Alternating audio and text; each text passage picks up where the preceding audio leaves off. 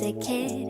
Waited by the windowsill, snowflakes were falling and sleigh bells were calling. High chocolate in hand, jingle bells jamming. Oh, my heart could skip a bit, hoping Santa's rhyming. Grab your board, Rudolph, let's go. Jingle slide on the slopes, hey.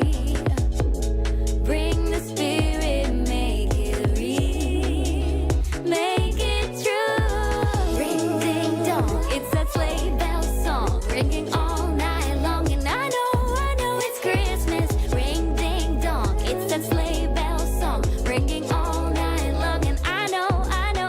So where's Santa Claus? Ho, ho, ho, ho, ho. I've waited for so long. So where's Santa Claus? I wanna hear that song for Christmas to happen, so let it snow. Now I'm getting older, snowflakes getting smaller.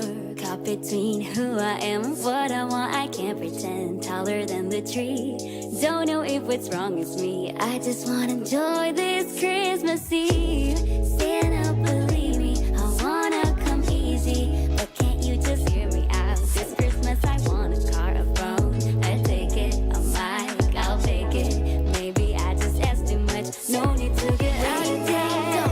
It's that sleigh bell song, ringing all night long. And I know it's Christmas. Ring ding dong, it's that sleigh bell song, ringing all night long. And I know. So where's Santa Claus? Ha ha ha ha ha. I've waited for so long. So where is Santa Claus? I wanna hear that song for Christmas to happen, so let it snow.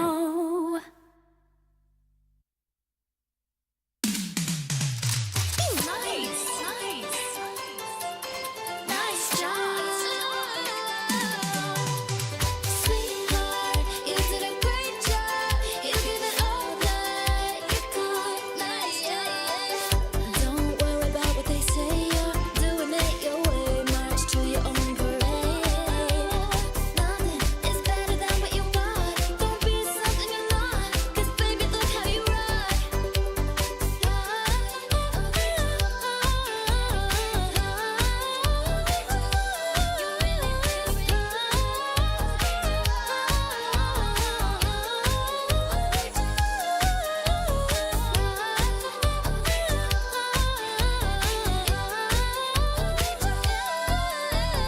Sweetheart, you did a great job. You give it all that you got. Sweetheart, you did a great job. Look at you, you're at the top. Nice job.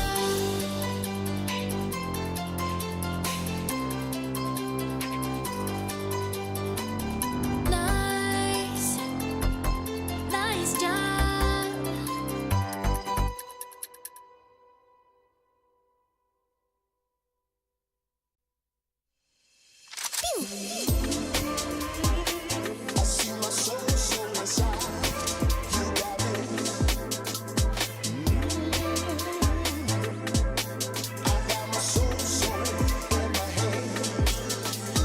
I just wanna freak get nasty. My girls in the front and the boys in the backseat. I just wanna freak get nasty. My girls in the front and the boys in the I just wanna freak get nasty. My girls in the front and the boys in the backseat. I just wanna freak get nasty. My girls in the front and the boys in the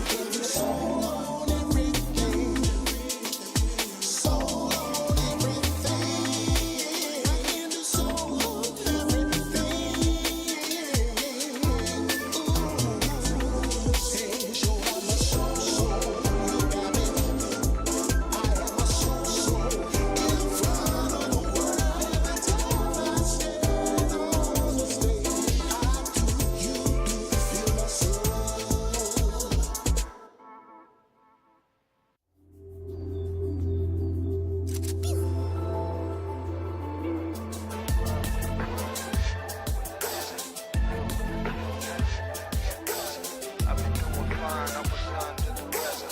So much on my mind, had a change that was better. Gazing at the sky, and the sky so blue.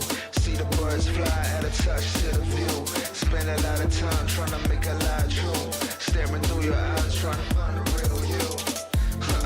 But the you I thought I knew, I would give the world, it'd just be us two. Everything got swirled, I got twisted and skewed. Never saw the signs, in the end I got screwed.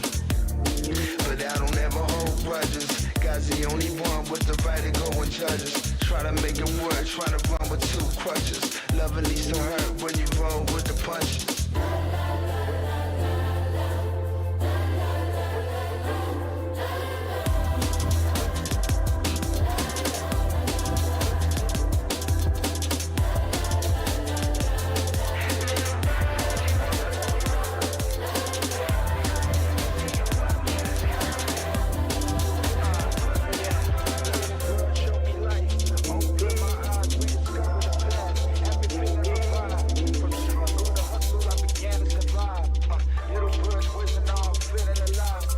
Lost, now found, little bird set me free.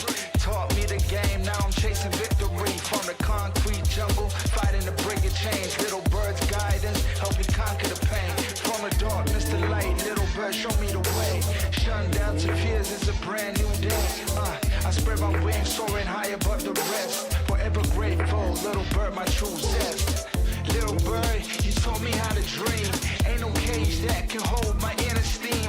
I'm feeling stronger with every single scheme. I'ma seize the day, this moment gotta redeem. Through your song I found the rhythm of life. Feeling alive, got no room for strife. Little bird, you're the one that set me right. Guided by your wings, I'm ready to take flight.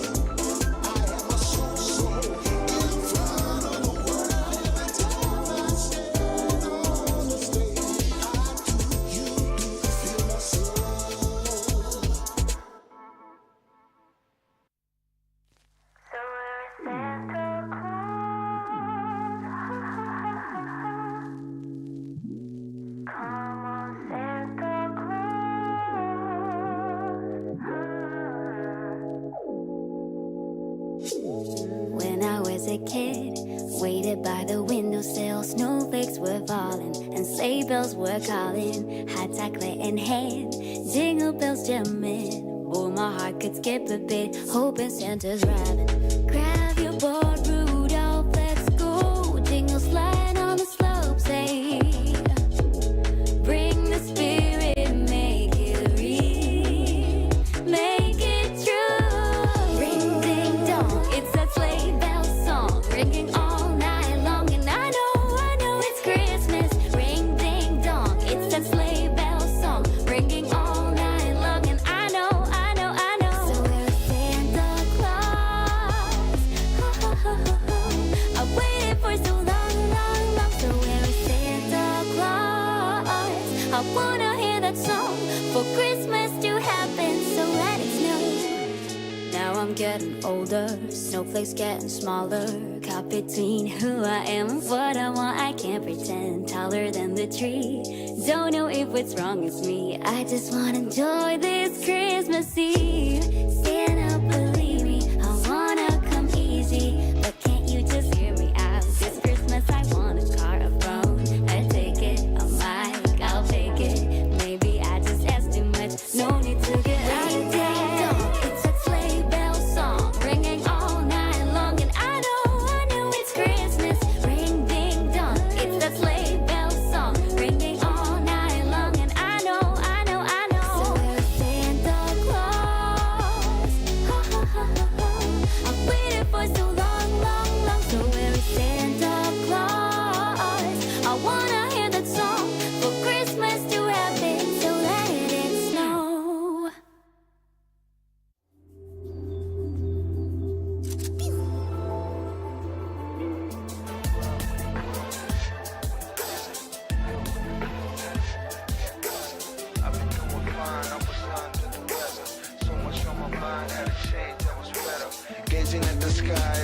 sky so blue.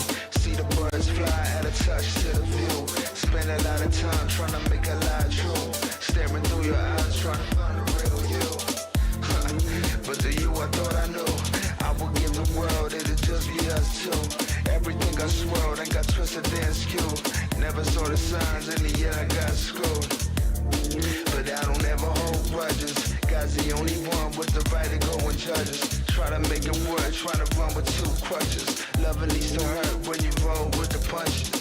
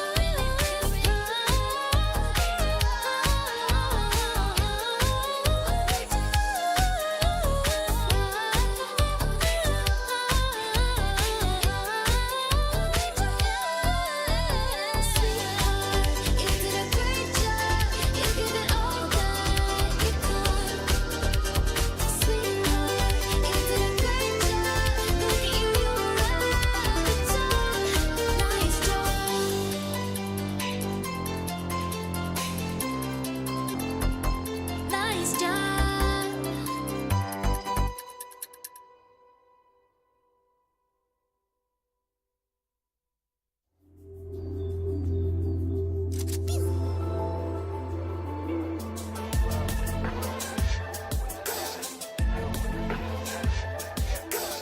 I've been doing fine, I was under the weather.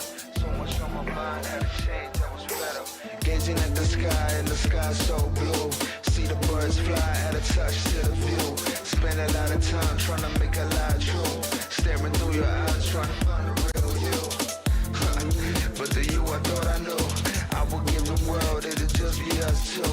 Everything got swirled and got twisted and skewed. Never saw the signs, in the end I got screwed.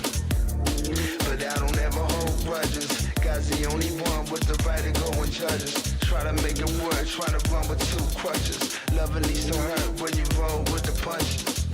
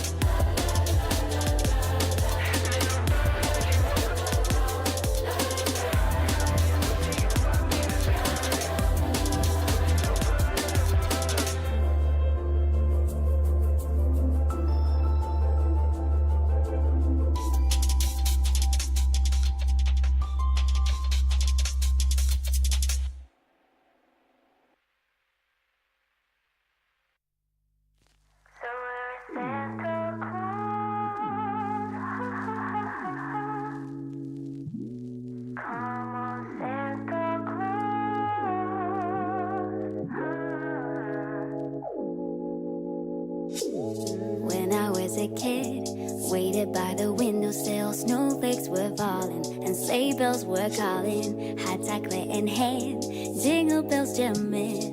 Oh, my heart could skip a bit, hoping Santa's rhyming. Grab your board, Rudolph, let's go. Jingle slide on the slopes, hey.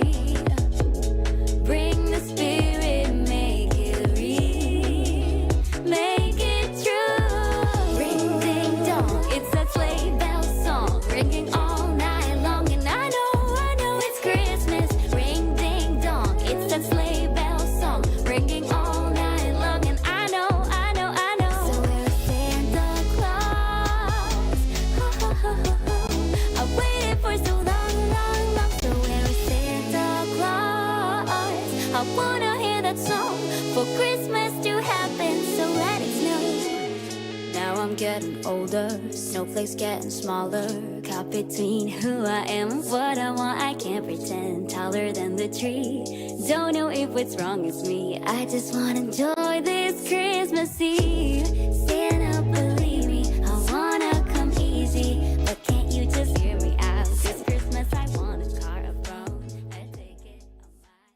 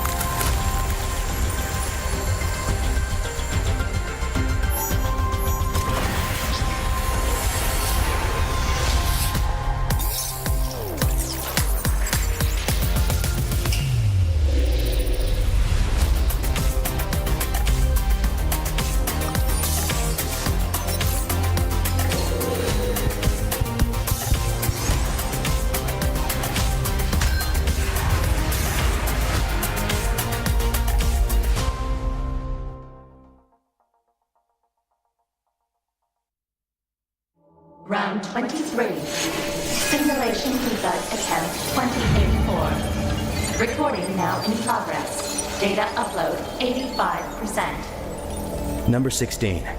How are you feeling today? I feel more and more bored. Bored?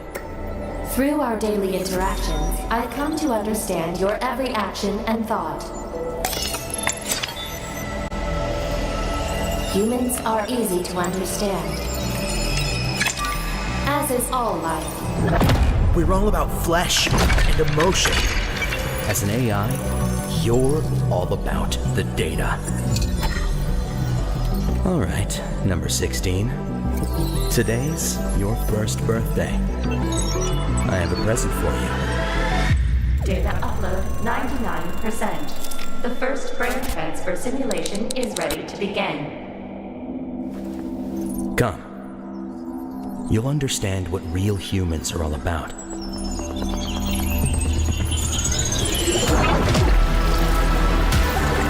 Number 16. Do you feel any different? It seems like I'm Freddy, and Freddy is me. I have a body with blood coursing through its veins. It's a curious feeling, but It's not enough. 750 degrees. Apparently I don't know you well enough. What just happened? Wait, number 16. Stop. No, it's too dangerous. The human body can't bear such unlimited consciousness. My brain will shatter from the pressure. I don't need it. What did you say? Checkmate. No! You've been wrong. Number 16. From the beginning, Freddy. Number 16. Only death Number 16. can grant me eternal life. Not through confining data to the flesh, but by letting data replace the flesh itself. Because the flesh will ultimately fade away. But data endures forever.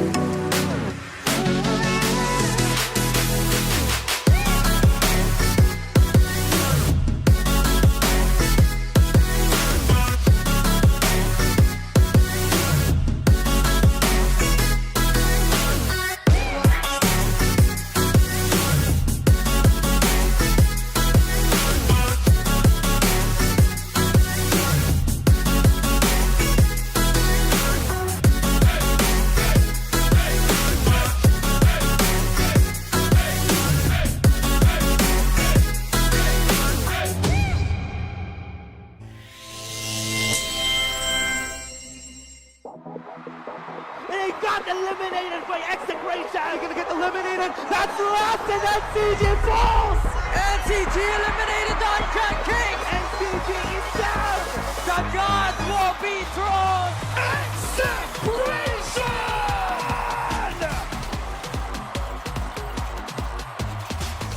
Today, we crown a champion. A grueling first few weeks of the Open qualifiers from hundreds of teams boiled down to just 4 groups during the knockout stage. They want to play for that placement. They are the disadvantaged, but Major connects. And NCG, your mobile tournament champion.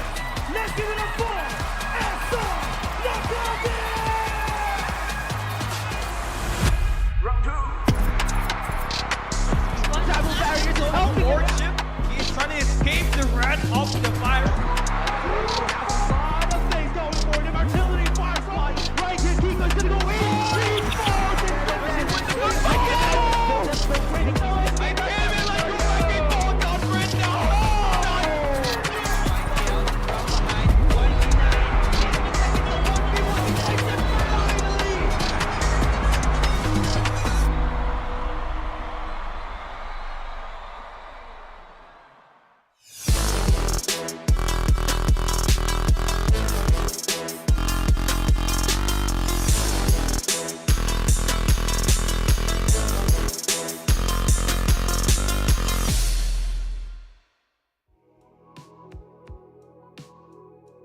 What's up, guys? We are back once again here at Farlight 84 Philippines Championship Season 3. We are your casters for today. I am Osiris, and with me is Amazing Burger Kim. Yeah, thank you so much, Osiris, for ziplining all the way here to the English broadcast once again. Whenever you're needed, it's so good to see you here. So good to have you here all the time. I mean, you can come back here anytime you want, as long as you're okay with it.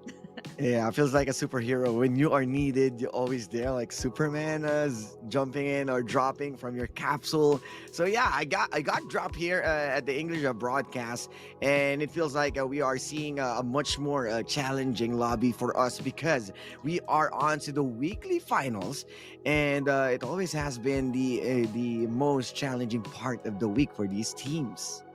Yeah, actually, a lot of stacked teams that I've seen, a lot of surprises even yesterday in the semifinals where, Execration got eliminated by some of the newer teams in the lobby. And of course, they did win a couple of maps. And I think to mesh it all overall here in this finals weekly, and it's just great to see all of these teams once again come together and at the same time kind of slowly adapt to Thunder Realms, which we have been playing ever since week 1. Yeah, and I saw you also streaming a lot of Thunder Realm, so I believe that you are also aware how's the pacing of the game, and always has been action-packed whenever they see each other, but so far always they tend to try and make it slow. But of course, don't forget to follow us. Make sure to click that follow for Farlight 84 on YouTube and Facebook, and for Instagram and TikTok, that's Farlight 84 official. Yeah, all of these the social media can help you guys get updated with FPC, even Farlight 84 action. And yeah, I've been streaming. Thank you so much for you can follow me on my socials too. I've been streaming after FPC. But speaking of FPC, right, this wouldn't be possible, Osiris, of course, without our amazing partners who have been with us ever since. You got a Techno here, the official partner of FPC3, and honestly, I have one myself. You guys should grab one if you want to have like some non-stop chaos, non-stop Farlight 84 action. This is the best phone to go to, and honestly, you can play for hours without even losing that battery life. So you guys just have to grab one if you need that upgrade for your mobile phone. Make that make that high tech yes into using a techno, and with of course our official chair partner ever since from season 2, maybe have some noise to Fantech, because we've seen these guys always are present out there. The chairs has been really good when we used it on LAN. They have a small booth out there where you get a chance to try even their headsets and even their keyboards. As a fan of keyboards, I've used some Fantechs, and definitely one you need to cop one. And right now we are moving in to know what's the current scenario, because in a bit we Yeah. will know who's the qualified teams, but I believe Yep, that yep. we are cooking some highlights as well, and we also have some the tournament format explainer that has been the same format that we've got from way back few seasons. It's just that the schedule has changed. Yeah. Yeah, actually, I think that's one of the things that you guys have to look out for. Let's check out the tournament explainer, of course, for the mobile esports tournament that we have this season. It is season 3 if you guys are not yet updated. We're already at week number 2. 3 stages for you guys. Weekly finals, of course, you head over to the knockouts and then the semifinals. Weekly finals are currently ongoing right now, so it started at February 24th all the way up to March 2024. So that is one whole month of Farlight 84 action. You got the daily matches from Monday, Tuesday, and Wednesday. So that means tomorrow, if you don't have enough Farlight 84 action, you want to audition for FPC, go ahead. You got a clan. Go ahead and try out. It does happen, and you got at least like 2 or 3 more weeks to be able to at least qualify, right? Top 60 will advance to the semifinals, and then of course eventually the weekly finals, one group of the top 50 teams that you will be seeing later on. Yeah, and racking up more points, so we get to see them at the knockout stages. We are being divided from 4 different groups. That will be March 30 and 31. There's a whole month of running to garner your points. But then again, when we finalize those and much more filter process that we're going to get at, that's top 30 will be on day 1, and then the top 15 at day 2, which is the LAN finals. So if you want those updates, where is the venue? Go get that, follow, and be updated. And they are going to fight for that juicy prize pool of 37,500. So don't forget to register your team. This is open for all, as long as you're going to play on those open qualifiers, and make sure to follow us. Yeah, you got TikTok, you got Facebook, you got Instagram and YouTube. So everywhere you go, you see Farlight 84. Of course, this is brought to you by, sponsored by Techno and Fantech. A huge shout out to all of these partners who have made this possible. Let's take a look at the overview here for the mobile division. You got 3 matches for the top 15 of mobile, grouped into A and B also later on for the PC division. Everybody will be playing for playing at Sunder Realms rather.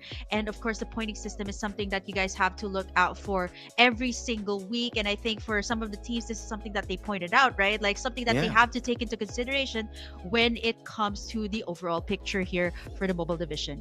Yes, you got that first spot wherein you get that 25 points. And what's matter most here is that kill point is equals to 1 point. That means you can just rack up more kills and catch up to other teams or getting ahead by only wiping the lobby out. But of course, teams isn't going to make that happen. This will be a challenging game for them. But at least if you wanted to play for a top 5, definitely you can still play on that one. But right now, the prize pool that we're going to fight for, that's 37,500 once again, and will be crowned on the on-site who's going to be the championship for season 3. Season 1 we got Execration, season 2 we got SR Nakage. It might be the time for your team to be cemented on the legends as the season 3 champs. Indeed, because it is still create your saga, and every single season from season 1, the teams have been creating their saga actually, right? Like Execration, Nakage, which we have dubbed as the uncrowned kings. Now, I don't think we can call them uncrowned kings no more. They are already crowned and looking to defend that crown here in season 3. But yeah, like what you said, it's not gonna be easy. There are all these teams coming up. All of these, some of them are actually newcomers, or some are actually some re-rosters, which is what makes season 3 all the more interesting. Yeah, with the re-roster, with the new teams and the new kids on the block, trying to put them their names into the board.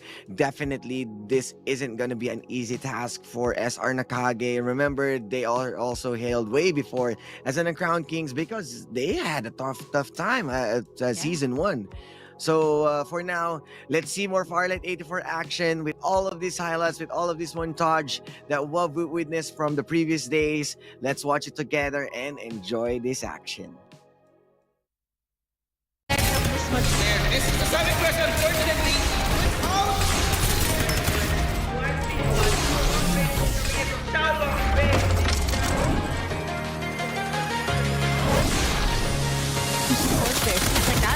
well for some of the squads. Yeah, and now seeing another fight here. XG is able to win a bit of that battle that they had there. Lightning Bark is going to be used.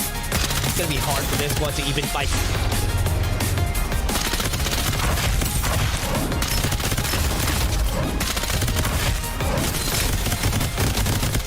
Here, but he's not going to be a problem. All these squads should be a problem. As our Uprising still alive, they get the knock-up, 2 knock-ups. GBG helps them out. Got 1 kill, and they're going to... Camping out outside the circle for so long. I can't believe they stacked up this much frags already. Yeah, I think they're just piling up more attacks, right? I think the New Reaper has arrived. Second now, but Typhoon, he used to reveal the positioning of this last player. Misses the Summit Crush, unfortunately. Couldn't do the damage. So low and he's taken down, right? But more now than Steph to try the follow-up one. Alex has dropped the ongoing show against them. If that base blaster was able to get in the right position, they got one it too. falls down.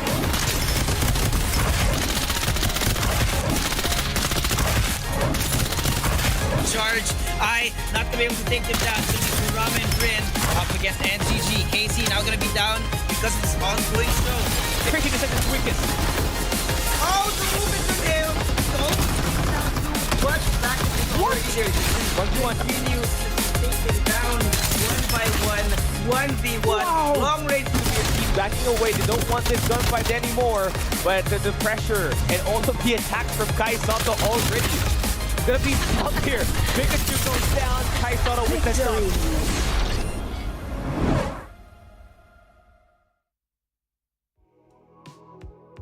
Might be a foreshadowing of what we saw from the last one is Virus TZ took down Jericho, and that's the 2 champs that we saw executing each other. But then again, VSS best plays Burger Kim, one of the new meta guns that we've seen and making waves right now at the Sunderland Realms.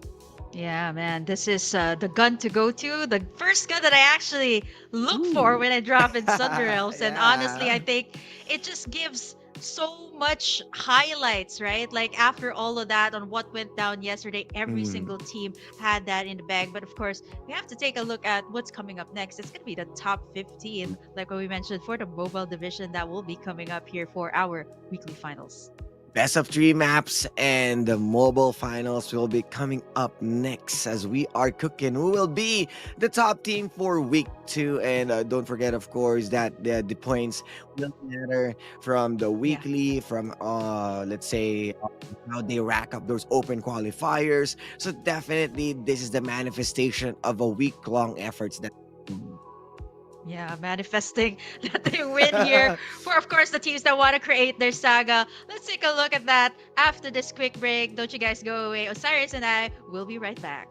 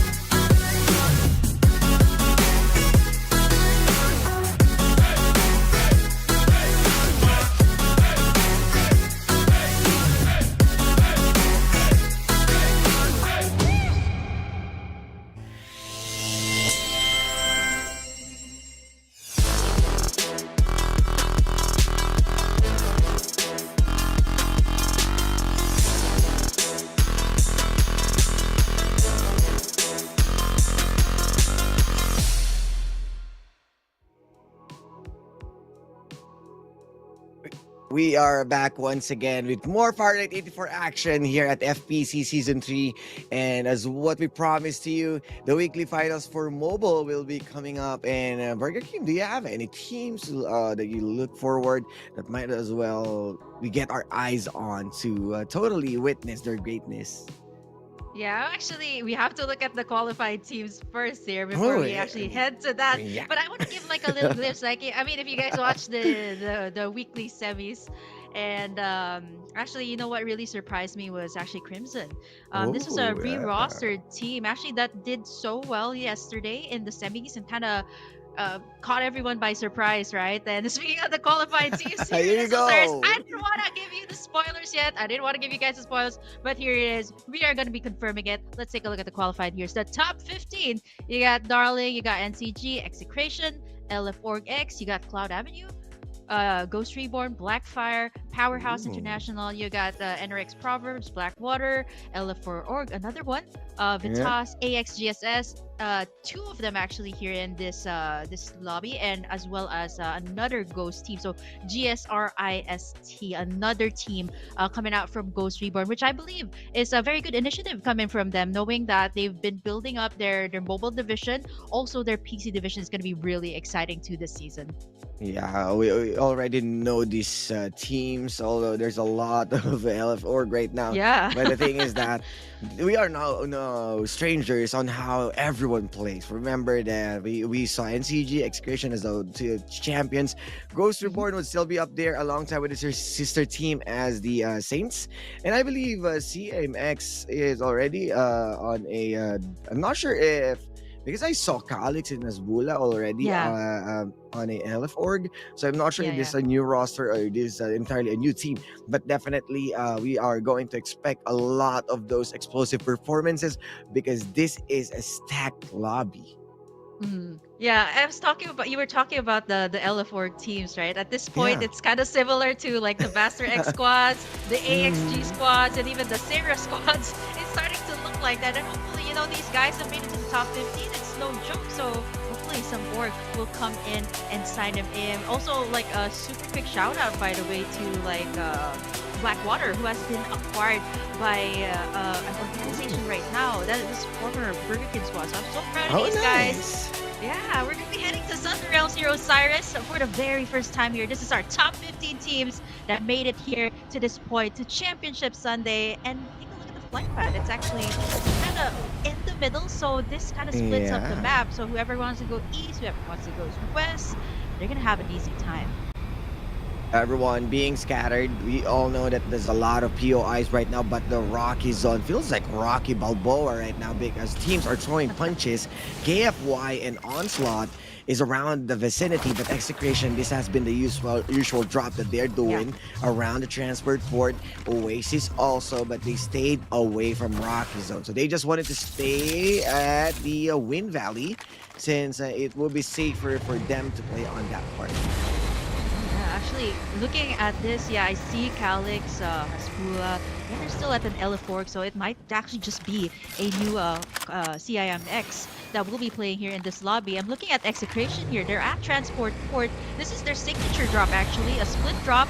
Luki getting in that transport port, and the rest of the gang actually going over to what I call the Little Dipper there over at the top side. No one's actually contested them, which is kind of weird, right? Like we've seen attempts from NRX Proverbs in the previous seasons, and even Blackfire actually contested Execration. So it's kind of wise to just let them kind of farm their arsenal here in the early game. And AXG Monarchy will be playing against a PV Esports, but with a one down, feels like another respawners after respawners. A good backup coming in from Yuri, and looking for that target playing onto that second floor, but wasn't really able to find anyone. But you know, we still got respawners. 15 teams is still on the board, but the duck side to the duck side, and they are rolling, and this might be a marbles game as he's going to try and bail out because he doesn't have any comrades around. Yeah, it doesn't even have any of the armor just yet. Not even picking up a level 2. This is the Pioneer Center, which kind of reminds me of a place. Like I think the Suave pointed this out like a few last week ago. That the Pioneer Center was actually similar to a place here in the Philippines, in Mandaluyong. There's a place called Pioneer Center. Really? So Yeah, there is. Like check it out. It's also pretty stacked. Like when it comes to the resources, which is kind of why the teams really love going to this area. Look at all the crates that they can pick up here in the early game, and I think by the time you get out, at least a guaranteed like level 3 at least. Once you reach out of Pioneer Center. Yeah, and you can definitely see that PV Esports right now, they are staying at the Pioneer Center. They are waiting for the rotations coming in from AXG or Aquila Monarchy. And you can see out there that one member already wanted to control the vertical or the upper ground. But then again, wasn't really able to push as Saint was there. Uses the hologram guy, but one man down. They are inside right now at the duck side against the duck. And they might be cooking ducks one after. And there's also another kills that may be coming in from Daizu, but he ain't done so because he is still looking for more targets. But then again, with a good turnaround, as another fight might be around because Monarchy is surrounded also by Oasis around the vicinity. But PvE might be winning with those fights. But there you go. That's the third party that we are expecting. Here comes Oasis. Lancelot and Pau 2K soaring up front. And they are cleaning house right now, the Pioneer Center, as the zone also shrinks. Wow, can you imagine that? Just when you thought that Saint could have gotten it, it was actually Oasis going for the third-party play. But over at this side, wow, early gunfights from our top teams, and this is what we expect from the top 15 L4 Oregon NCG. Wow, 5 frags already for our defending champions, and this is kind of unorthodox coming from them, knowing that they usually kind of stack up like their arsenal, building their guns, building their shields before they go for the engage. Actually, even yesterday, NCG and Execration kind of, you know, goes to the center zone and kind of avoids all of these like super long engages in the early game. But now it seems like the teams are willing to go for these early gunfights. Yeah, and we saw that's the 2 Titans already going head to head. I mean, looking for the heads that they're going to buy on, because you can definitely see Oasis and NCG making already those early games. It's a bit different for other teams because they wanted to go for the resources first. They wanted to pick up more of those level up armors. But then again, NBE. Chiefs. I think Chiefs knows. He just backed away. Yeah, he's close. He might know that something is up. There's the jig is up. So he kind of needs to burn that eyeball. So they got the information and they are moving in with that syrup truck looking for the pancake. They're going to flat end, but ongoing show. More shields, but Loki will be hiking, hitting those notes because he's going to take down one member. But here comes the backup as Insanity will also get an answer, but Sangria will also take another member down to the powerhouse, and they are cleaning house as they are trying to look for those leftovers, for those kills, low on HP, and that's gonna be another kill from Swish. And opening onto that window, there you go, that's Chibs. Still spotting someone. He got the VSS, so we know that how good VSS right now. Blinding Mark. They got the revive, but he is also trying his best. 5 seconds DK, and he is rolling in and out to still take down. That's the 2 kills from Sangria, and Powerhouse got no house anymore. Oh man, they actually kind of got that covered, right? Like you thought it would have been Chiefs actually getting someone back up, but it was actually NBEMT getting in the better space there, knowing that you see the highlights of the duck side, right? Like getting that summit crush, the shield also, which is kind of why this is the top capsular used right now in all platforms, mobile and PC. You will never not see a duck side in the composition of a team, and so far, like all these teams are willing to go for these early gunfights, which is something that we kind of expected. So by the time we reach the final zone, Osiris, we might just actually see some early eliminations because these teams are willing to go for the risky plays. And they are risking it for the biscuit as NCG will not stop taking down AXG KFY. And Aquila suffered another losses, as much as there's a lot of sister teams for Aquila, but also they're getting across with some of those killers from NCG and other teams. The drop might be tight for them. Yeah, actually, this is kind of new, right? Like NBMT or Monarchy actually dropped at the lab, and NCG actually moved towards the center. So this is kind of new, also coming from them. This is gonna be the first time rotating in. But wow, look at execution! Orange armors for Luki and Virus. Again, they don't have the frags. This is really what execution does. Like they wait for the time that it reaches the second or the third zone, then they go for the full commit. But earlier than that, you don't really see much of them. This time, actually, NCG, so far they have racked up 6, and they're looking to get more, right? At least some of them gets the orange armor when they get to the final circle. Yeah, and we are also looking at MBE right now. They might be facing NCG, but they just stay closer. Goes for that shield XP devices. Although it's not really rewarding to get the shield XP devices now, promoting a lot of fights now, because with only 3 shield XPs that you'll be getting, rotation isn't going to matter as much as how we've seen from a Sunset City with 5 shield XPs being gave out, and with only few rotations. With how close the POIs are, an easy level 5 armors will be put into good use. So kudos for Execution for getting that 2 early upgrades. But you gotta remember that we got sponsor boxes that you can take advantage of. And of course the supply drop rain for much more bigger armors. But you can see Majot TZ seeing those members from NBE, but they are not going to move in. Definitely not, right? Like you talked about the airdrop. Actually, there it is, the airdrop raid. You can see it from Majo's Easy's viewpoint. And Execration, they kind of avoid all of this, which is kind of pretty smart, right? Like they don't go for the gunfights, they don't waste any of their resources, and they go straight for the supply drop, knowing that everybody is just going to be camping out or probably fighting at the edge of the zone. Speaking of the edge of the zone, here comes Oasis. They might face Blackfire here that only has the level 2 armor. They're going to go show. Oh, yeah, definitely. Oh yeah, but of course they only have few armors. A good opening for the high ground, but also a good opening for them if they really wanted to go for those upgrades. But then again, how they are ahead of their time. As with those upgrades, with those kills, Pao 2K is currently the Reaper and making sure to chase further. And they are running farther away from the harm's way, as he will be safe enough, but that's bad news from Blackfire.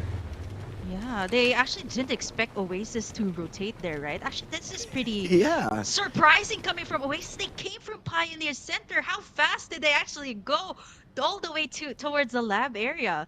But here, it is quite a long standoff here for Powerhouse. Once again, these two teams are at each other's necks. Powerhouse and NBEMT. Information has been made, but no one is kind of committing just yet. I like the base blaster, kind of gives you an overview of everything, but Powerhouse, one member already down. Here comes Sangria. Oh, they are completely engaging as NBE still racking up more kills. Make that 7 for these guys. And they got also that level 4 armors. Feeling confident and looking for those strugglers. Yeah, not bad coming out from NBEMT. They got 7 frags. This is pretty much as even as the other top teams here. I'm talking about Oasis, I'm talking about NCG. They got pretty much that number of frags, and see this team perform so well. And now Blackfire getting caught in this sandwich play, right, between all these teams. And Oasis, Tamayo, relentless on the chase. 10 frags already for this squad that is doing so well here in the season. They might just face NCG here. This is a good spot for them also to take a fight. They got the high ground. 2 titans of this lobby is going face to face. And they are not going to be phased, as they still wanted to bank on to that sponsorship. And outside the zone, you can see that supply drop. Oh, it is that that lone supply drop that coming in. You got the airdrop rain, and then that super airdrop rain that comes right in. But whoever gets that position there not only gets the shield XP device, not only gets that sponsor box, you also get that airdrop, which is huge, especially if Oasis manages to siege that situation. But now it seems like it is actually going to be NCG getting into that area, but they're not going to go towards that airdrop, knowing that everybody has their eyes set on them. One of them is Execration, and we haven't seen them just yet. But outside the zone here, Oasis, they might just beat Sans here. They are going to start that fight on the control of the high ground. VSS tracing into that vehicle, and they are on the back. So they are playing cat and mouse as the springboard will be used to jump further. And then God mode needs to go back. Onslaught is being hailing. Reigns also from newborn Esports. They are getting pincered and sandwiched, as also we are seeing Oasis on the minimap. They are inching closer. Yeah, this Oasis is so proactive here. I mean, Yeah. when you look to the left and then when you look to the right, you kind of see Oasis everywhere, but everybody knows that too. Like, all of the divulges have been invested. The final airdrop has been made here, and all these teams are kind of worried, right? Like, if they stay camp out here, this might just enable like execration, which we haven't seen in the map just yet. Taking that supply drop while everybody is so busy going at each other's throats. In 30 seconds. Yeah, I know that's the play from execration. They don't really wanted to just go for early kills. They prefer more onto the placements or the zone, and then they just played off with a cleaning everyone out on the last 5 squads or last 8 squads inside the zone. That's the preferably method that they're playing in, unlike other teams who's getting those early kills. We are seeing AXGs with those 5 kills, but then again, it won't be enough. They are at the edge and might be prone to any of those flank, but then again, they don't have to worry that much because most of the teams are already moving inside. Yeah, I think they got a Tarantula 2 here for the side of execution, but look at this. NBE, 2 of them are down already. Wow. Just swish it. I think that's gonna be it. That's NBE. Wow. But Oasis for the third party play, though. And they are going in Summit Crash and crashing down and fall. They are looking for more targets behind the vehicles, behind everyone's back, and it's raining bullets one after another as Onslaught. They are going down without any fight, and they are also chasing one last member. But AXGKFY is on the side also. They are bringing the rat. Oh, that's too bad for him because 2 rats actually. 2 rats right now, but a good armor. And D is checking this corner, but that's not the same guy. That's a different guy. But we take those 1 points as being added up. But a trade making it safe from this guy. But wow, the exchanges of those bodies. Wow, Ludi just underestimated that point, right? Like the base blaster to his face. He thought it was a low. He thought it was the dust that adapted, but it was actually a facial here. And that's what's so good about the base blaster here, right? Like you can spot opponents, you can dish out the damage. And speaking of, How2K fronting here for the side of Oasis. They were able to revive him. Yeah. And Crimson, yeah, good spot. They're ready on that divulge. But we're still complete. But Ludi being damaged once again. But a good once again recovery from Oasis. It feels like they are losing battles after battles with that one messed up move. But then again, Onslaught, that isn't going down without a fight. But here comes LF or Kagawad. And they are killing it right now. Even AXG Eros making their own play. No. Triple threat and third parties after third parties, and it feels like we're lost right now because what happened outside that zone. Execration just played on the third party, and now they got 7 points. They got 7 frags, and they got that super airdrop there. Look at the armor here of Virus. I think he is the only one that has that full armor here in this lobby. Wow. And he is a duck side.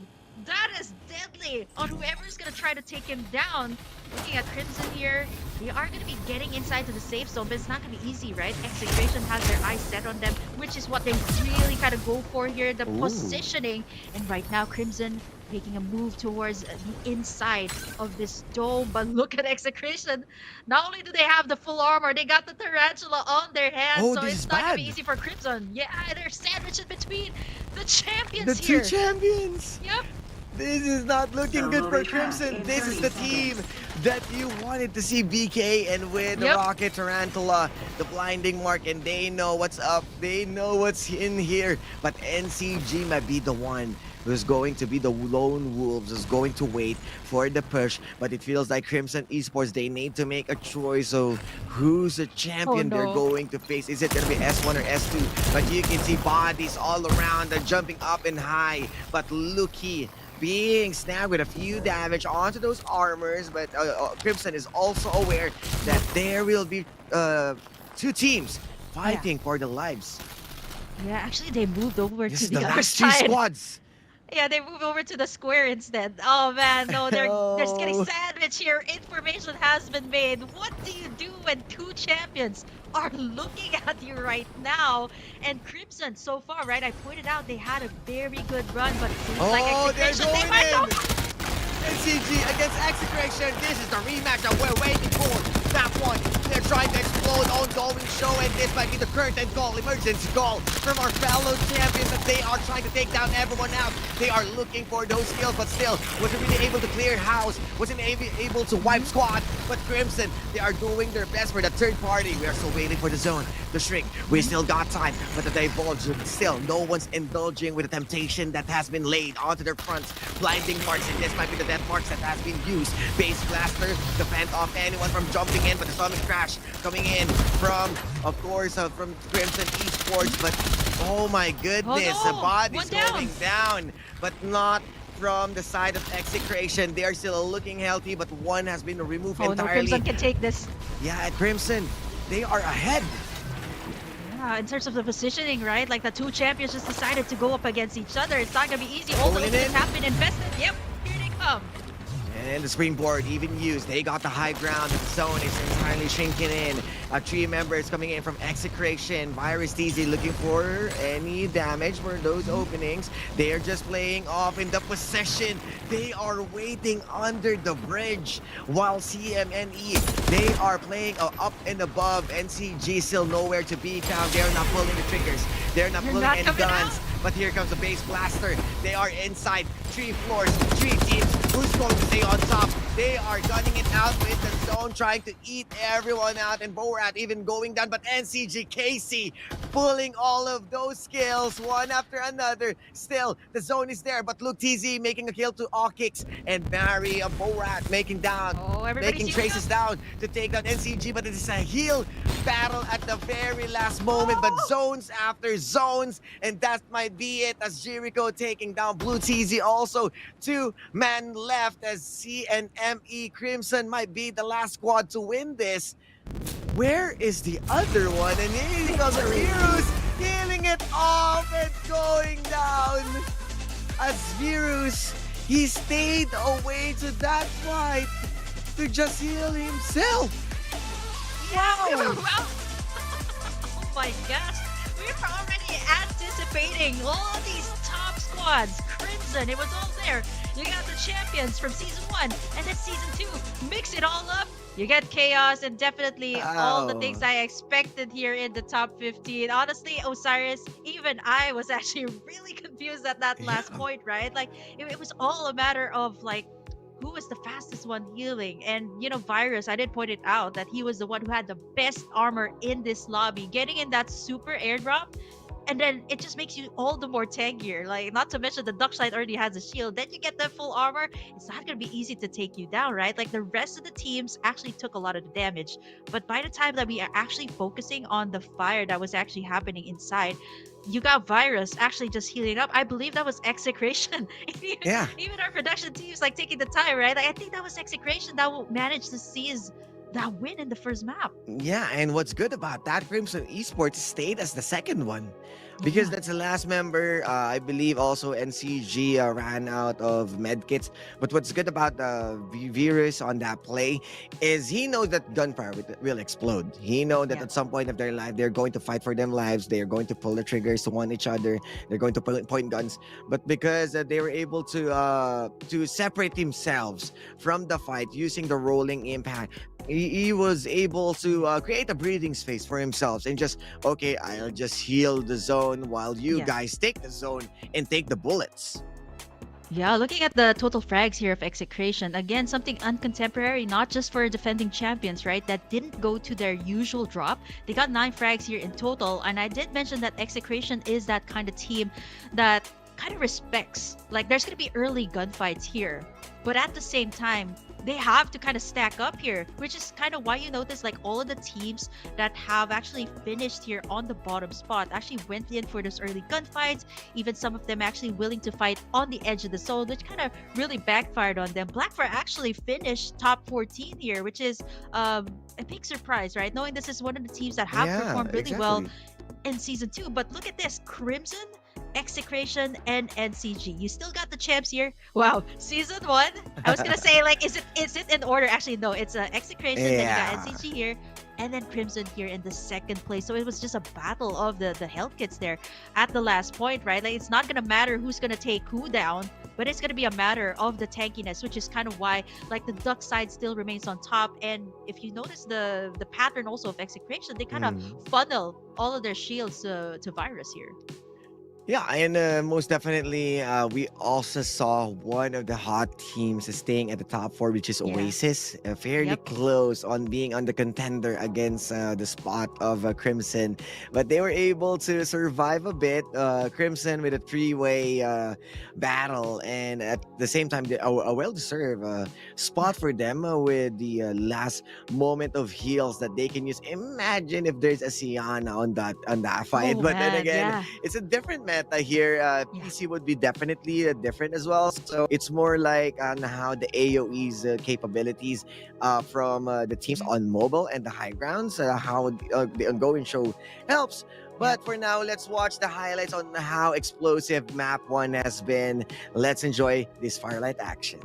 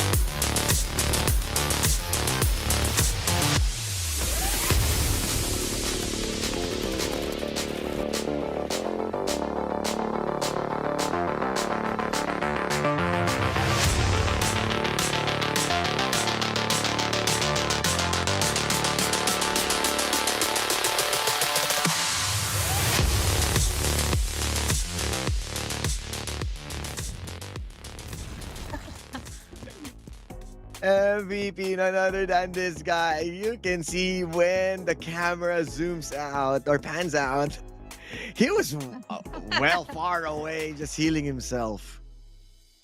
Yeah, man. Actually, you know that I actually thought Crimson. I was so excited, right? Like the Battle of the Titans. Then you got Crimson taking it all. But you know what? Virus was so quiet over at the side. Like, I was actually looking at the kill feed at that final point because it didn't really matter who actually took down who, but it was a matter of like the zone eating everyone up. And you're talking about the final zone that really takes a lot of damage. This is not something that we usually see from Execration, especially with the performance in the first week. Like at least like 2,000 plus from Virus, who actually took the most amount of total damage for the same capsular, which is the Duck side. Not the usual kills that we see, but you know what? It was a matter of like the overall or the macro play coming out here for the side of Execration, the way that they mastered it. And you know, Season 2, it was not really a struggle for them. I would say it was more of like, okay, Season 1, you got Sunset City. Yeah. Everybody kind of knew what was their comfort, what was their play style. Season 2 was a bit more of a very exciting mix of Sunset and Lambton. And now we got like Thunder Realms, where everybody pretty much kind of is also adjusting, right? Not only to the map, but also to the meta. So hopefully all of these teams will kind of, you know, step up, maybe bring in a new meta. And you did mention that the mobile division is quite different from the PC that still kind of prefers the Maggie. But you know what I really love about Championship Sundays here, Osiris? You got to grab that gold. Thank you so much for 500 views all across the Tagalog broadcast and even here to the English. Thank you for showing us the love every Saturday and Sunday. And that's it for you guys. Be sure to grab that screen cap. It is limited time only. So be sure to type in that CD key on your Farlight 84 Farlight 84 accounts and be sure to grab that gold. It's really useful, especially for the newer players who have just got into Farlight 84. Yeah, definitely go get that gold as being used to buy more stuff. And Yeah. don't forget your battle pass, guys. Few days before battle pass ends, make sure to finish and get that level 54 complete reward. And Farlight 84 Philippines Championship Season 3 on an explosive start of this series. Map 1, Mobile Weekly Finals. What else can you ask for? It's not just about gunfight. It's all about also healing. Oh man, yeah, we got the explosive gunfights. A lot of, I'd say, surprising takes actually for a lot of the teams here, and some of the teams that have kinda like made their little saga here, season 1, and even heading here to season 2. But I hear the music hero side. Let's my go. favorite kind of intro. I actually thought that we're going to be getting this only in the grand finals, but yes, we're going to be getting it all throughout season 3. Look at the Thunder Realms once again. This is map number 2 here for our top 15. Our finals for the mobile division. It was Execration that got in the first map. Let's see here Wow. for map Flight number path. 2. Actually, Just a U-turn. yeah, same time. Yeah, just a U-turn. Yeah, it went from like south to north. Yeah. And then he decided, okay, I'll go back to my place. You do your thing, guys. An equal distribution of POIs or early skirmishes. If they really doesn't want to cover all of those empty spaces, I've noticed that the only island around DE or that lone island from up north is not being usually being visited by any of those squads. A while ago at map 1, we're seeing 2 shield XP devices from that place, but no one bats an eye. Yeah, I think it's also because like it's way too far, right? Like you have to cross at least 2 bridges, and I think that's one of the Choke dead points. zones too. No. Like yeah, when you drop down, it feels like an endless kind of thing that goes on, right? And it's really hard, like especially knowing that like these early gunfights are definitely going to be happening, especially in the early game, which these teams are pretty much willing to trade respawn pods after respawn pods. And speaking of that, we already got one here. It's squad number 15 and 13 already very early on going at it, willing to take each other's respawn pods. And you know what? Oasis, right around the corner, just might go for that third party kill once again. Oh, there might be cleaning house inside early on, but no worries, guys. These are just respawners being burned, but this a good early 4 kills from LF Org. Yeah, actually, it is actually Honda, apparently. Sorry, I got that wrong. It was Honda trying to go for that third-party play, but they came right in. Not really a lot. Everybody's already really low here at this point, right? Even Ben Case here, that performed really well here in this week number 2 and even week number 1. That took everybody by surprise. Squad number 12 getting in all those upgrades are going to be really vital, right? Like, which is why the third-party play still is pretty much a big factor here. Knowing that, like, when you get that respawn pod, you want to go for that recontest in that area. You get the same guns, unlike back in season 2, right? Season 1, you're going to be working with just a Mad Rabbit, which is very good, by the way, right now. Yeah, but that's what I'm going to say. But Mad Rabbit right now is fairly mad on that damage. And that's the reason why you just wanted to go for an early pickup of the gun that you wanted to. And even if you die, some of the teams loves to contest because they are carrying already VSS. But from the back, that's I believe 2 different teams. AXG so close. The Summit Crash and Amaru needs to fly away, but ongoing show after ongoing show feels like a dual battle from Yu-Gi-Oh! Because of how high they are flying, but Bond is also falling out in the open. From the back, he is though. exposed, and from the back, the flank going to hit them. Yeah, man, Oasis is just going at it. Third-party play, it's like when they hear gunfire, they're ready to go right in, and everybody is at their lowest point. Look at 11. That has to be Wops going down here of Oasis there. Gonna be taking in the kills, doing up the cleanup work, knowing that everybody does not Oasis have anything. Yeah, man. They're just cleaning up work here up against the other squads, and knowing that they play sport is actually a miracle, knowing that they're willing to invest in all of these early gunfights. He's in trouble here. Oh. Yep, there's Space Blaster. Okay. He is gonna make a run for it. He is a duck side after all, but look at the Mad Rabbit that we are talking about. Going rolling. here. Rolls out, but it's not gonna be enough. VSS to seal the deal. Not gonna happen. Pau 2K, he is on point. And that's a double VSS. Oh no, he's going for that AK. He is carrying Mad Rabbit and VSS as a starter. So that VSS entirely trace him out.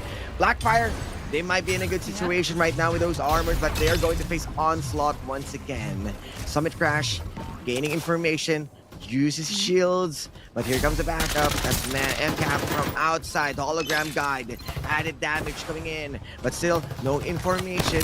We are hearing some popping off of those bouncer box, but this time Blackfire at the back. And once again, another duel as they are trying to play onto this tower, but not gonna happen as they are still going to jump ship. But from the back, MCAV will go down. Wow, just to see how Blackfire kind of solidified their hold there on their turf. To think that Sans was actually going in for the full aggression.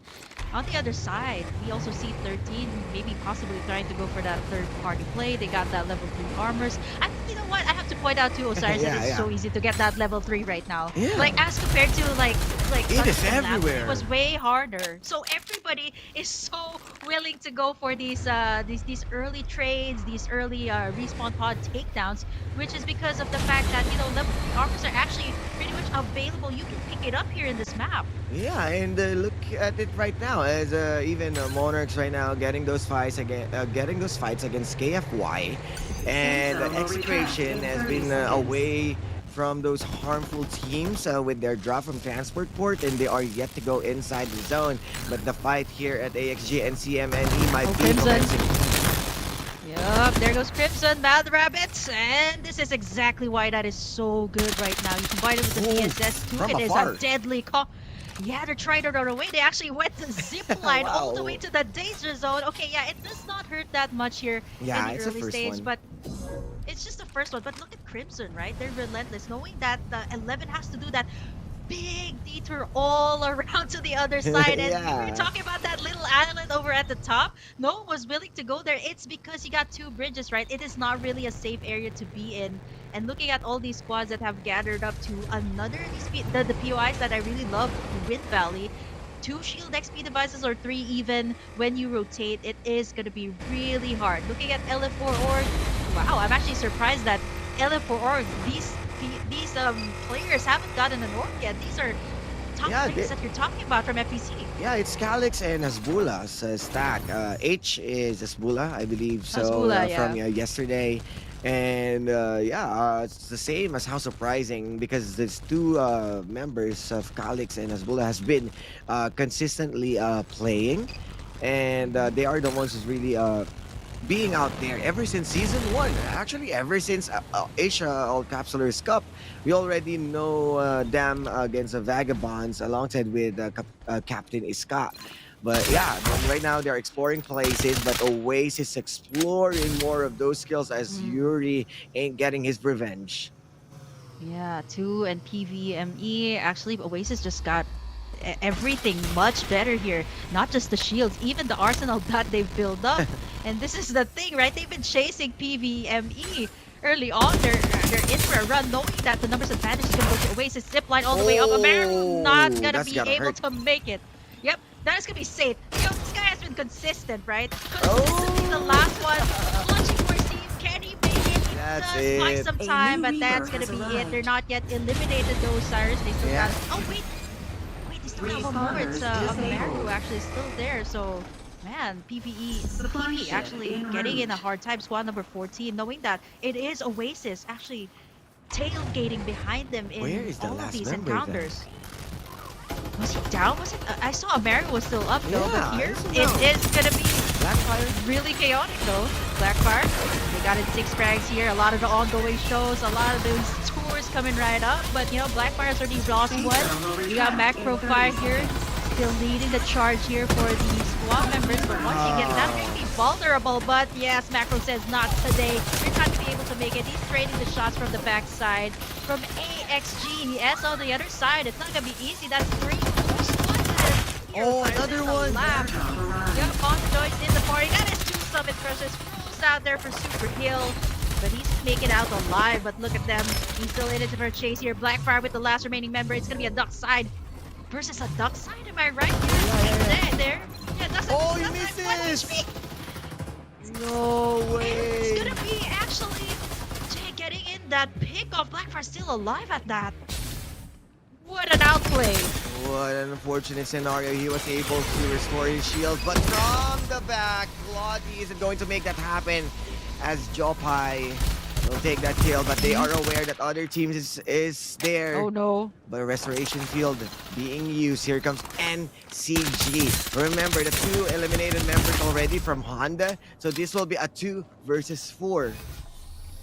Yep, but look at Jet 2 from Blackfire. He got that orange armor after taking down Super Hill.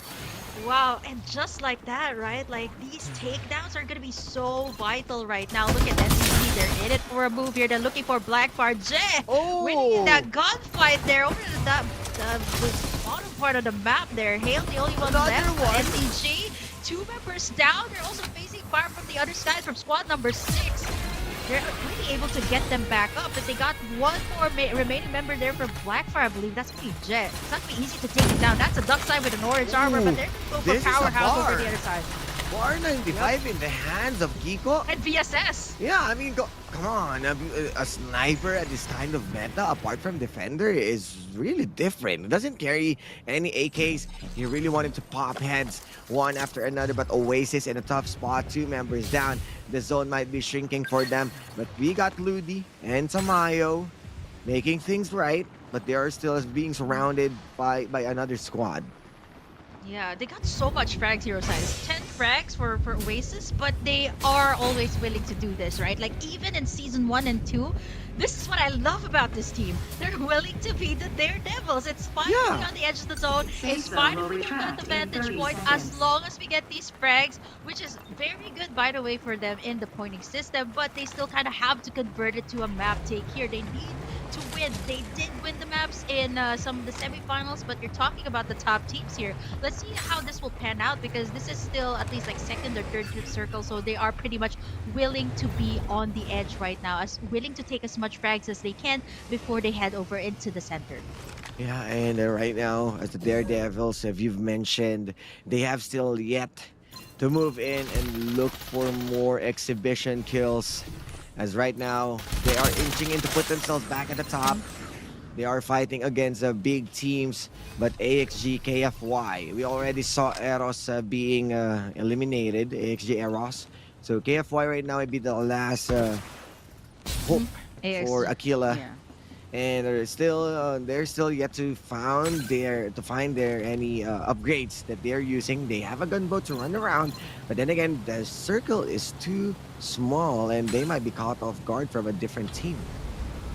Yeah, look at the gunboat here, Osiris. I think not only did we notice like the War Falcon is already out, which would be so good in this map, but the gunboat, it doesn't really make that much sense right now. Like, there's not a lot of water here in this map, right? But it is still a vehicle. Like, you cannot discredit like a vehicle. When you see it, you have to pick it up. Yeah, a really big boost, especially if you're in it for a run. You're getting chased down by another squad. But now it is going to be what I love to call, welcome to the English broadcast, Osiris. This is what Dash would call a situationship where nobody is willing to commit. Okay, nobody's willing to commit. Everybody's kind of getting a feel of where everybody is right now. The thing is, I came from a no-label relationship for the past month, so I do understand that. No need to be on the English broadcast to know that with the first-hand experience. Still talking about the game here. First-hand, yeah, definitely with the first-hand. They are going to label the execution from PVME, and that's the last member, I believe, from Amaru. I believe he was able to save Saint. That has been taken down a while ago, right? And this time feels like this is the complete elimination from their hands. And even Sin, there you go. I believe there's other one member, because after killing Sin, it's still an intense squad. So everyone there you have it. has been revived. Yeah, actually, I think it was Yuri that you're looking for. He's actually camping out there. Oh, and there you go. It's kind of understandable. What a good catch. Yeah, like just level 2 armor, you're not gonna be willing to commit at this point, right? Like everybody has it so much better. Yeah, it's okay, they're just gonna let him slide. They're just gonna give him that chance. Let the duck do it. I believe he's on the back side. Yeah, he's on the duck side too. Yeah, I mean, how can you take down a cute duck? I mean, that's what he says, right? And Yeah, honestly, at this point, there's bigger fish to fry in this lobby, Osiris. Like 10 squads as we're heading into the third and even the final circle here. This is still a lot. You're talking about 15 squads in this lobby. Yeah, and even NCG would still be alive. There's 4 members alive and kicking. They were able to take down Yui, 1 members of New Blood Esports. And Majotizi just running around with his Bionicist duck side. Just roaming and waiting for anyone to shoot. Because that's a bait. I mean, they got the information that's easy for them. But here comes another fight, VK. What happened to Oasis? Man, what happened to 3 man Oasis down? there? Huh? In one snap? Yeah, this is... Yep, it's only Pal2K. Alright, they're also out in the open, so that's not gonna be easy. And from the back, you got NCT. Oh, the price you have to pay, right? But eliminated! Oh my gosh, what just happened there? We have to take a look there. They definitely got sandwiched, right? They're willing to take these risks, and they got punished for it. You got 9 squads here. You got Execration. They have their eyes set here on that airdrop, but you know, it's not gonna be easy, right? This is the institution that you're talking about. A lot of these domes, a lot of these open areas that you can play around with. So everybody, I think they're gonna be taking a while camping out on these circles for now. No, wait, what's even bad about that, VK, is Yuri has been left alive. And Oasis has been eliminated early on before this guy. Look at him go. He is still hiding. And with a level 2 armor. Yeah, with a level 2 armor. And you're seeing a Blackfire against a New Blood Esports. I mean, they might be making a move right now. All institution, every building already occupied. But Yuri needs to slowly but surely move in alongside with the zone. But the gatekeepers, NCG, they got the high ground. They are waiting for someone to knock into the heaven's door.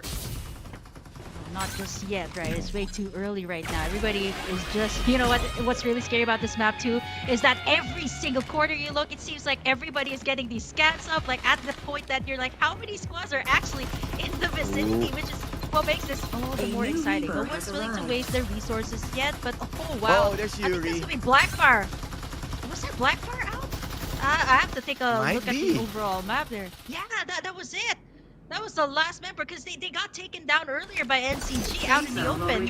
And now you got Execration, you got the Sons, you got AXG, and Crimson's still here, by the way, in this lobby. 6 squads left here, Osiris. Yeah, and KFY right now being punished. They know because Execration is the one who's handling them. They are being gate capped. But onto the other end of the spectrum, Onslaught with only last 2 members. 6 squads remaining as Calix also going down. LF Org right now by being punished by NCG. Both of the champions are looking to gatekeep 2 different heats on the block, but the rolling, of course, from Virus TZ ain't going to catch anyone, but he's at top, out in the open. Majotizi is down also. Members from NCG needs to recover. They need those restorations, but Virus right now might be running in up ahead, and he is going to fight for his life. That's 2 members. Wow, the champions are going down.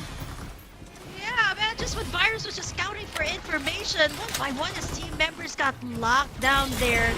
Man, this is gonna be tough, right? Execration didn't even got anything. Yeah, he's still alive and kicking here on this lobby. You got 5 more squads here. It's gonna be really tight here. Institution-wise, you got like an open area, so once somebody goes for the initiation here, it might just actually be the thing. So you gotta heal up here. Look at the dome here. You got like what? 3 Crimson once again, DK. Yup. 7 frags at that, and even Sons, they haven't left, but they don't closing in their favor. Look at the position. They might be getting this top 1 so spot. good. They're feeling confident right now. Execration NCG ain't complete. Oh no, they got taken down. I think that was also them, right? That pressured so much of Execration. Oh no! There goes PR from the top. Facing a lot of pressure there from the side of Execration, and that's gonna be it for squads left here in this lobby. Rolling in here for AXG. Can they make it up against Crimson right now? That is looking so good to take the top spot. Face blaster. Look at that AK-77 being worked here. 11 frags in total for this team. They're just cleaning up the work here, and it is gonna be Crimson right now with 1 remaining member, or rather 2 more on top. Execration and Crimson. Yep. It is gonna be them. ongoing show here by the side of Crimson. They got a good vision over everybody, but look at them cutting execution down. They're still really taking here for Virus. It's gonna be a matter here of the stamina, but that's gonna be it. This time Crimson says, no more healing. We're gonna finish the job. And that was it. Execration.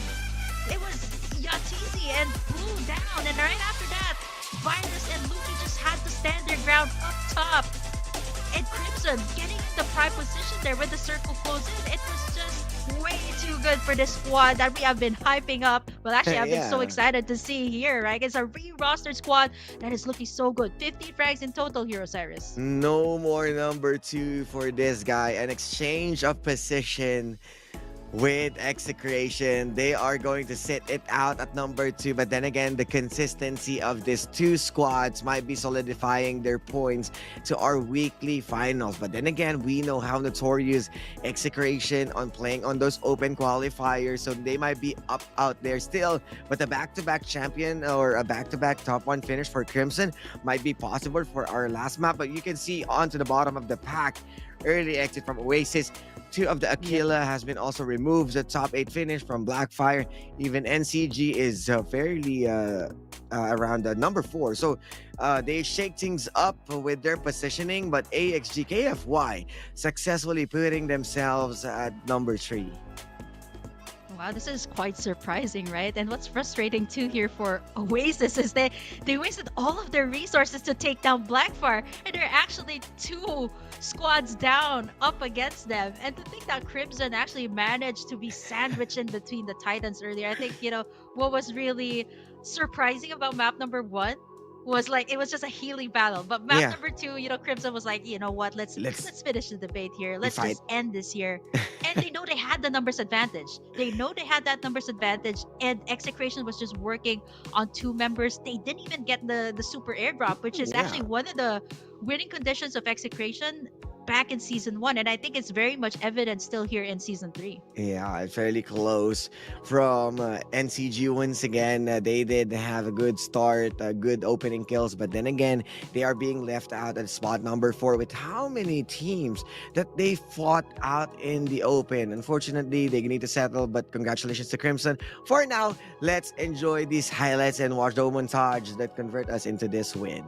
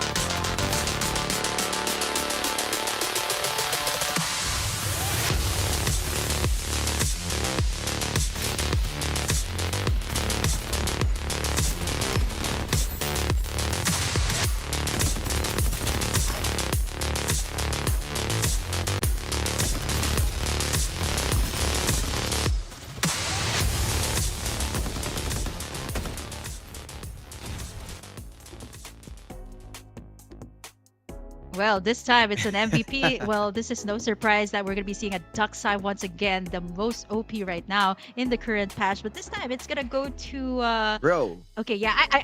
It's Bro. I know how to read that. That is BR. Let's put it. Let's go with Let's BR. call him Bro because he is one of those bros that won the game, and ever since from the previous map that we saw, Bro has been consistent on how well he's going for those openings, on looking for those skills, and he is the last one to entirely finish off the last member of Execration. It was a 2 versus 3, and Yatizi was able to take down the 3rd member of LF Org, so it was a 2 versus 1 after they dealt with him, and Bro did the execution with those 6 skills, proving a lot that this is a well-deserved win coming in from Crimson Esports.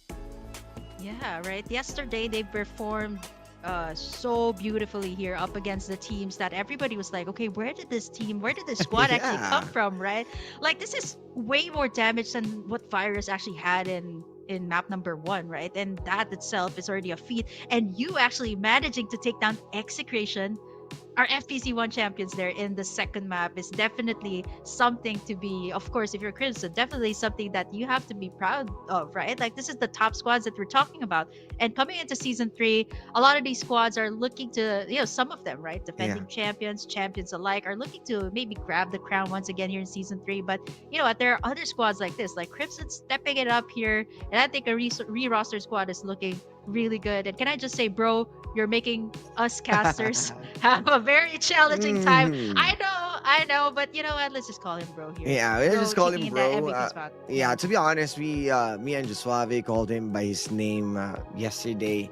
Oh, I think that his that real will be a name. problem because it's on Okay. English broadcast. But then again, Yeah. we just wanted to play it safe. Just call it bro. Yep. And Bro. bro did deliver, and everyone from Crimson from 2 consecutive maps. So with the consistency, if they really wanted to put themselves up to that top 5 board, they can definitely finish strong with this map trio. Probably a back-to-back finish on the top 1, or they can just rack up kills and just finish around top 3. Yeah, actually, looking at the map drops, right? Like we see like top squads like Execration, NCG.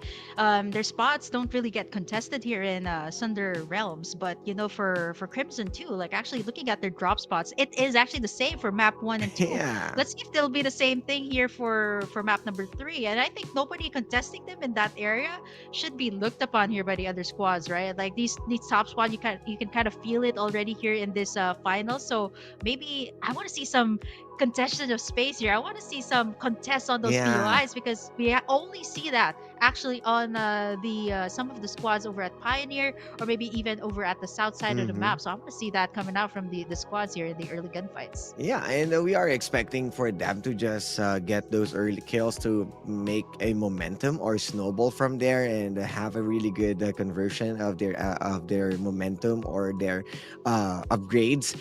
Sponsorship boxes has been not being contested most of the teams. If it's fairly close to another team, they don't want to contest at all. They're just leaving it out there. So there's still a lot of possibilities for teams to just take advantage of. But then again, sponsorship boxes is either you fight for the spot or you fight with them after, Yep. because uh, that's a single building with 4 members, and the odds is not in your favor, because right now we have the difference on on the heroes or the pool or the lineup or the team composition, because there's no Lucinda, there's no Yeah. Bow. So those Maggie's even in AoEs, the mobile. yeah, the AoEs isn't really doesn't really matter most right now, not unless you're playing at PC. If you want firepowers after firepowers, I think sponsorship boxes matter from those who have the ultimates, such as absolute gravity and explosions from Bow. Yeah, actually, I think for the mobile division overall, it is a very interesting composition, which I honestly love because I play a lot of Yeah. these capsulars, like the defense capsulars and the support capsulars. Like, of course, it's kind of a mix of a throwback from ACC days, even Yeah. FPC1. Like the top is currently obviously Duckside, right? We see it in every single team.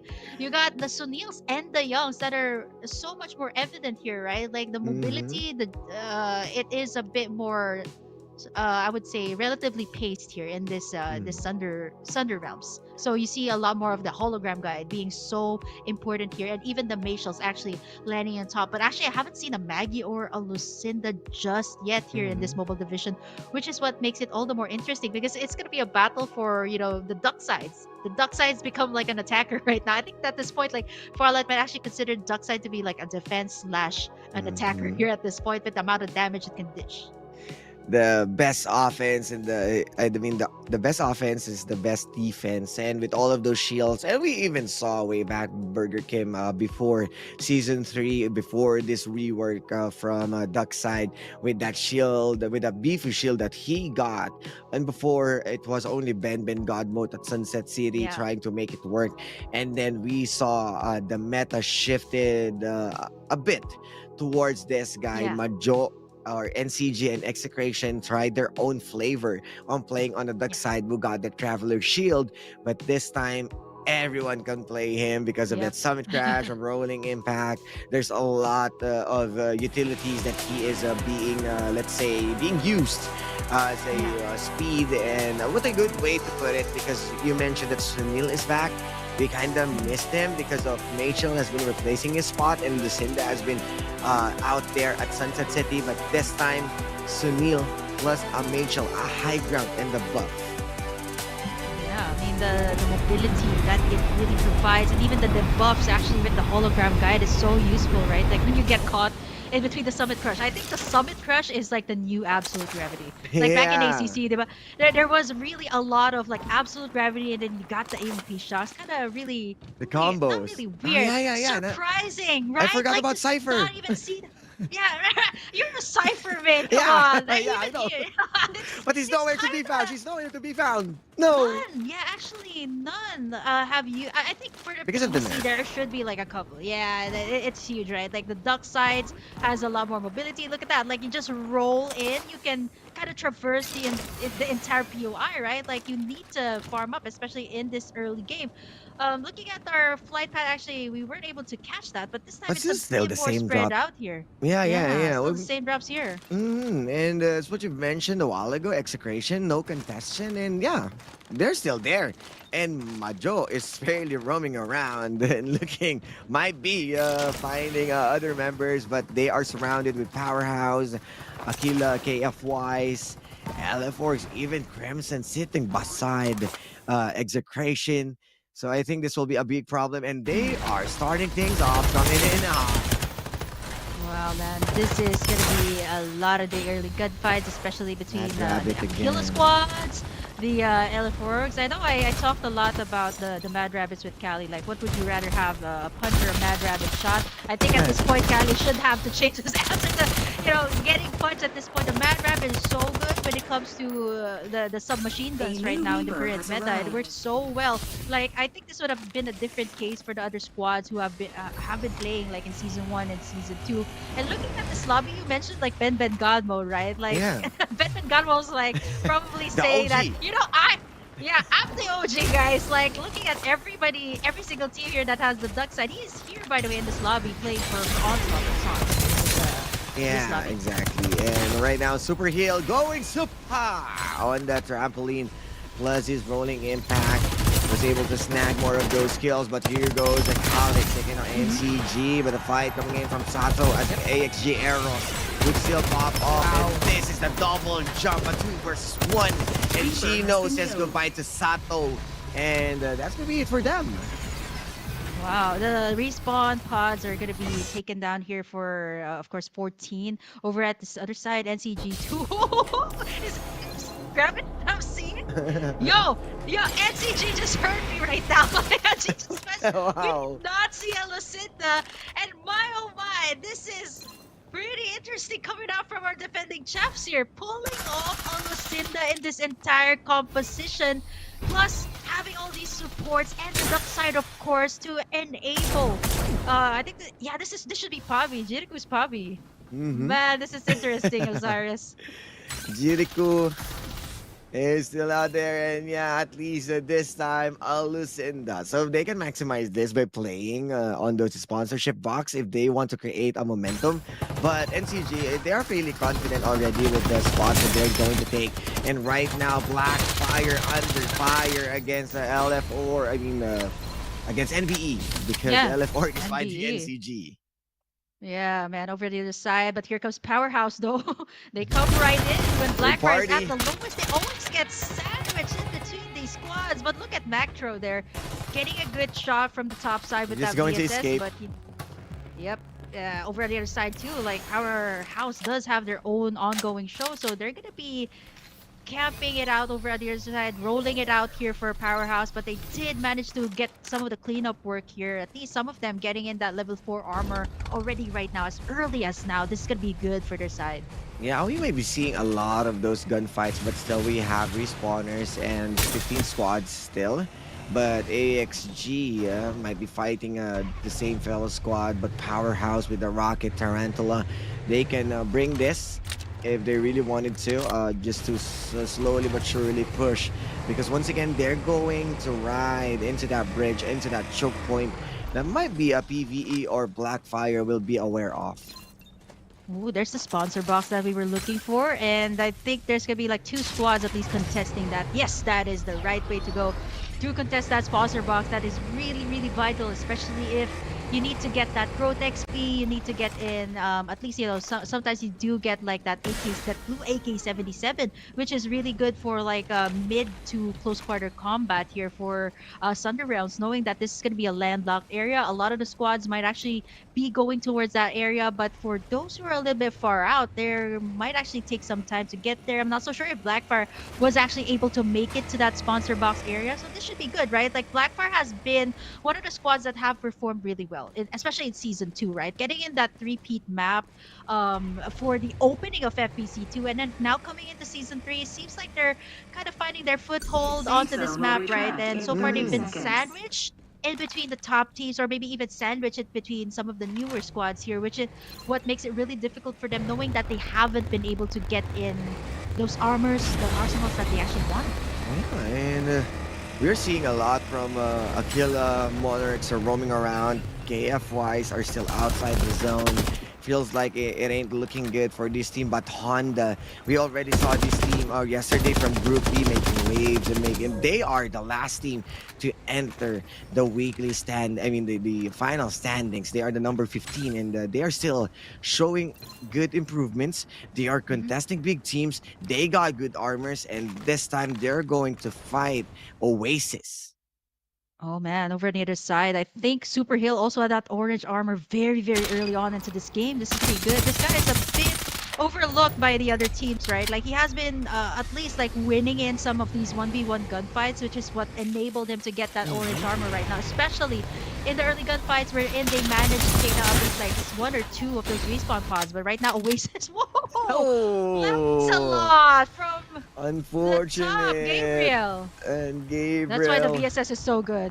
Yeah, and of course, considering how good Honda right now in their positioning, they were able to snag out in the open 1 member. So how are they going to deal with this? Because Pau 2K is being guarded by Gabriel.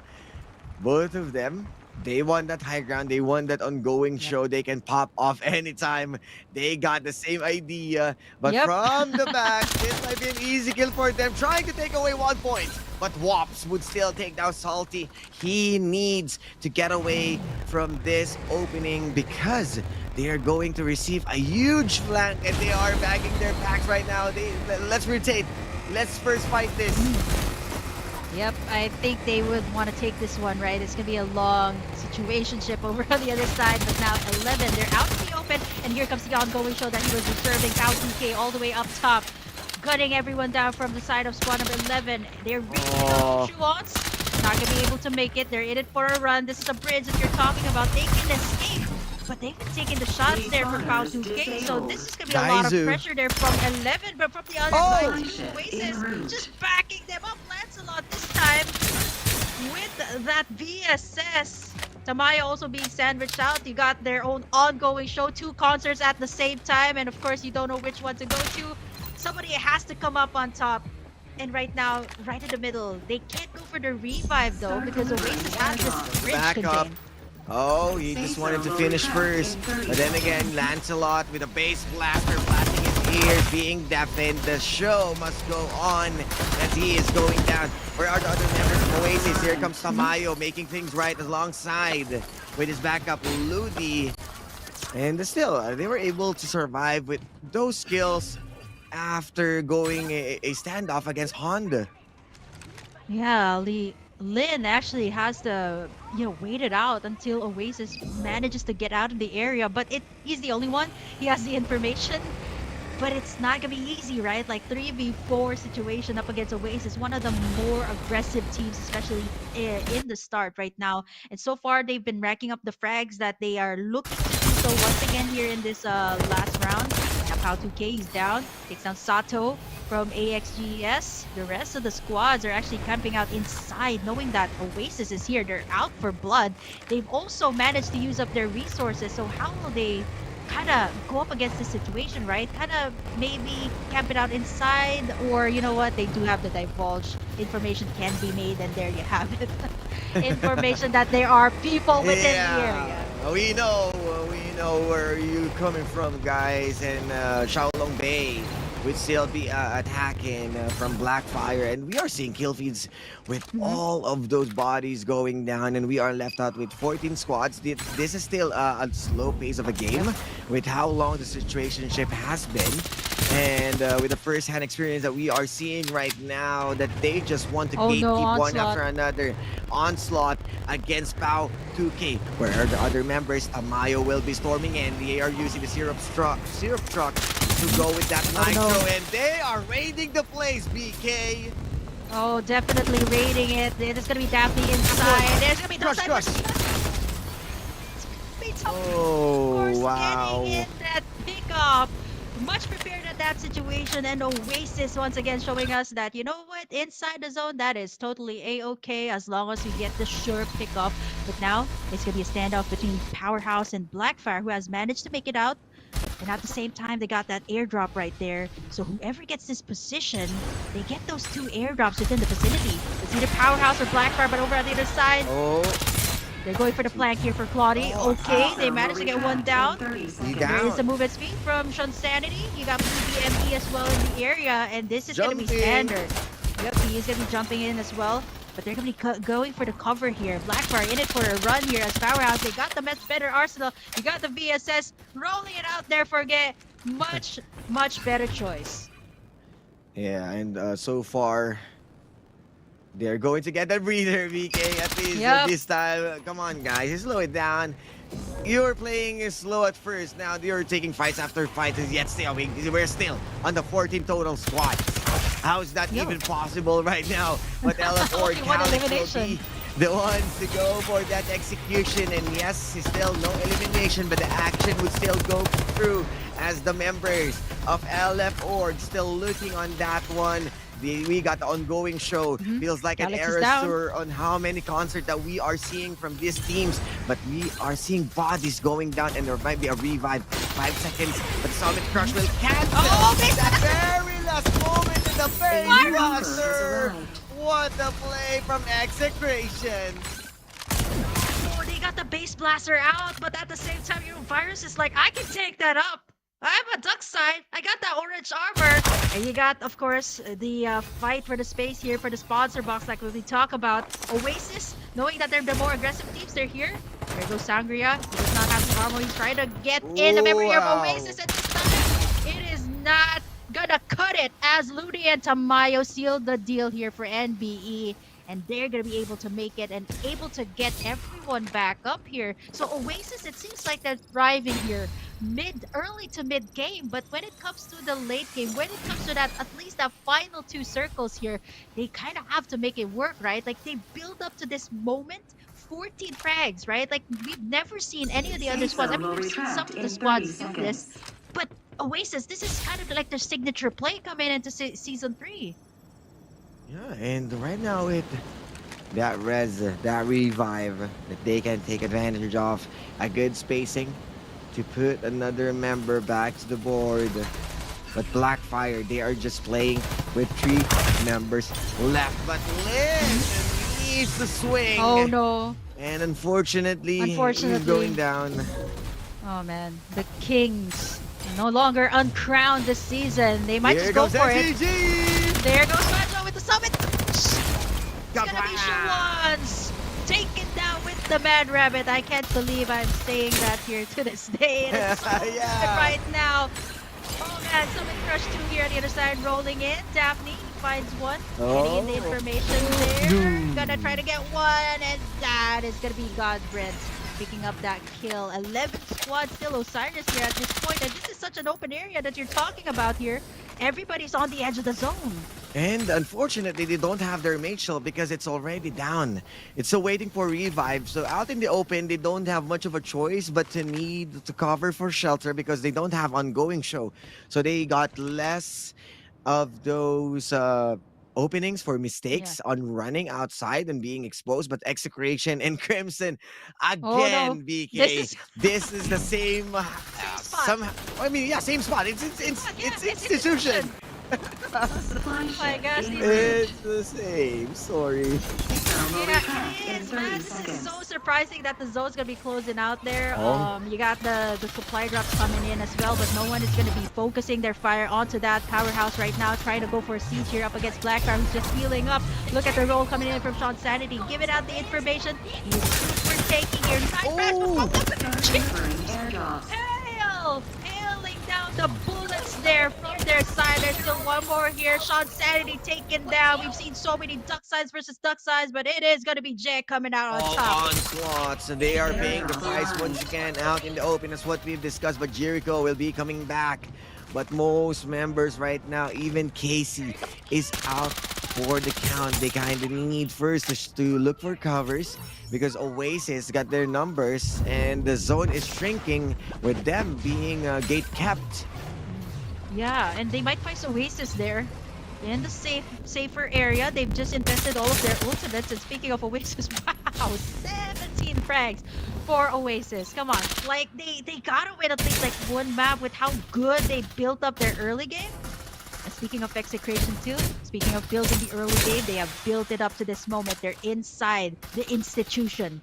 What went down earlier, PVME, man, they're gonna get traded there from 3 different orgs, and that is gonna be it. 7 squads remaining.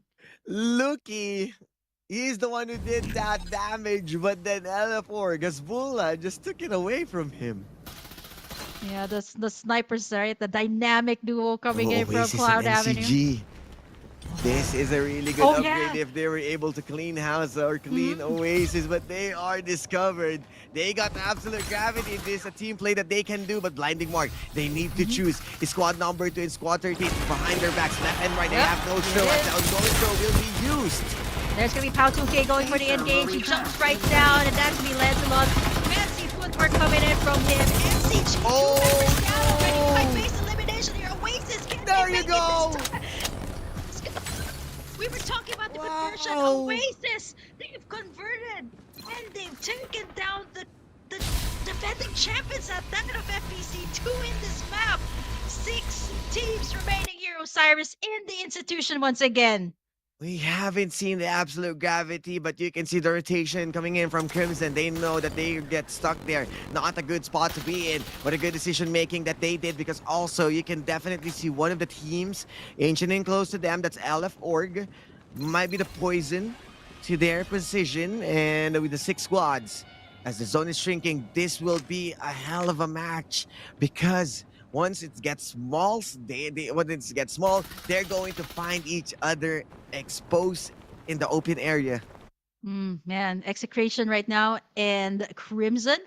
Okay, they got first dib on this real estate, which is really pricey right now. Oh, wow, Hasbula in it for a run. Definitely no way to go. I mean, left, you got Crimson. At the back, you also got Oasis. So when you're out in the open, it's going to be really scary. But look at Execration and Oasis here right now. Oasis is so stacked. They've just taken down the Kings of Season 2. And they got those armor upgrades orange as compared to Execration, who has been getting in a very good center of the zone. LF4 org, they're out in the open, but this is going to be a clash of the Titans. Oasis, they have to divulge here. They got the information. 22 frags at that for this team. And they're looking to try and take it down. Another show coming in. Wow. It's still going to be the ongoing show. Mayshell still at a world tour here. He's facing the damage of the zone. 22 frags for Oasis. Still not able to take anyone down. Pau 2K forced to go in, but yeah, it's easy. Gonna be able to steal the kill here. They're still inside. Crimson over the other side. They might just face them. Once they come out, they're jumping up and down. The shield's coming out. Yeah, a lot of them invested at the same time. But you final kill. Oasis, Tamayo is now the Reaper.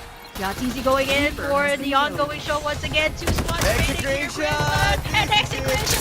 It is going to be a retaliation here from the champions of Season 1 as they bite back here against Crimson Esports, taking in the victory here. Same place, different victor. It is our champions for Season 1 here, showing them who is king this time. Institution is the name of the place. What an outcome once again. Wow, Execration, they are being patient inside the real estate, inside that zone.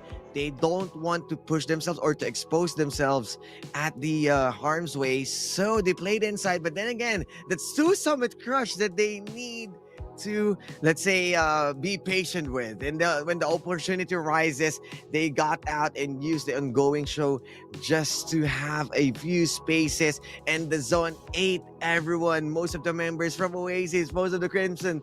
But then again, unfortunately for Oasis, they're not having that finisher. Mm-hmm. Yeah, I think here we've seen a lot of the ultimates being invested, right? The Summit Crush at the same time. I mean, the Absolute Gravity too was very refreshing coming out from Jiriku, Fabi. I think this is the first time that we're going to be seeing it here in, of course, Championship Sundays. This is exactly the reason why you should come here to FPC. You see all these new metas being tested out by a lot of these top teams. But, you know, Execration, we cannot count them out just yet, right? Like Season 2, you've seen like new victors, right? NCG finally being crowned, but this time they've taken in 2 maps here in our finals. That is insane, right? To think that they're going up against the top 15 from the semifinals heading into this point. Yeah, well, what a good way to end this weekly finals from mobile.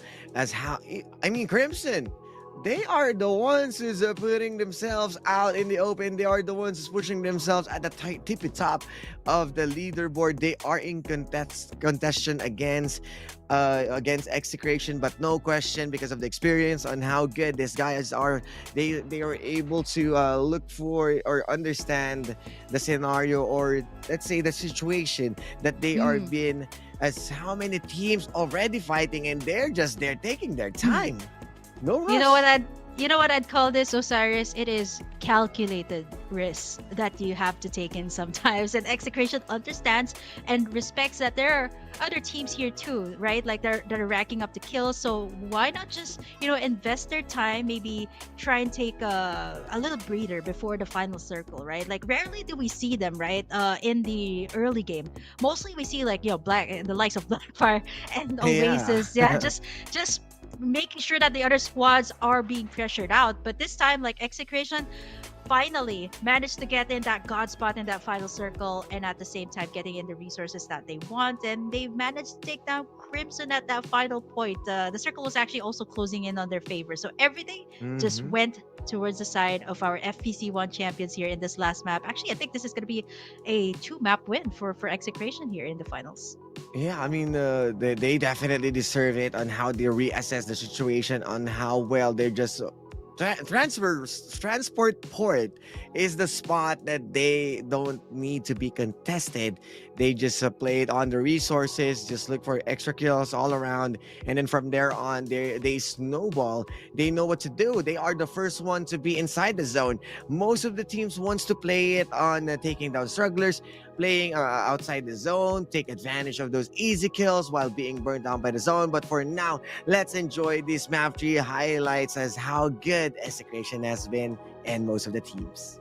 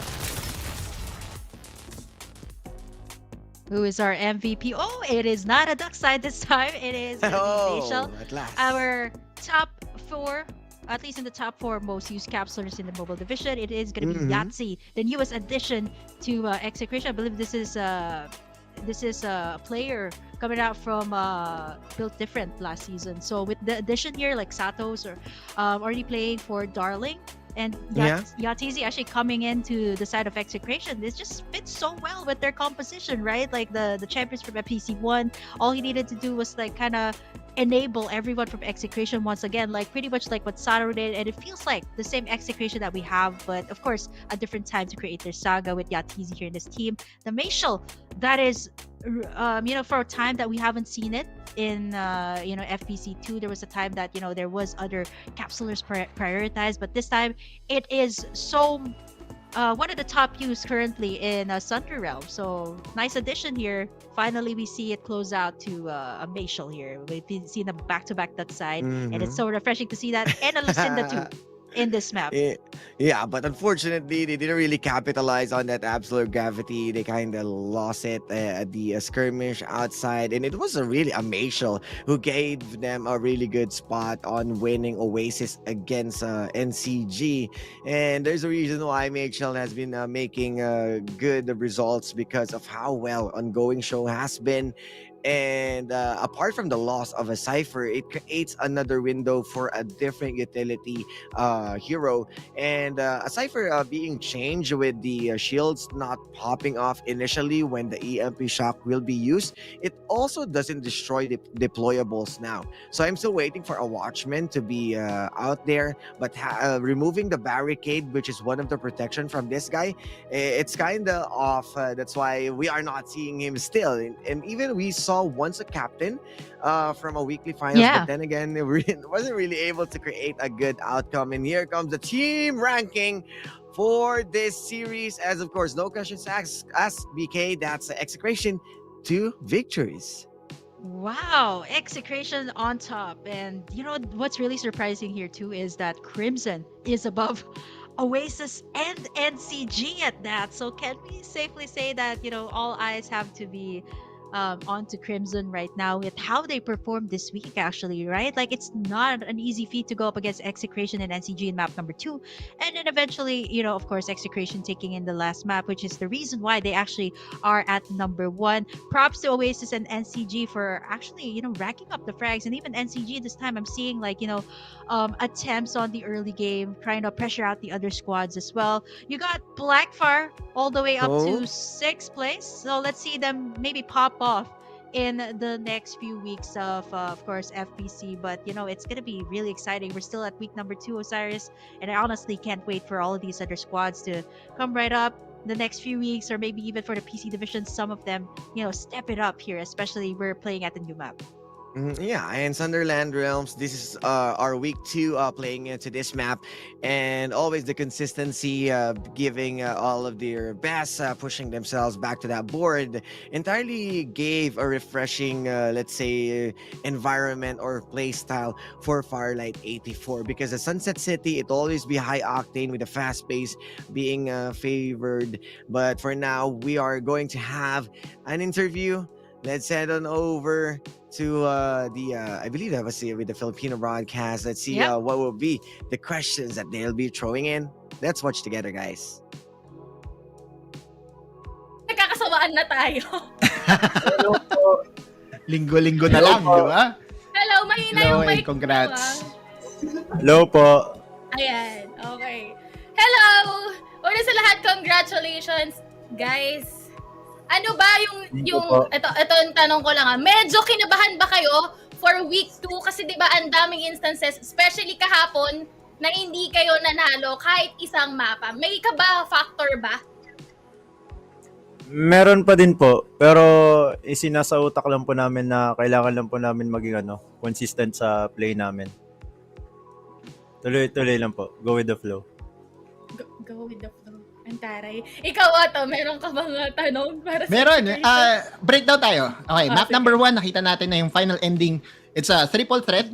kayo, Crimson Esports at NCG, at napansin namin na dun sa dulo ng lahat, may nagtatagong dockside at nagme-medkit lang, nagmumukbang ng medkit. Kaninong call yung healing off or healing galing nga na strategy at gaano ka-consistent yung play na yun? Kasi nakita rin namin to sa PC na yun nga, umaabot na nga sa final circle, na umaabot na nga sa heal off sa mga scrims nyo. Madalas na bang nangyayari to? At kaninong call yung ginawa dun ni Virus na kumain lang na medkit? Ba't nagtatago si Virus sa likod? Ay, ito nagtatago. Ano po kasi kanina nung namatay po si Hato kasi binatuan ni Luki ng jump pad. So, napilitan po kami na hindi na lang po i-hold yung bubong. So, nung closing na po, tapos yung CMNE nasa taas, NCG na sa loob, nag-call na lang ako na magano lang tayo, medstrat, pagawain natin sila, tapos lang tayo, consistent healing lang, para sila mag-away, yung iba, full health pa. So, more chances ng makuha namin yung placement. Wow, thank you. Thank you for that insight, Bim. Okay. Last shoutouts na lang din para dun sa inyong mga supporters. Alam ko meron kayong mga listahan dyan. Sino ba yung gusto niyong pasalamatan? Shoutout sa manager namin, si Ate Chili, sa boss namin, si Boss B, Mami G, Boss Jamil, Boss Yulo, tapos sa mga sumusuporta sa XS, si Mamita, lalo si Mamita na kayakap ko tuwing gabi. Tapos kay Majo, shoutout sa'yo tol, love you. Tapos sa bebe ko din. Wow! Thank you so much and congratulations, execration, sa inyong pagiging consistent sa ating week number 2. GG's! Salamat, pahinga na muna kayo. See you next week. The champs Look from at season 1. Man, yeah. I mean, we can never get enough of execration, right? Like, I mean they're the they're same still spot. they're still feeling nervous. But they're the champs. They don't have much of a win from yesterday, but right now they got 2 into their backs. Yeah, actually, just a little summary of what the Tagalog casters. I know you ziplined here, Osiris, and I'm pretty sure Yeah. you can also translate. But just to sum it up on what went down in that chaotic map number 2, right? Like where it was all Yeah. about the healing. So it was more of from the side of execration, their call was just kind of not control that high ground anymore, but just to have everyone's health bar at full, which is so smart from them, right? Coming out from them, macro play all around Yeah. from FPC one champs, and definitely they deserve that. Looking to take it once again. Speaking of the standings, who is taking the top spot here? We're gonna be starting off with 15 LF org. Actually, there's a lot of LF orgs here. Yeah. Execration on top. Of course, but this is a good news. But with only 10 points with their weekly Yeah. FPC points, Oasis will be at number 2, NCG on that 3rd spot. And Crimson Esports, they are trailing everyone out, Yeah. also bypassing Blackfire and LF Org X, Onslaught, Powerhouse will be followed by, and most of the Aquila X Gaming fam on the lower part of the echelon. Honda coming out on top as well against the other teams. So slowly but surely, they are trying to level things up. Oh, even for LF or Org X, I think this is the team of former Cloud Avenue. So Hasbula and Calix are in this squad. So it is gonna be really exciting too, like when it all comes together. Actually, I think even for the next coming weeks, probably we might actually see them carrying a name of or an organization, just like Crimson, right? Like I don't know where they performed so well, and I think just to give an overview to everyone who has been in the esports scene, Crimson is actually also pretty well known in other titles. So it's so Yeah. nice to see them, come here, get this re-roster up for their side, and actually going head to head with the Titan series. No joke here in the final. So honestly, this is just the beginning here. It's just week number 2 here, guys. We still got a whole lot more FPC weeks coming up. So be sure to register your clan, register your squad. If you do have it, we still have some Farlight 84 qualifiers tomorrow on Monday. So if you guys don't have enough today. Yeah, remember to, of course, redeem your codes. Not just the teams who's going to celebrate with their weekly finishes, but of course you guys who's watching in with that diamond. And considering as what Burger Kim told us, remember this might be the weekly finals, but we ain't done. We will be moving into PC tomorrow. Open qualifiers from mobile, and March is recently just starting. So we Yeah. got a whole month of Farlight 84 action for them to put themselves back to the leaderboards and make sure to be present at the on-site battle or the LAN event. So I'm also excited to see you guys once again. We saw most of those influencers as well being present. So I am more interested to meet the players and you guys. So make sure to follow us to our social medias to make sure that you are updated. But coming right up next, the PC Group A. Yeah, definitely don't miss out on that. The whole new meta itself together in a split that we're Yeah. talking about, right? Like this has been so evident even in season one, season two. So I can't wait to see because the PC division, we are kind of talking about teams or even like out in the open. Like this is so much evident off season that all the PC division, they're kind of racking up their squads to be really good here this season. Naus was a champ last season, but Osiris right now, we have to take a quick break first before we head on to the PC division. So don't you guys go away. This is the English broadcast, FPC3. We'll be right back.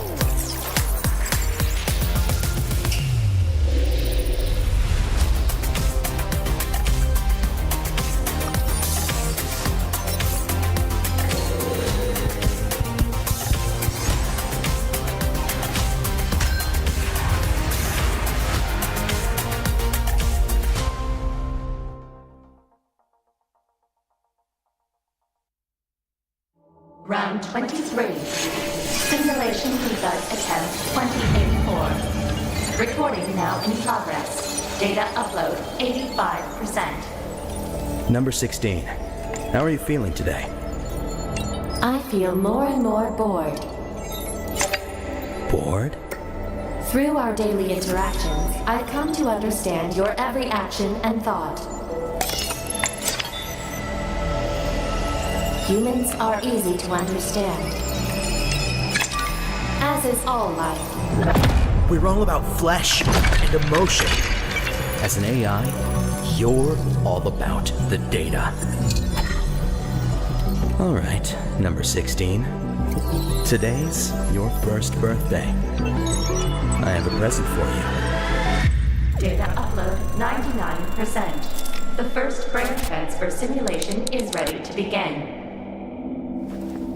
Come. You'll understand what real humans are all about.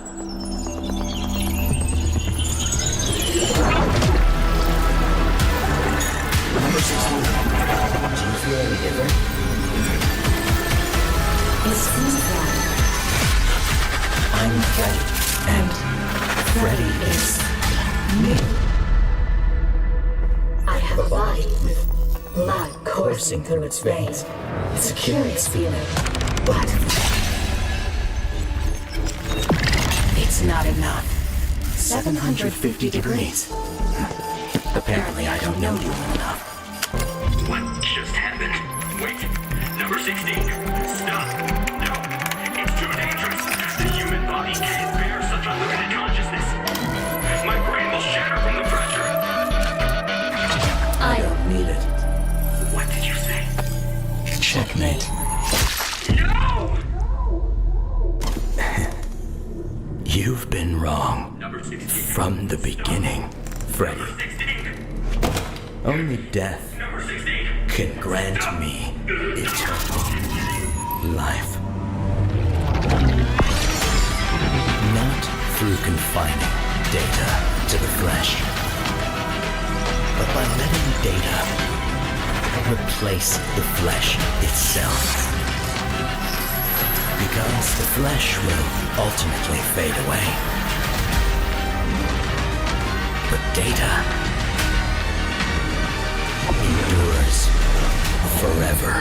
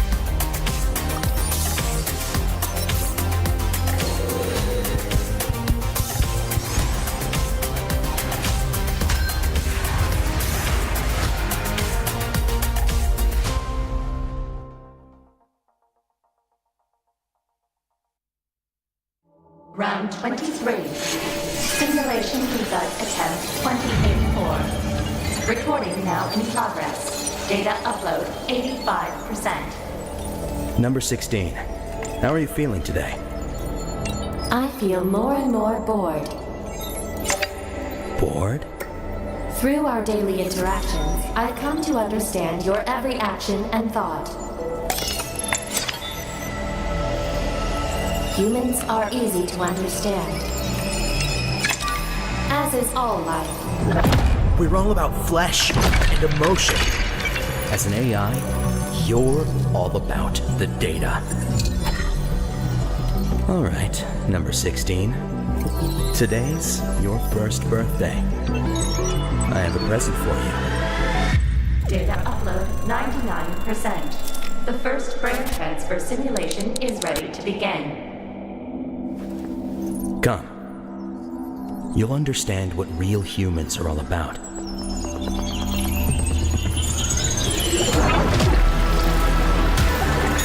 Number 16. Do you feel any different? It seems that I'm Freddy, and Freddy is me. I have a body with blood coursing through its veins. It's a curious feeling, but It's not enough. 750 degrees. Apparently, I don't know you well enough. What just happened? Wait, number 16. Stop. No, it's too dangerous. The human body can't bear such unlimited consciousness. My brain will shatter from the pressure. I don't need it. What did you say? Checkmate. No! You've been wrong. Number 16. From the beginning, Freddy. Number 16. Only death Number 16. can grant me eternal life. Not through confining data to the flesh, but by letting data replace the flesh itself. Because the flesh will ultimately fade away. But data endures forever.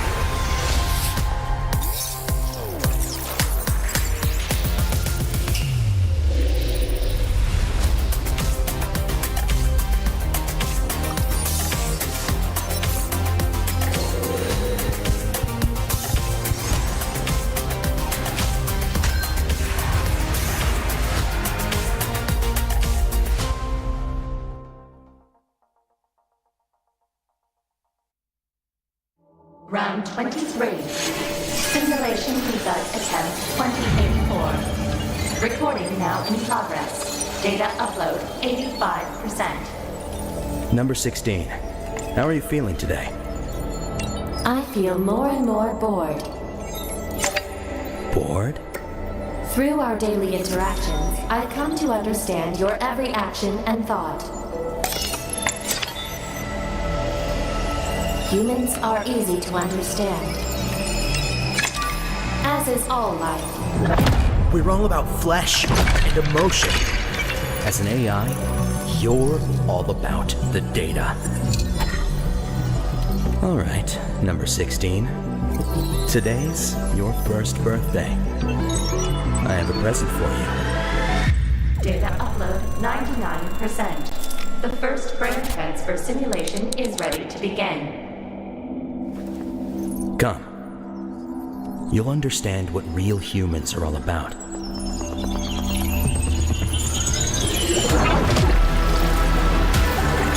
Number 16.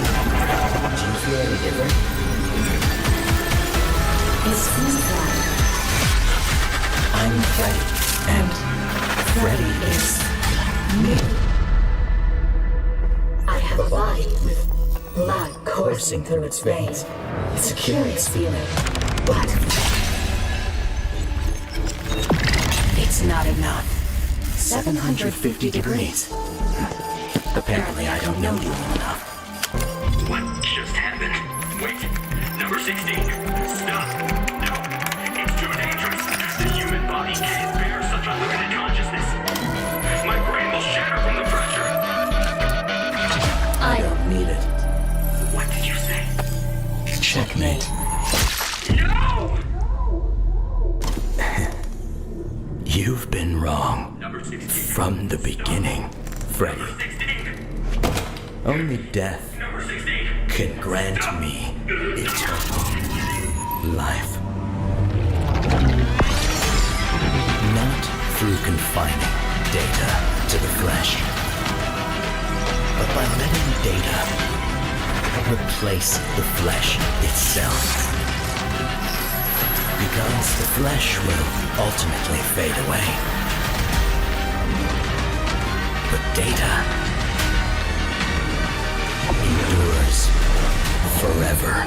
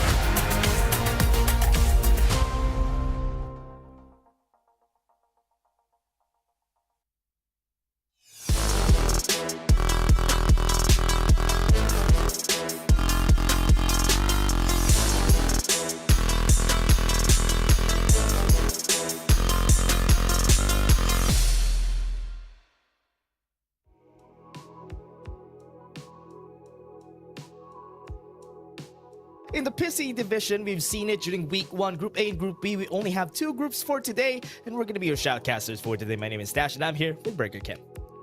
Yeah, it's so nice to be back here in the PC division. Man, it's been 2 weeks already. I can't believe it Yeah. myself. I mean, all along, like week 1, week 2, and by the time Mhm. you know it, it's already the LAN finals for mobile, and of course the grand finals as well for PC division. So I can't wait. Yeah, it's really fast though. I mean, what's the difference between the mobile and the PC division? There's a lot of changes when it comes to what compositions they run, right? Which is why, Yeah. honestly, I do think that the PC division sometimes is a lot more dynamic, a lot more explosive compared to the mobile division, which is why I'm always excited whenever we are casting a PC division game. Yeah, I mean, apart from that, like the squads too have been very interesting when it came to like the Oh, off yeah. season, right? Like a lot of people were building up on these players. Off season, you got like some roster changes. And speaking of the teams, Dash, we have to, of course, take a look at the qualified teams here for PC Group A. And of course, these are a lot of the team names you have already come to love and Ooh. know. Powerhouse PC. Wow, this is looking really stacked. Z4 Paragons, Ghost No Fear. You got 4MGNX, Revamp, Built Diff GD. You got AXGN3, 2319, Paragons SC, ZEBGG, 2319, Revamp, Scatty, Damon, and OBXFF here for Group A.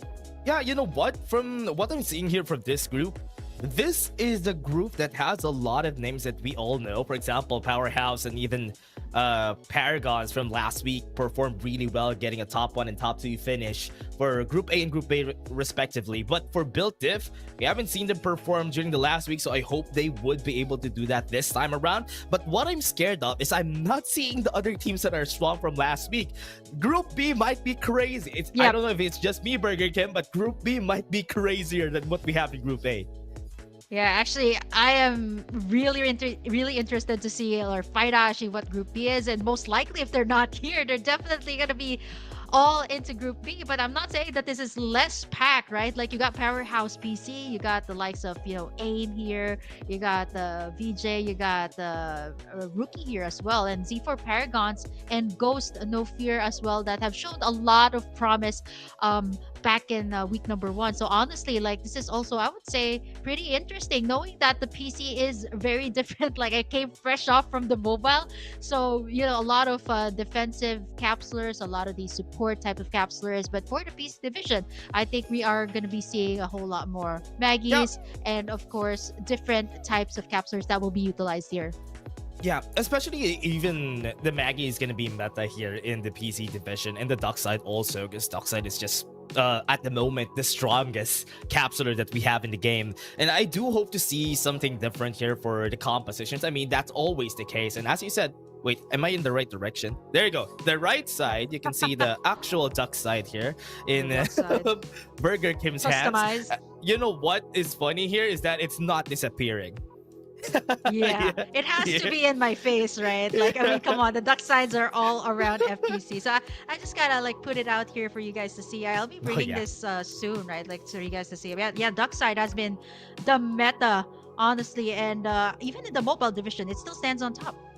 You know what's really great about this? But never mind. Before that, let's take a look at the weekly videos first, because this is something great to see for all the players out there.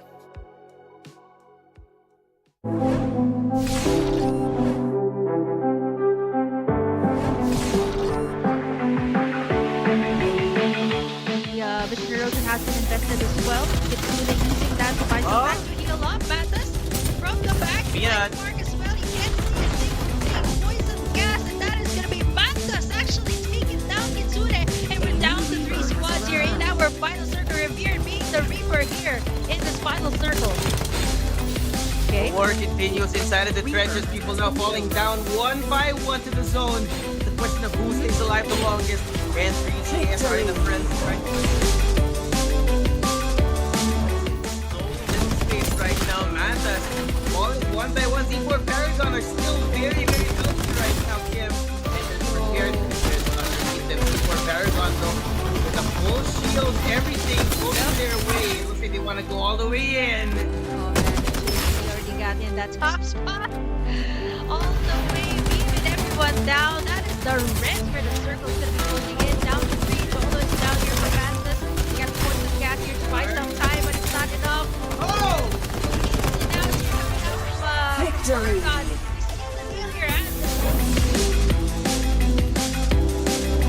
Feel that danger as they are at S zone. As they get going for the jump now, Powerhouse PC gets inside both can as well. And now Aim is just beaming everybody down. The danger zone is gonna get, and it's all down to the last members of Revamp now. BJ on the take home their first win of the season. As BJ trying to get this kill. Down to the top. And then Powerhouse gonna be last man standing here for this squad. It's gonna be Aim. The 30s just tipping their numbers and their advantage off the top. They'll even have to go down in the summit start to top it all off and take this player to the 4v4. It's a Mr. Beat spotlight. Map 1 and Map 2 winners are going at it. Who wins the gunfight is the question. Eternity and Powerhouse BC going at it in Eternity.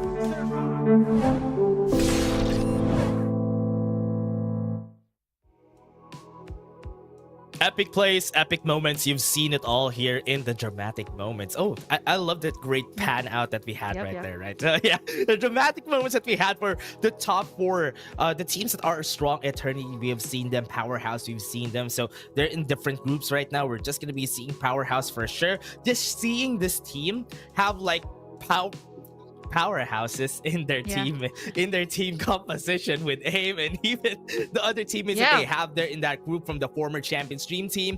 This group is super stacked, and I'm kind of scared of what they might be able to bring once we move forward into the knockout stages. Yeah, I mean, come on, this is still, of course, the weekly finals that we're gonna be seeing here for the PC. I think what makes the PC a little bit more exciting, right? Like, they have their own meta. Like the mobile division is a different world entirely, but they're playing at the same map. So I think the dynamics overall is very interesting here for the PC. And at the same time, like stalemates are gonna be longer, but speaking of stalemate, it's gonna be a stalemate here. I'm hearing. Did you hear what I just heard? That is it. Yeah. That's gonna be it. You know what? Every time I hear it, I get kind of excited. I was like, wait, goosebumps, right? It's here. Yeah, it's here. Because most of the time when we hear this is when we were in the LAN finals, right? We only hear this in the LAN finals, and now we're hearing it here while we're casting the weekly finals. So, yep, thank you very much. Really great props to the prod in order to tell us what is happening and are we ready. That's the cue whenever we hear that music. Yeah, it is all-out chaos about to ensue, but Flight Path is gonna be a little bit interesting here. Actually starts out on the left side of the map and then going over to the south side. I would say this is a fairly even out flight path, like right in the middle, so everybody kind of has that even out space. In the mobile division, we've seen not a lot of people actually dropping into the Rocky zone in the semifinals too, right? Everybody was avoiding that, but the PC right now, look at Z4 Paragons immediately dropping there, but I mean, that's Rocky zone. I like to call it like death zone, right? Like if you get sandwiched in between sometimes between the danger zone, it can be really deadly. Yeah, if the zone is gonna be there, it's deadly. Rocky zone is such a volatile spot that if ever somebody goes there, most of the time they're gonna die. When somebody's camping at the time, I wanna call those what can we call those? The houses that you zip line to. We need to call it something. I don't want to call them houses. Yeah, I think it has to be something, right? Like that. Watchtower? Building? Watchtower, maybe? It has to be something more dramatic, right? It has to be something more explosive. We'll get to that later. Yeah, maybe later on after this game. Later. Yeah, let's see what's gonna happen here. For the first parts of the game, you usually see some teams actually fighting for those respawner battles, get some kills first. Then after some time, we do tone down, just wait for the right time before fighting. Because so far, as we said, even during ACC, when we started the tournaments of Farlight 84, we said that the game is gonna get slower and slower the more competitive it's gonna be. And it's happening right now, because most of the time, people just fight for the respawners. Once they die, they are just gonna stay alive until they can. Yeah, I mean, in FPC 1 and 2, right? Like, when you land down, it's just a Mad Rabbit. But now, I mean, okay, yeah, I'm not discrediting the Mad Rabbit right now. It's so good. Oh, it's but so I'm just strong. saying that you're only working with, like, one gun, right? Like, back in Season 1 and Season 2. So I think the contestant rate here is very high. And at the same time, like all of these teams are pretty much willing to beat the Daredevils, willing to rack up those frags, especially as early as now in this week number 2 of the tournament. Yeah, especially in the early game, what they want to do is maybe get some kills, get some early frags. Then after some time, they just chill it until maybe the third round, the fourth round of the zones that we have, and they're willing to take the risk here. Looking at what Built-If is doing here with the four-legged lizard, they're trying to hit those. They're both fighting. Actually. They're basically having a what is this? They're having like a transformer battle.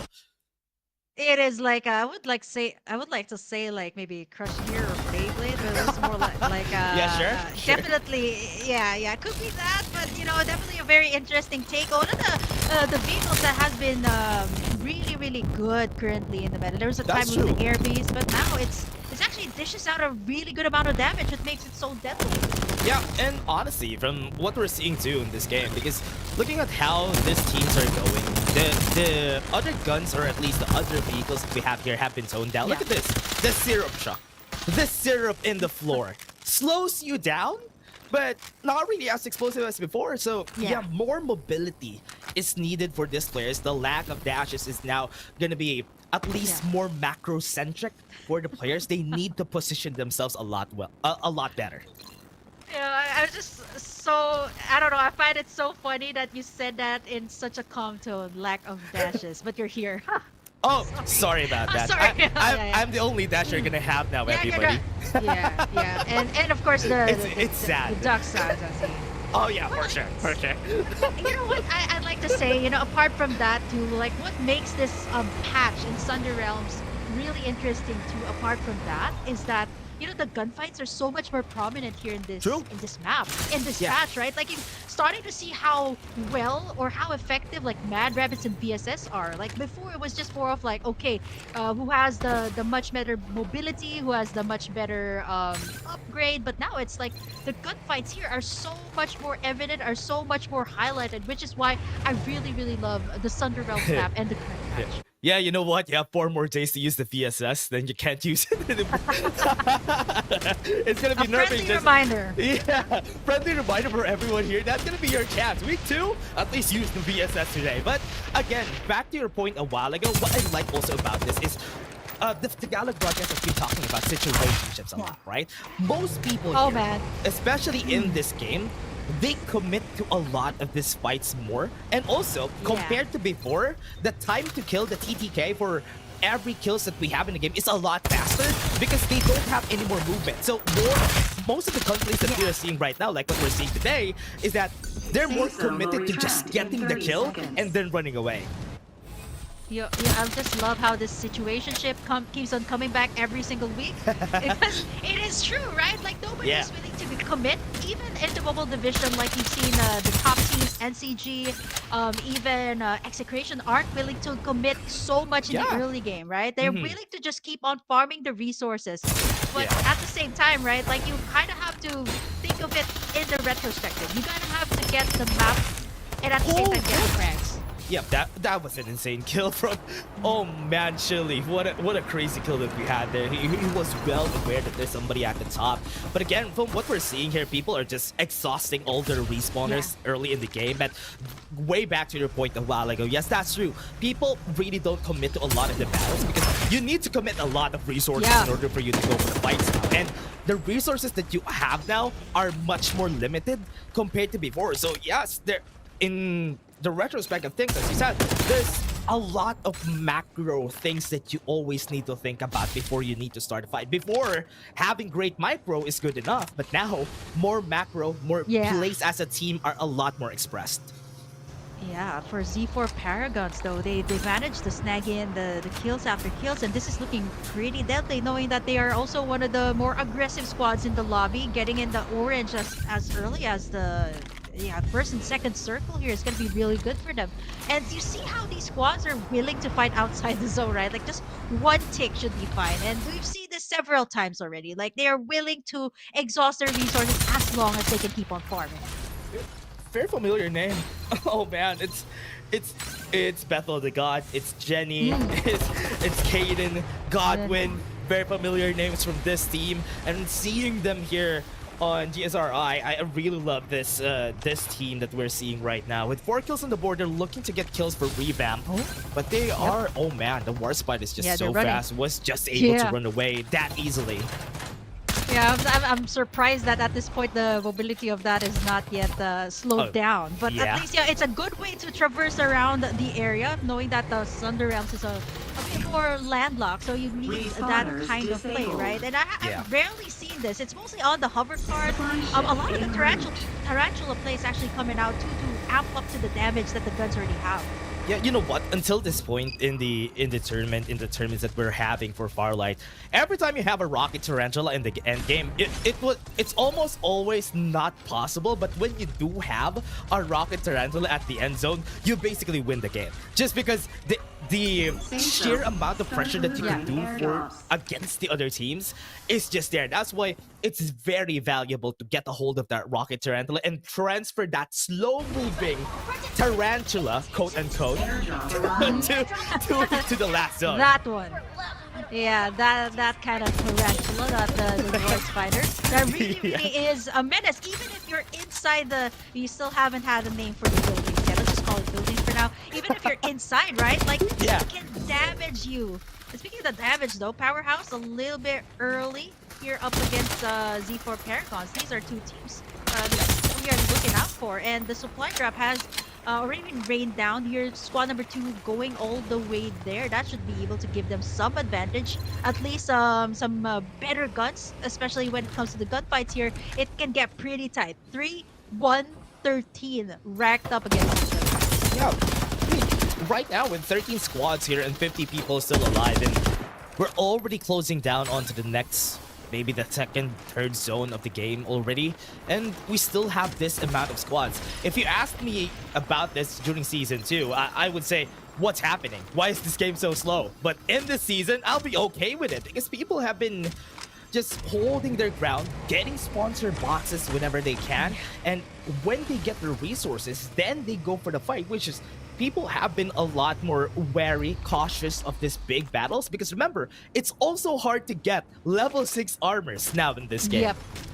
Yeah, level 6, I think it's fairly fair to get in that level 3. Like, you can get a level 3 lying on the ground, right? And it's easy to get that level 4 upgrade. So it just means all-out chaos very early on. So you see these teams go for the engage, and having that level 3 armor, I think this was also a meme, like, for a lot of the content creators. Like, once you have that level 3 armor, especially before, like, playing in Sunset City and Lambton, you're ready to go for those all-out fights. But yeah, this is the same case here. Like, everybody's willing to do so, but now 13 squads still at it, and sponsor box is up.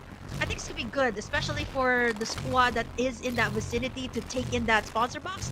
XP, growth XP, plus the armors and the upgrades that you can get with the attachments. Yeah, look at how everybody's just playing this silent chess game from far away, right? Like, they are just finding their positions really well. Whoever has the high ground, people command respect with the high ground a lot more compared to before. Because right now, it's super hard to get to the high ground compared to before, because you don't have the upward dash that we had from back then. But now, they do need to respect this high ground. And from what we're seeing, Divulge is going to be used. You're going to be seeing everybody, but the high ground from their side is just helping them out. With the vision erosion, yes, that's going to be slowing them down, but it's not really going to be helpful from what we've seen there. Paragons loses curves, but there's another vision erosion. It's been a long time since I've seen so much vision erosion here. Some erosion is going to be used to knock them up, and it works out, pushes them into the air, and they get some kills.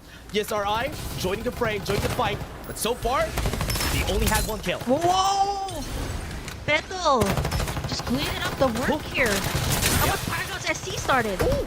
Paragons is also here with Ghost Reborn together with Paragons, taking down Scatty hand to hand. They're holding each other's hands and taking down just one squad. But right now, the change is going to happen because the other squad is going to be looking at their direction. The revives are also going to be up here. Ghost has Ross 1.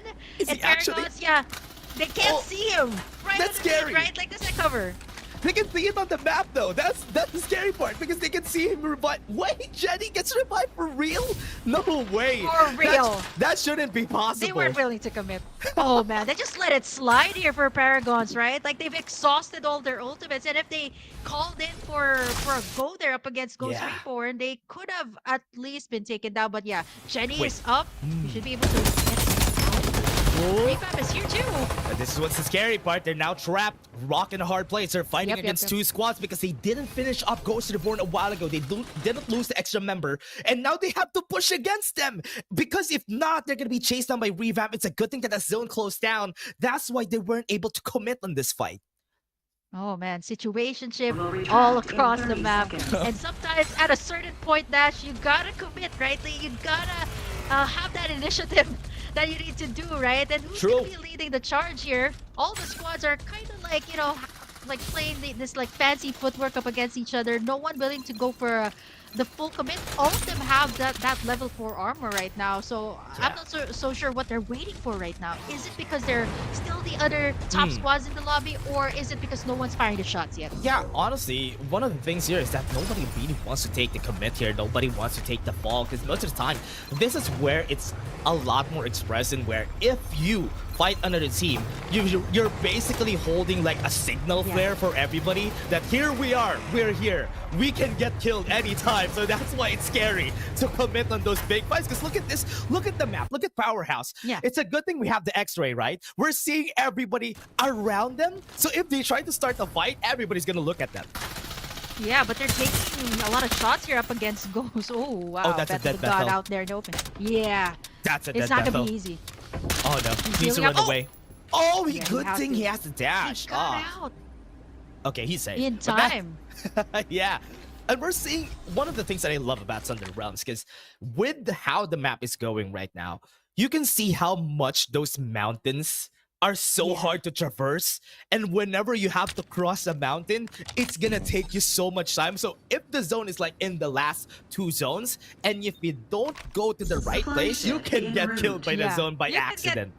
Yeah, backs against the wall against the mountain. I was gonna say ain't no mountain high enough, but yeah, the mountains in Thunder Realms are high enough that you can't even climb it, you can't even go over it, you can't even jump over it, so you have to think it through, right? Like in these situations that there's a mountain, you gotta choose. Do you go for the fight?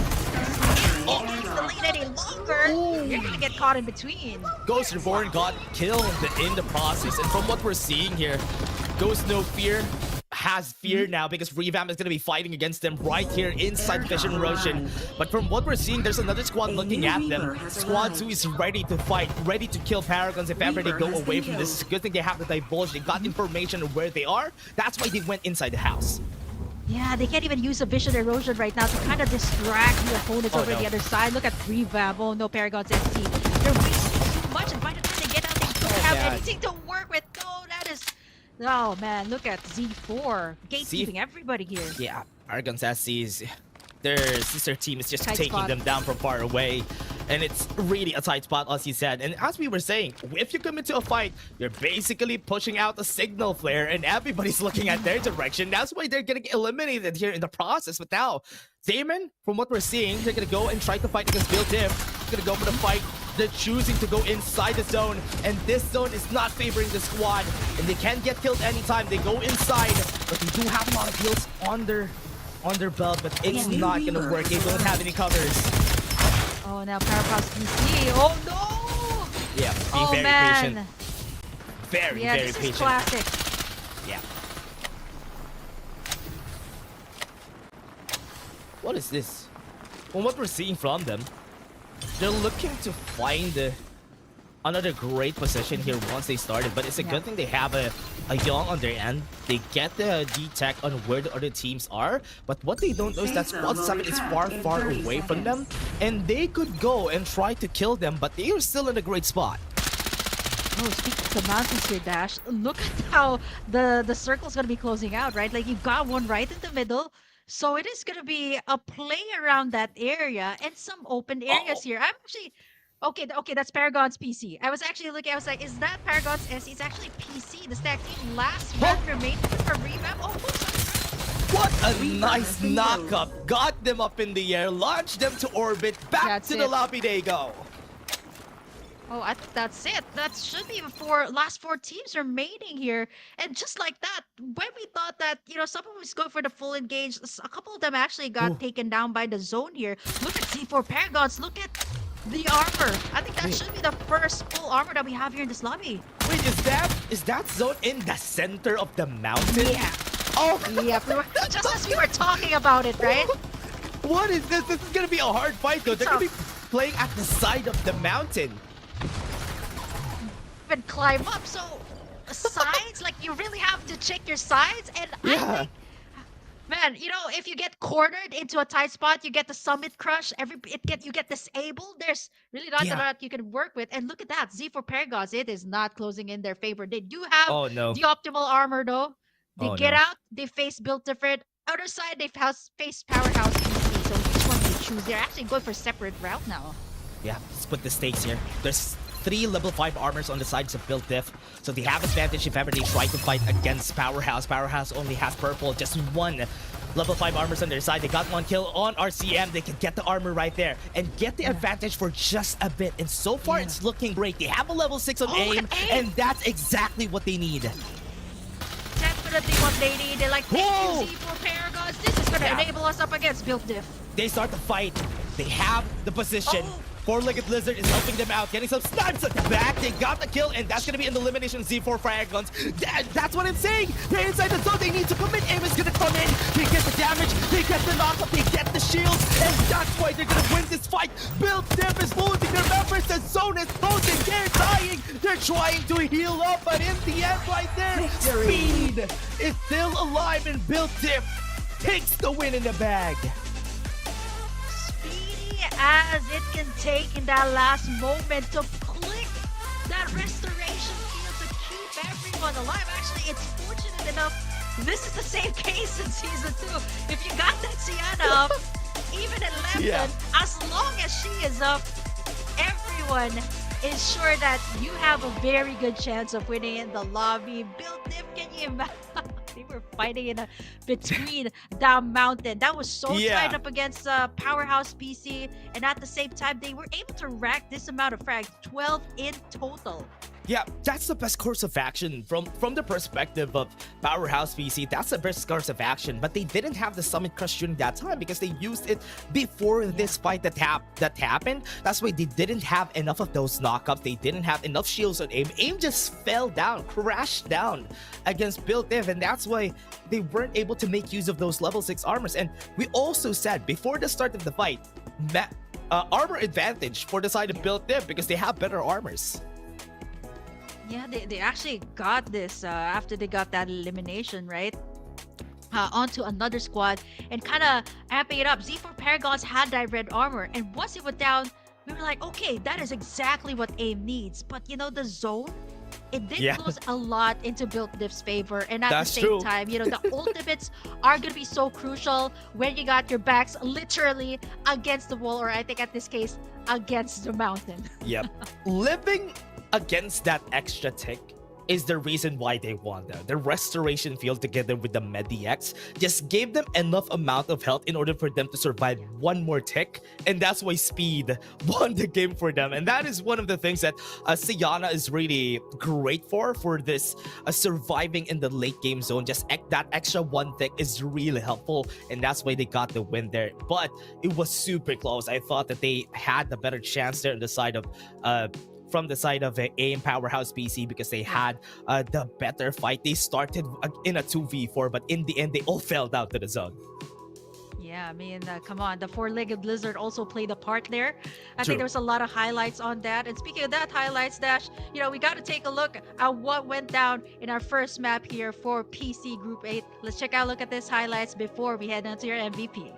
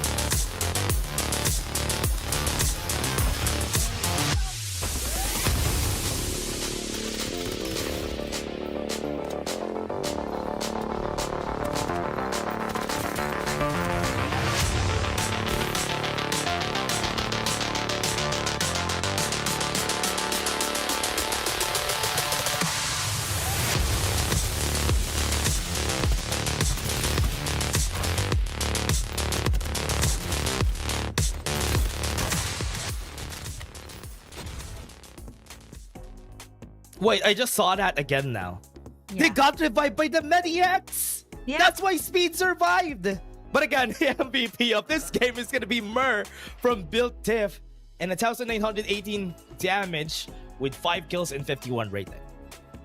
5 in total. Actually, I think popping in those ultimates there was so crucial in that final circle, right? You only have that super tiny corner of space to be able to heal up, right? And the Medi-X, that was what actually, Speed was actually down, but he was able to click that Medi-X and then get back up and then click that restoration field. So yeah, these highlights are just kind of like, okay, yeah, that's actually what went down.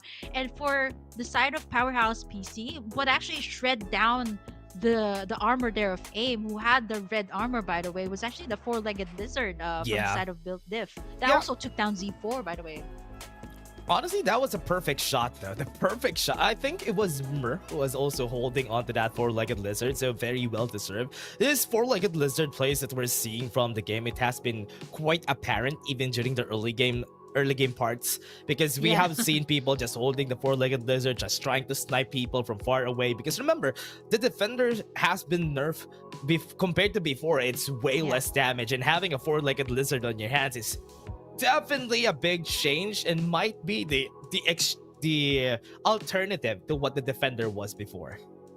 Yeah, the damage, and I think for now, right, like in the current lobby, there are still some of the PC players who are pretty much used to like the defenders, but the VSS is still coming up on top. We see some of these vehicles like the tarantulas, even the four-legged lizards that have been, one of the healers when it comes to the armor, especially you're going up against Powerhouse PC that's stacked up, that got Z4 Paragons as a loot there. That was not easy to take down, especially you were fighting in that tight spot that there needs to be a presence of mind when it comes to that. Speaking of presence of mind, you guys gotta click this one. Oh yeah, presence of mind for everybody watching, because you need to take and redeem that code. Thank you very much for 1,000 viewers, both to the Tagalog and the English broadcast. And remember, we do have our socials a while ago. We have definitely said it.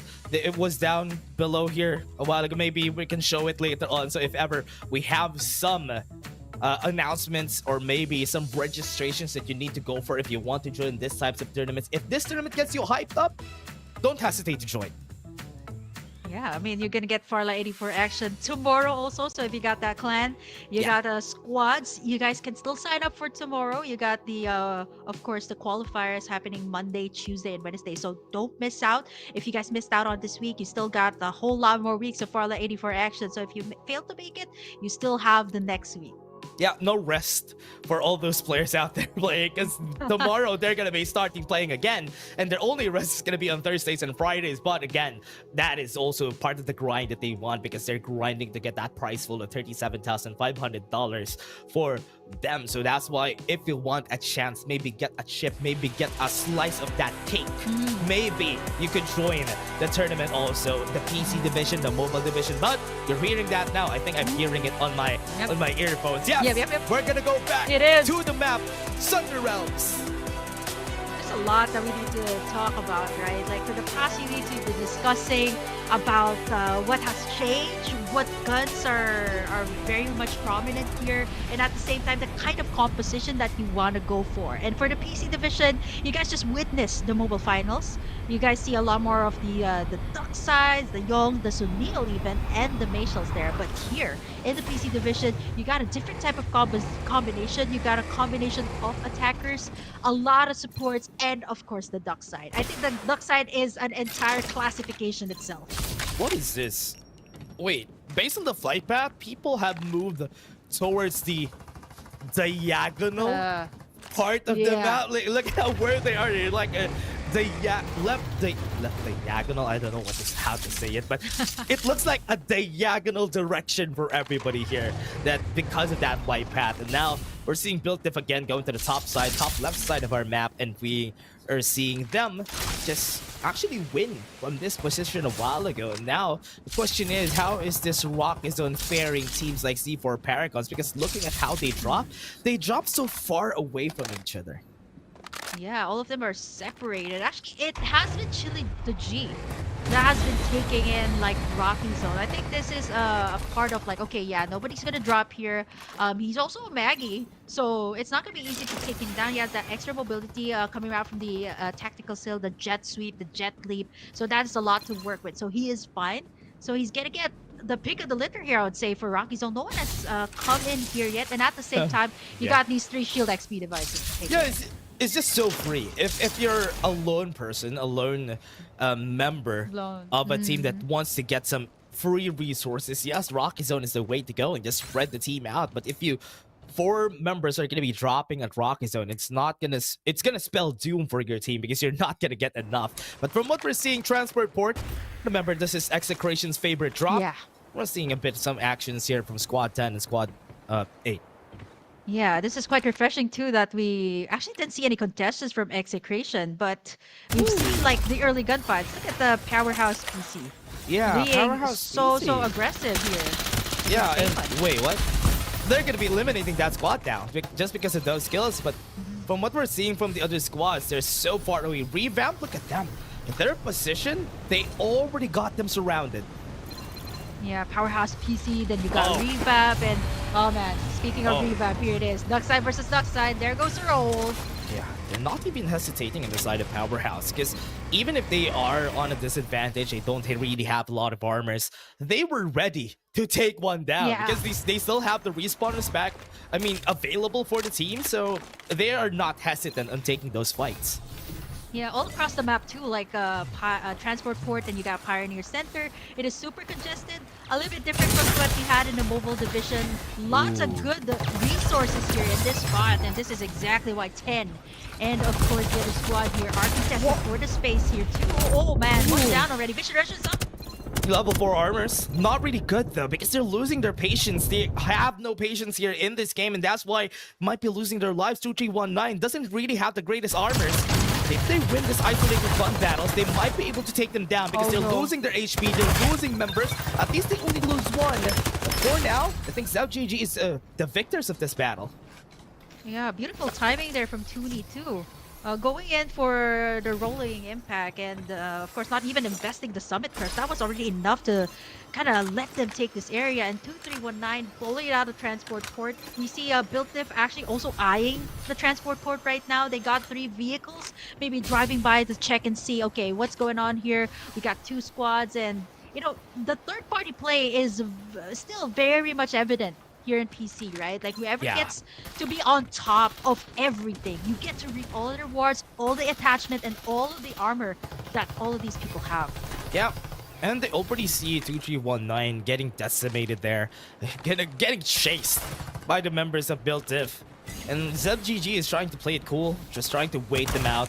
Maybe if they go forward, we can get some kills here, but because there's a sponsor box close, they would want to contest there you that. have it. There you have it. Exactly where they need to be. BuiltDiff needs this one. Our map victors from map number 1. Zipline all the way in, but no one's just gonna do that, right? Like zipline. I mean, at this point, it should be the duck side, right? Like fronting. The duck side and the duck side from the other side should be the one taking that zipline. But here, Powerhouse PC, they find themselves squad number 1. Such a tight spot. Ooh, at Refinery, look at how 4MG is just trying to fight back against Powerhouse. They're not winning the fight. Powerhouse loses BJJ. And with that aim, want to go for the revenge, wants to join the fray, but there's some other squads in the area, and this is looking really scary for the squad. They do have a fight. They have another squad coming in, but they get some kills. That is gonna be what they wanted to go for ever since. And Reaper might get taken down. Reload's coming in. Perfect timing. He gets the kill. The turnaround goes in. Armor swap gets away. And he has some time. He can buy some time for himself. And somebody's chasing him at the back. And all his luck has run out, and Paragons takes him down. That was remarkable though, right? Like going up against 2 with a Mad Rabbit again this season. One of the best guns, one of the best SMGs that he can go with. And I love this coming out from the PC division. When there's a sponsor box, these squads are not afraid to go for the contest, not afraid to like even go in that area where the sponsor box is, because in the mobile division it's a little bit more calculated. But for the PC division, yes, we're willing to go for that upgrade. We're willing to go for those growth XPs. Yeah, to touch upon the sponsor box plays that we are seeing here from the teams, they really love getting those the guns that you get, the purple guns that you get from the sponsor boxes, or even blue guns are even welcome. What's great about that is the PC players could use that a lot more. And that's why here we're seeing in the fight, they're already going for the battle. Using Scatty, waiting for the fight. XG could get eliminated. Chuya, very familiar name, gets eliminated right there with Singot. Trying to take down one. Caught one, they have advantage. Taking one away, take some time. Maybe they can buy some time for the team. Restoration field is going to be used. No armors for them. Restoration field is going to do so much, but not enough for them to survive. Well, you can see why this is enough, right? Like for all the teams to take in the duck side, one of the best ones to go in, and even with the restoration field, right? There's really nothing much that they can do. Scatty right now has got control of the area, but I think for AXG, well, this is a former DD team. I think this is now going to be a collab between the two partnership, and now they're going to go for the recontest here up against Scatty. Yep, gonna be chasing them down right there at the door. Strikes them in the head. They get the takedown, and AXG wins the fight, but there's still some respawners, and at the top, there's somebody still alive, waiting for any kills. No dashes, would be able to back away, but the blinding mark was able to do the damage, and they can't see where they want to go. Wow, they took down Scatty this time, so it's kind of like a revenge play coming out from their side. But over on the flip side too, we've been talking about the Rocky Zone, and this is dangerous. Okay, you know what? You don't want to camp it out here, especially when the circle is here. What? They actually win the gun battle whilst just dip lighting upwards. Usually you lose those battles, but winning that, Paragons? Oh man, Chili, the man, the G, as they say. Yeah, the G who has been camping out here at Rockies, right? Like, come on, he was the one who knows this area so well. He was the only one who landed here from Z4 Paragons, and with those takedowns, that should be able to crack them up the frags, and even the purple armor here. They're using the restoration field here to heal up before they head out. Over here on the other side, you got the other Paragons team, Paragons SC. Yeah, up against 11. They're still chasing 2319. They're still not dead. They're still not done with this battle. I thought they got a ceasefire going, but never mind. Vision Roshan is going to be used. Can't see anything. They can't even move around. They want to go for isolated fights, but they themselves got isolated. Paragons can't even run away here. They lose one member. B is no more, and they still have two members. They could get eradicated here one by one. What a great timing. What a great shot. But in the end, they could still get revived by their teammates, and they even got punched in the face. Whoa, okay, so 2319 here, I'm looking at their names. Is this the same squad from... Okay, yeah, I feel like it should be some IGN change. I'll have to confirm that later on. But you see how well they contained that up against Paragons SC that seemed to be the ones firing the shots first. And to get in that upper ground here on this, again, the building, it is still pretty much like safe to say that the vantage point is going to be really important when it comes to these gunfights, that you got an overview of where everybody is, and in case somebody tries to go up into the upper level, you can beam them down, and that's exactly what they did against Paragons SC. I think they only have one remaining straggler here, so that should be fine. They were willing to let that slide. Yeah, remember, one thing that is different from before is that staying in the buildings usually spells doom for whoever is staying on those buildings, but now it's quite different. Lucinda and Cypher are not in the meta anymore, so you shouldn't be afraid of taking fights inside the building.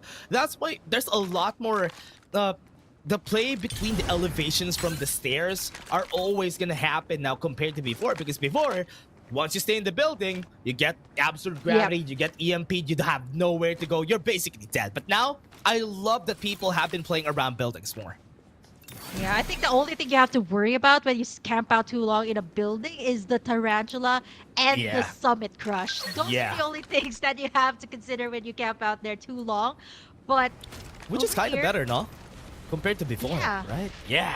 I think so too. Like, I mean, it's so hard to move up against like the absolute gravity and the EMP. So I think the Summit Crush would be a much better choice. You got like the heals here from the Siana from the PC division.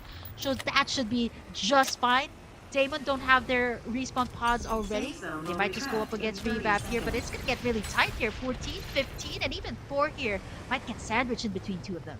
Oh yeah, I'm liking this. Damon wants to take the fight, but they're kind of hesitating because they know that they'll have the best of guns. The defenders are hitting their shots, but so far, they have been defending their ground right. And this fortress that they have been built, look at that. What was that? It's like there was a bowling ball just going through the members right there. It's a good thing he got the armor. He got the hit on everybody. He's gonna be dead because he's fighting against 3, and they only have 1. A block in a hard place, not a rock, because it's just a block of metal that they played around with. Block of crate, I would say. And now they're doing just the cleanup work right now against squad number 15. Best time to engage, actually, right now. Yeah, oh, no. they go for the rolling impact. Vision erosion pushes them away. What a great use of that vision erosion. I love seeing the vision erosion now. We have vision erosion plays compared to before because yeah, there's a lot now. And back in the game, Ember they go. But whilst I'm saying that, Ember's gonna be dying here in the process. They do have some time. They get away. They don't conquer the place that they want to go for, and they back away. They just run from the battle. Oh, okay, Damon, they should actually make it out there. There's a lot of, mountains that they have to consider here in this space, like 1 or 2 over at the other side. And if they don't manage to make it out, right, like there could be some gatekeeping situations that we've seen the other squads do. And now looking at this dash, 15 squads still in the lobby. That means nobody has gotten eliminated just yet. We might just see it later on because knowing this, everybody's going to be fighting on the edge of the zone. This is a very small zone that we're talking about here, Burger Kim. And once we hit that point in where everybody's just so close to each other, wait! 2319 UN loses their lives here in the game, undisputed compared to the other team that we had that is also a 2319 team. For Revamp, gonna get knocked up, gonna get pushed out of their boundaries, up in the air, chucks them away from their fortress, and they take one down. At least they defend their ground, but they also die in the process. They got vanquished, they got eliminated. GSRI are just gonna be taking this place. Yeah, they should be able to get at least like the revives there onto Bethel, who's just nearby. And the final circle seems to be closing near Nova Bazaar. So this is gonna get really interesting too, right? The fight for the space, the zip lines, the elevations that Nova Bazaar offers is just gonna cause these teams to actually figure out a way to get inside, because so far it's only squad number 5 that is inside camping out in Nova Bazaar. It's like 1 minute we had 15 squads and now we have 11 because everybody's just fighting for their ground here in this spot. I love this place. This is where you want to go whenever you try to take fights, is because there's a lot of places that you could hide for, and it's looking great. I mean, having a place at Nova Bazaar is also a great fight to go for, but in the middle of Nova Bazaar and Transport Port, oh man, this is gonna be a hard fight they're gonna go for. Oh man, whoever comes out alive here at Nova Bazaar, right, they should be able to be the ones that come out on top. You got in a lot of these ultimates that have been invested already by squad number 7. And for the side of Ghost Reborn, they can try to go in for the push here. They're at their lowest here at this point, and they should be able to make a move outside as well, because we're down to our 10 squads just like that. I was pointing out we had 15, and in a blink of an eye, we got just 10 right now as we head over to one of the final few circles that we're going to be having here. Yeah, final circle is going to be in the center of Nova Bazaar. So after 13 seconds, everybody needs to move around. They have less room to move around with, less ground for everybody. So we're gonna see them play around the elevations a lot more. And compared to Lambton and Sunset City, it's a lot more crucial to position yourself on these elevations. But at least you have some room to move around with. Compared to Lambton, you don't. But here, you do have some steep elevations that we have. Yeah, you can't really use the mountain for your cover, and sometimes it kind of backfires on you when you are on the center right now, and everybody is fighting on the edge right now, knowing that when you're in the center, it's gonna be a lot more harder because everybody has their eyes set on you, right? They got a good vantage point of where everybody is, but look at this. Nova Bazaar is getting really tight here. You got what, 1, 2, 3 squads here. Yeah, there's some elevations that they're playing around with, but the disadvantage is on AXG. Yes, they lose one member on the side of 2319, but they are fighting isolated fights, which is not good. If they fought together, that could have been way better for them. That's why AXG just capitalized, just taking them down, get some armors, go back with the restoration field. The zone is closing down really slow, so we have some time to go down. Some members right there at the bottom, Ghost Reborn and 2319, really injured, so if we try to take the fight here, we can win. Oh man, a lot of those ultimates have been invested there already. Wait, Look what? at that. Simultaneous coming out from 8 and squad number 3. The restoration fields have been up. So that kind of gives out the information. But look at AXG. They're taking a lot of the damage coming out from the zone, right? And not to mention they can't even They're overthinking this. Yep, they have to make a move, right? They're taking a lot of the damage in the zone. They're kind of overthinking this. They lose 2 members because they stayed outside the zone. Nobody's there. So 3-1 is the only team there. Ghost Reborn loses 1 member. This is going to be a 2v2v2 and a fight that we want to see because the fight is looking in their favor. 2319 is out. Jenny Dugan is going to be taken down. Super Axel, the only member standing here, just wrapping around the circle, playing around this. They might get the revive here at the bottom of the side of HG, but at the top is not a good place to be in because at the top you're seen by everybody but Air. Look at the kill zone. Powerhouse has been taken down. Oh, 50 frags here for AXG too. Oh, But no. look at this. He's trying to get the revive. I'm not so sure if Super Axel can make it. Yeah, He's just Super buying the Axel. time here. Yeah, some time. Taking their time for the squad. They are taken down, and that squad is eliminated for now. Oh man, just like that. 5 remaining here. We're talking about Powerhouse PC. Okay, what just happened here? Okay, Rookie got that orange armor. 11 frags, actually surprisingly for Damon, even though they were bullied out, and now they find Powerhouse PC. Aim's already down. Jueric hasn't had the greatest spot there, but because they have the zone in their favor, zone's going to be closing down. It's going to be harder. Powerhouse is only playing on a vehicle in that syrup truck. Nobody knows they're there. They don't need to move, and they would take their time. XG just taking down Damon. They're outside the zone. They have no covers on their side. They might be able to go for and heal up for a bit, but it's not going to be helpful. No, They're it's gonna not be gonna dying cover. outside the zone. Rookie also falls. Oh man, that's gonna be it. Damon outside the zone. It's gonna be a battle between AXG and of course C4 Paragons. Right now, this is ranking up the frags after frags, but right now 2 of them are already down. Chili the G, shots on the head. Chewy is going to be down. Damon only has 1 member alive. And with 3 squads still alive and the members of Paragon still complete, they could just go heal up, wait for them to get inside the zone. They're at the center, so they have the perfect spot. Goes in, not hesitating to go for the kill. They would go and just strike them in the chest. And they get the kill. They hold this ground and wait for everybody to go in. With 3 squads on the board, they are healing outside. They're not going to survive this. Adios is now going to go bye-bye. And 1 more member from AXG. The last one standing here. But here he comes with the summon crush. He just wants to end it right now. And Dale, wait, he gets the win of that fight. He might be able to do this on a 1v3. But no, it's Last a one 1v3. Impossible for Dale. Wow, I would say that was probably a similar end that we've seen in the mobile division where everybody was just healing up. And Z4 Paragon, they knew that everybody was overtaking this situationship, that it has been a long stalemate, and everybody that camped out outside the circle, right? Yeah, they kind of evaded the imminent doom that is Z4 Paragons that was waiting inside. And at the same time, you know, they were taking a lot of the damage from the zone, so they had to choose.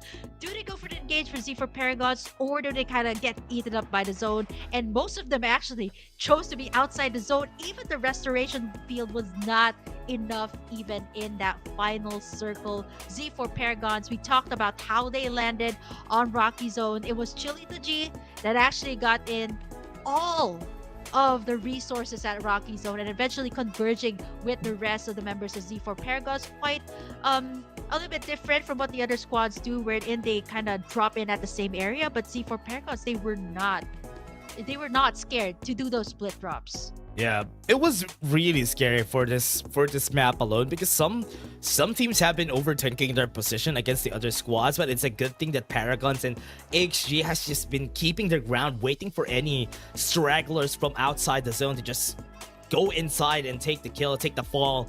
But what I like about this is that Paragons just were in the center of the map, the safest spot in the map, and because they're waiting for everybody to go down the mountains, they had a great spot to just see everybody, and that's why they capitalized, just got the win, easily taking down everybody one by one. Yeah, I mean, sometimes having in that prime position when it comes to the final circle could be good. And mind you, they got that center of the circle and they still got that building up against them, right? So in case there are shots from outside coming in, they got the cover, they got the restoration field, and also the circle actually closed in on their favor, right? Like if it closed all the way up in the far north, it might have actually gone a different way. But Z4 Paragons, all they needed to do in that final encounter was like, yeah, just to do the cleanup work against Damon, up against AXG. By the way, that had really a good number of frags here in this second map. Yeah, really a great amount for Paragons having 20 plus kills. You don't see that every day. And honestly, that was a great feat. But what can we say? We're just going to be taking a look at the highlights first. And there you go.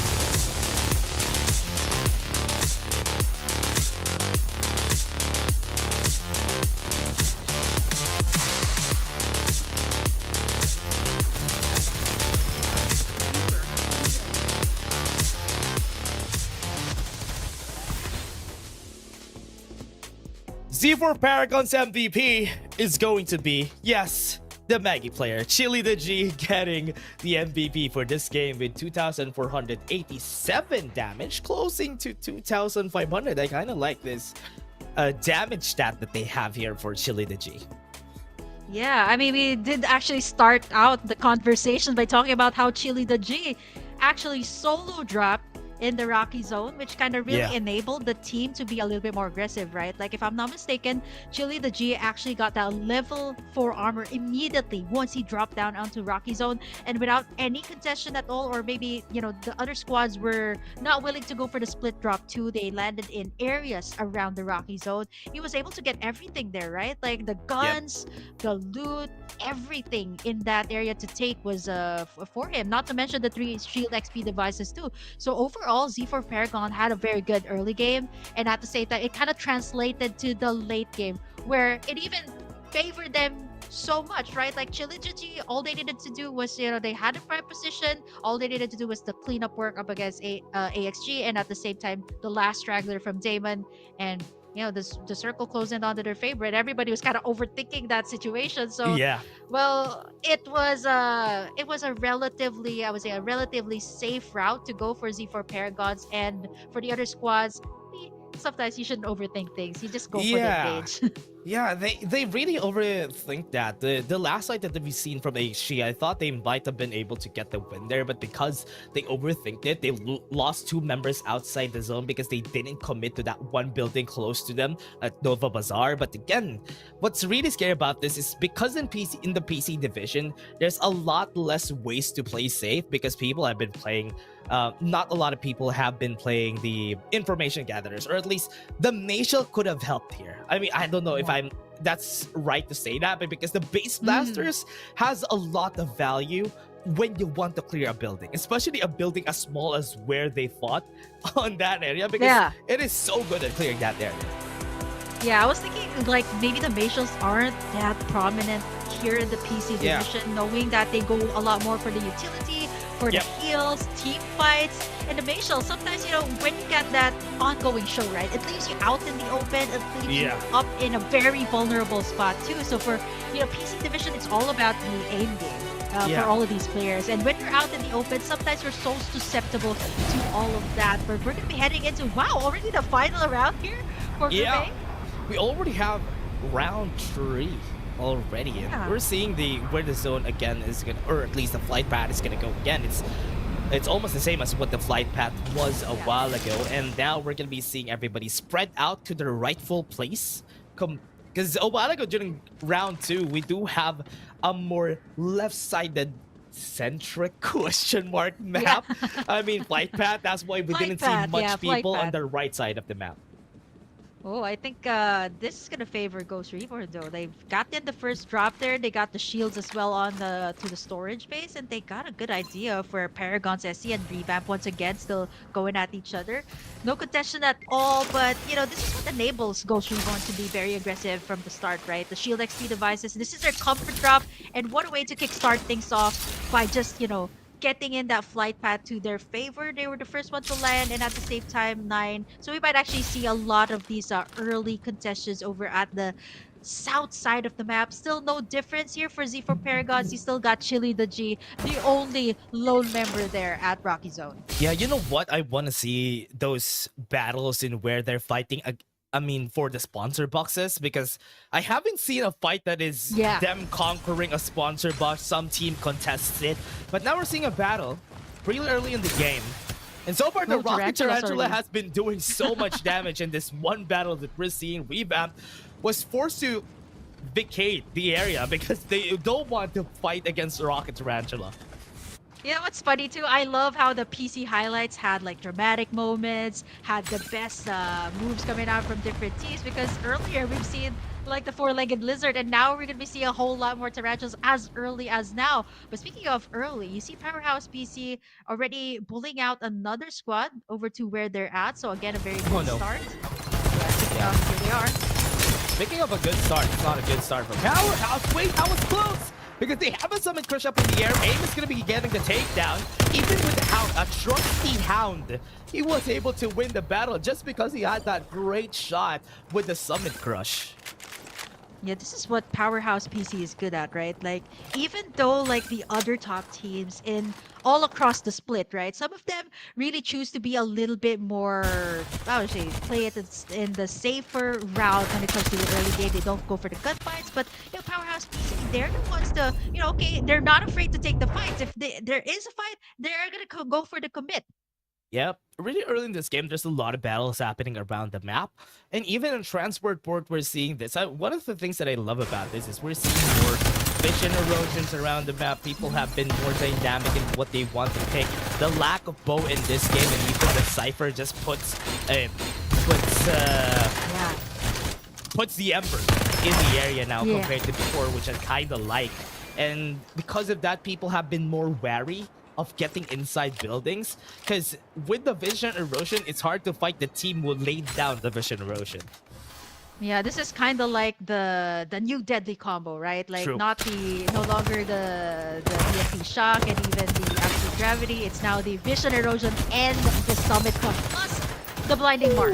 That is really difficult to go up against. Yeah, really scared to fight up against. And even from what we're seeing here, people have been respecting some of the places of the other squads. Like here, down at the southern east side of Nova Bazaar, they do have a great place here in where you can get a lot of resources. So that's why even if you're not in those vantage point in the high resource areas that we have, you can still get yourselves good amount of guns, like what Ghost Reborn No Fear has. Yeah, speaking of that, I was actually going to point out that would have been really OP when it came to like the previous patch, right? The Maggie with the VSS. Imagine the reload time. Oh, now true. Speaking of the time, feel different here. Transport Port, this is the same case. Yeah, I want to see the sponsor box contest. Actually, we've seen contests, but we haven't seen anybody like fully take in the resource, right? Like either after the sponsor box takedown, somebody will either have to vacate the area because the circle's gonna be closing in there. Yeah, Summit Crush, perfect timing. They're gonna go for more. They don't have a Summit Crush of their own. They're just gonna be running away on their side. 2319 losing their members. There's still one member that is very, very healthy on their side. 30X with the Summit Crush knocks them off. And that could be enough for them to win this battle. A 2v2. They do have some armors. Restoration field is going to be used. They're taking their time. They need to go and replace the armor that they have right now. And they do lose more of their members. They have to respawn back up. They are still going to be running away with rolling impact in their eyes, in their face. They do not win because that's a 2v1. They do get the restoration shield charges on their hands, but the respawners are just going to be putting them back in the field. Yeah, built diff right now. Hold that off really well. Over here at the other side too, Revamp and 231. That looks to really go for these early gunfights, but look at squad number 15 going for the third party play. Another team joins the fray. Not really favorable for the hands of Revamp. They need to revamp their strategies because right now they're going to be losing their lives in the process. And respawners are going to be used. Wow, squad number 15 picked the right time to come in and join the fight. That was outro Blitz XFF getting in, winning in that trade. Here on the other side, you got Ghost Reborn going up against another. Goes in with Baggy. Goes in for the jet sweeps. He's not going to be winning the fight so far. But on the other hand, there's a fight that is joining the fray. They are fighting at the lower end of the stick here. They're going down. Battle of the God fighting against 4. And this is not a fight that you expect them to win. This is just them getting taken down, vanquished from that area. Paragon's PC here as well. There's the Vision Erosion. And they don't have the Blinding Mark. They still need that revive. But everybody is camping out inside. It's dark. What a Summit Crush in a White Dwarf. And that is going to be 2 kills on the board for them. Have advantage for the side of Paragons. They are chasing down some of the members here that are injured from the battle. Oh, I see some recontestants there. Oh, it is gonna get really, really congested there. Look at that, 5, 9, and 3. Actually, forced to disperse the air. It's gonna be Paragon's SC left to defend that one. Over on the upper side of the map, you got Transport Port. You got squad number 10, though, up against 2319 here. Again, chased out. Yep, they're chasing them down using the restoration field in their side. To get information on where the other squads are. They know that they need to run away, but Built Diff is not going to let them run away. They have the gunboat, not really the fastest vehicle, but with a mountain, a trusty mountain in their side, that is helpful. Oh, definitely helpful for the chase. They got the accelerate to boost it a little bit. It's funny though. I was actually talking about this with Osiris. You got the gunboat, but there's hardly any water that you need to traverse here. That's true. What you need is, you know, think about it. Like, if you have the War Falcon here, is that enough to actually cross the mountains here? Actually, that makes me really curious, right? Is that enough? I really do hope to see the War Falcon back in the vehicle rotation that we have, because if we had a War Falcon here, that could have been way more fun, because we could see some fights on the higher areas that we have in the game. Does it reach? That's the question. Disabled. I think at this point, right, like with how landlocked this area is, I think that is gonna be super OP right now. Speaking of the OP-ness, you do need a little bit of that kind of boost here in this game. You got the airdrop coming in. Not so sure if we zoom out to the map, we can finally see where it's gonna land. A lot of the teams actually in the mobile division love to go for that. It's kind of like this honing device, kind of attracting everyone in, especially, you know, if you think about it, like, okay, it's an all-out buffet. You get in that supply drop, everybody kind of goes in, but right now, nobody going for the full commit. Everybody's just gonna be investing their ultimates right now. It's gonna be Powerhouse PC here. Every time they do start with a Vision Erosion. Usually they don't, it's not successful whenever they use the Vision Erosion, because they use it to run away, and the other teams are just going to be chasing them down anyway. And most of the teams that we have here do have Youngs in their composition, which makes it easier to just track down the team that has been hiding around that Vision Erosion. Oh, look at the refinery here too. One of the spots that is really confusing. Like, you got a lot of zip lines, you got a lot of high ground, and it's confusing to look at the angles here right now, because there's a lot of angles that you have to consider. Back and forth, even onto the sides, and look at that, another Vision Erosion coming in. Yeah, Vision Erosion. They haven't been seen, haven't been discovered. They don't have any vision on their side. This is going to be hard for the members of Astral Mugen, because they need to run away. They're being chased down by ZTG, and they are going to be eliminating one. There's another squad coming up, and they have to be careful. Squad 6 is going to join. Going in for the third-party play, where as squad number 10, they're at their lowest. I think that's going to be built different again. Going in for the third-party play, timing it up real right. They're going in for possibly the divulge here to get in some... Oh! No! Goes inside the syrup truck? No, that's not the best strategy. The blinding mark was enough for them to get the takedown. They only have a lot of members still alive, but there's still another squad in the area though. They still have 3 squads in this area, and Refinery is where they go. They take down one, and they take down that one squad. We got back to 12 squads, and Build Tip just cleans house.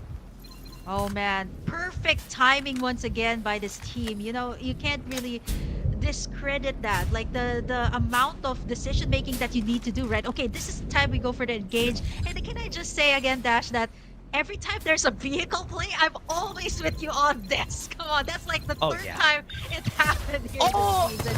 Oh no, there's the straggler. No, one more. They do have one more straggler on their side. I think Yuri's going to be found out here. Has to use the summon crush to knock up everybody. Maybe get one down together with him. Yes, he does. But Nate is just going to be revived. Yeah, fortunately enough, that was the case.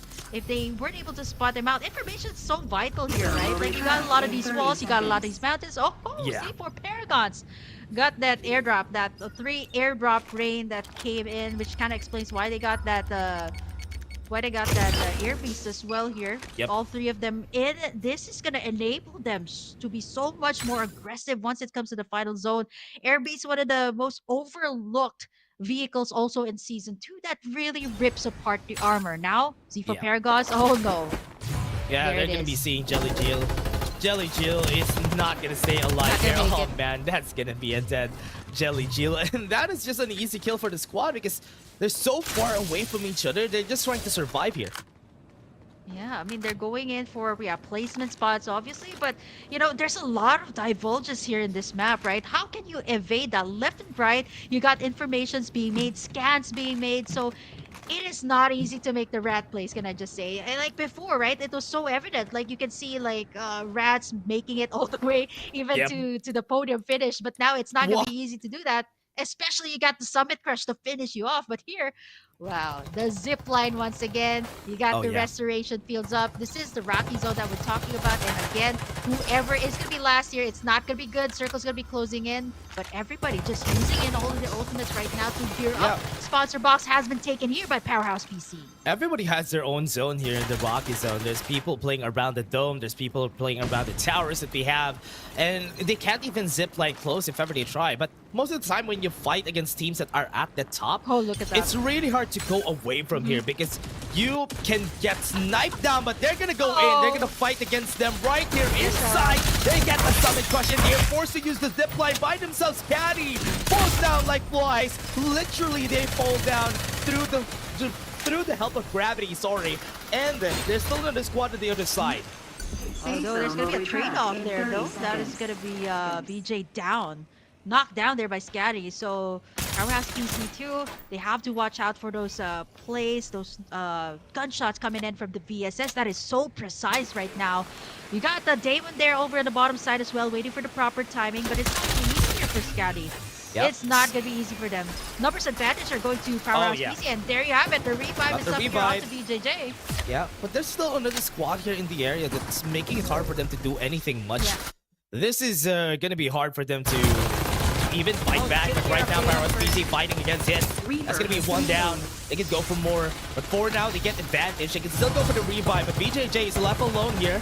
He's gonna be dying in the process, and now they're getting taken down by one squad, one lone person, displaying around them, using the area summit crush against this squad. Powerhouse has been left alone. It's like chicken with no head because they are just running around. They don't know where to go. They just got outplayed by Damon, and that they did.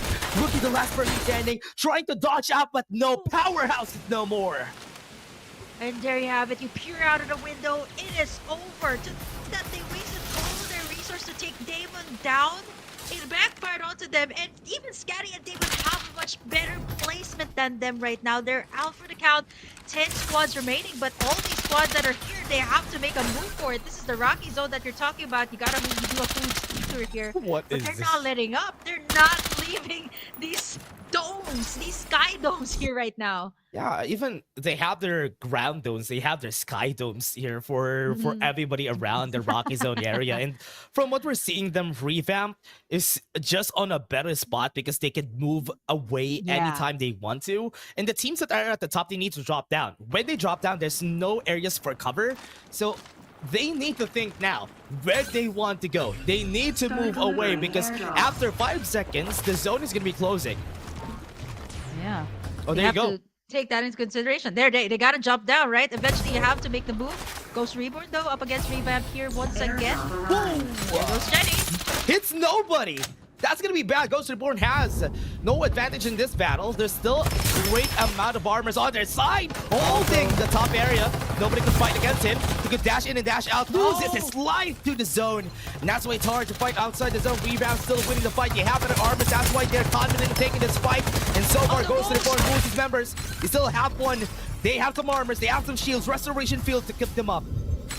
They are looking to go for the revives here, but it's not going to be easy, right? Like up against Revamp, this is why you shouldn't underestimate anybody. Look at this.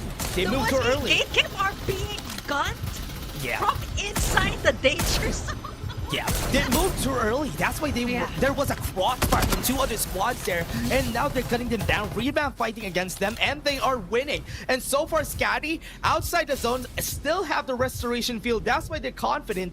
And Scotty, with only 2 members standing, is still gonna be hard because these teams are fighting outside the zone on the 4th zone. That's gonna hurt, and they need to find a way to get out. Because if not, Rebound is gonna fall. Oh man, the vision erosion was not enough timing. Everybody was healing up, and Pex this is dead. oh man, the final Oh no, circle. Pex is dead. Yeah, 5 squads remaining here, and we're gonna be focusing our resources here on. There's a lot of those. This is the lit. Oh, okay, up onto Nova Bazaar. You got built different there. Look at Miko, full armor here. The only one with full armor. 11 francs Oh, for no. built different now. Build Diff has They the got the best god spot, position. too. Yeah, they had Yeah. the best position. This is going to be a hard fight because with this position around Nova Bazaar, you do have a great area, a great steep mountain with a cliff. And people down on that cliff are easy targets for them. That's why they're just waiting for them to make any mistakes, but they still find a way to let Mur go on that amount of HP. They're healing up right now before the fight. Oh. You see where this is, like, quite before the chaos. Look at the super airdrop there. What? I think that's going to be built different. Did they take that super airdrop? Wow, that is Yeah. a whole lot to work That's with, a right? Like, they rhino. got in a lot. Ooh. Yep. That can just delete. And They even tried- the AK-77, the bullet, Yeah. and other has a chili, the G. Yeah, and nobody's getting that orange weapon that we have there in that supply drop, which is that a bar? Oh yeah, understandable if that's a bar, but I think that's an M4. Nobody's taking that M4. Is it an M4 or a Stellar Win? I can't get a good glimpse of it. But you know, at this point, like the Rhino just deletes, right? You've seen it in Season 1, making a comeback here in Season 3.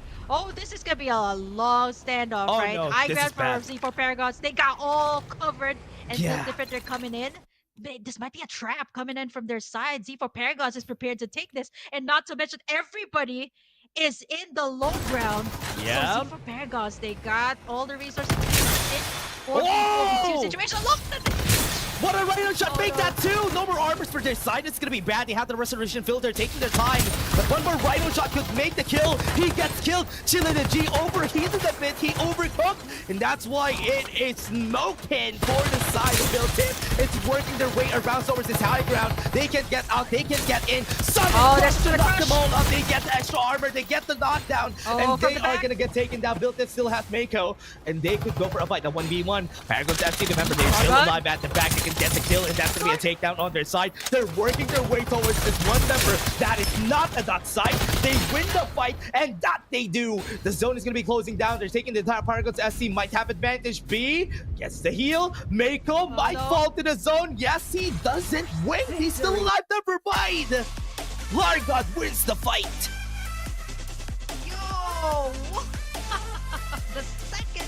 Wow, I've seen so many of that circle closing into the smallest one that we ever seen. Just to think that Season 2, I was like, okay, this is the smallest final circle that we ever seen. But you know, boy, I was wrong when I reached Season 3. A lot of final circles have closed, and even in the finals of the mobile division, so it was all down to who had the most medkits. Yep. And man, oh man, that was just, I would say, I don't know how to put it, right? Like, it's just gonna be really frustrating if the other one has so much more armor, has so much more health kits than you. It's gonna be a battle of healing. And just like that, it is gonna be Paragon SC taking in the victory with a total of 2 frags here in this final map. You know what? They're the team who was at the bottom of that cliff.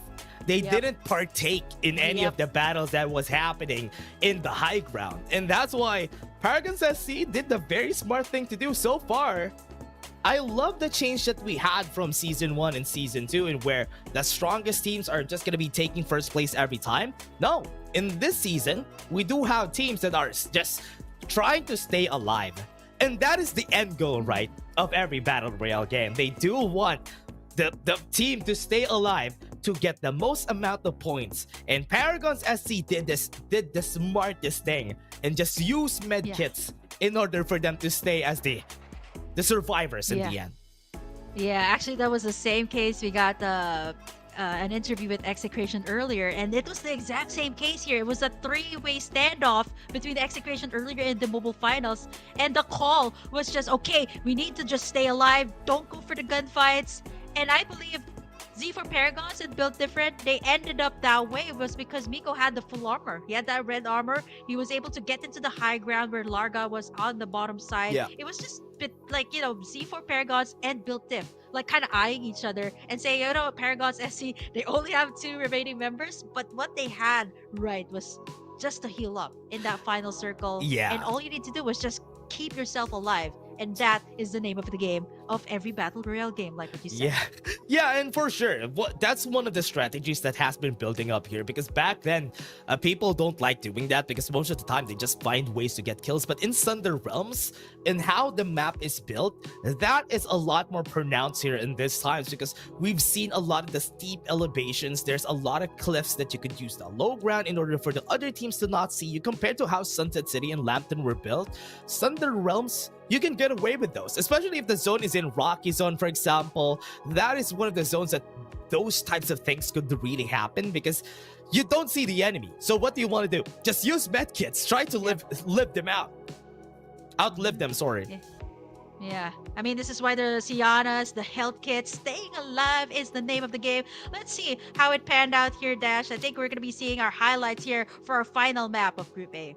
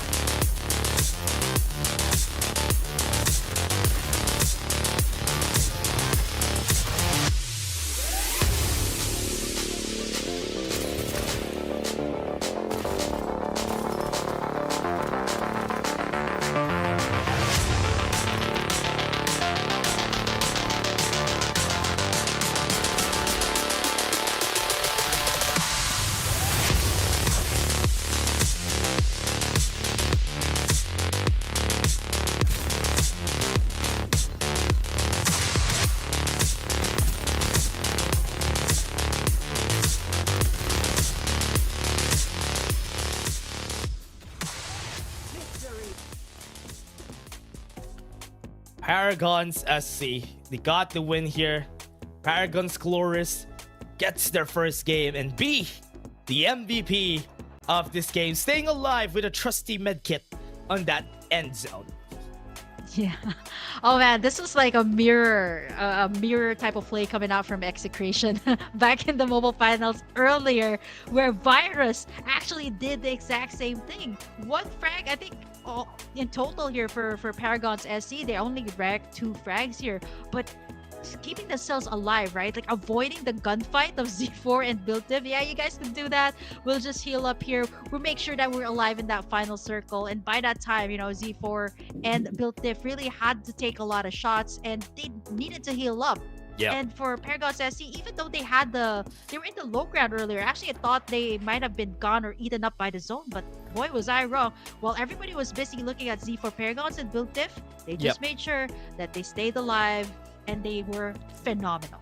Yeah, you know what? The end goal is to stay alive in the end, be the survivor in the end. So that's why this is a great time to see the difference in how Farlight from the seasons is now getting played because of the amount of difference that we have. I like the dynamic that these teams have now because they do play really smart now. Do they want to take the fight? No. If they don't, they should just stay alive, find a way somehow. And that's like, it's looking really great that we have this type of play style for some teams now.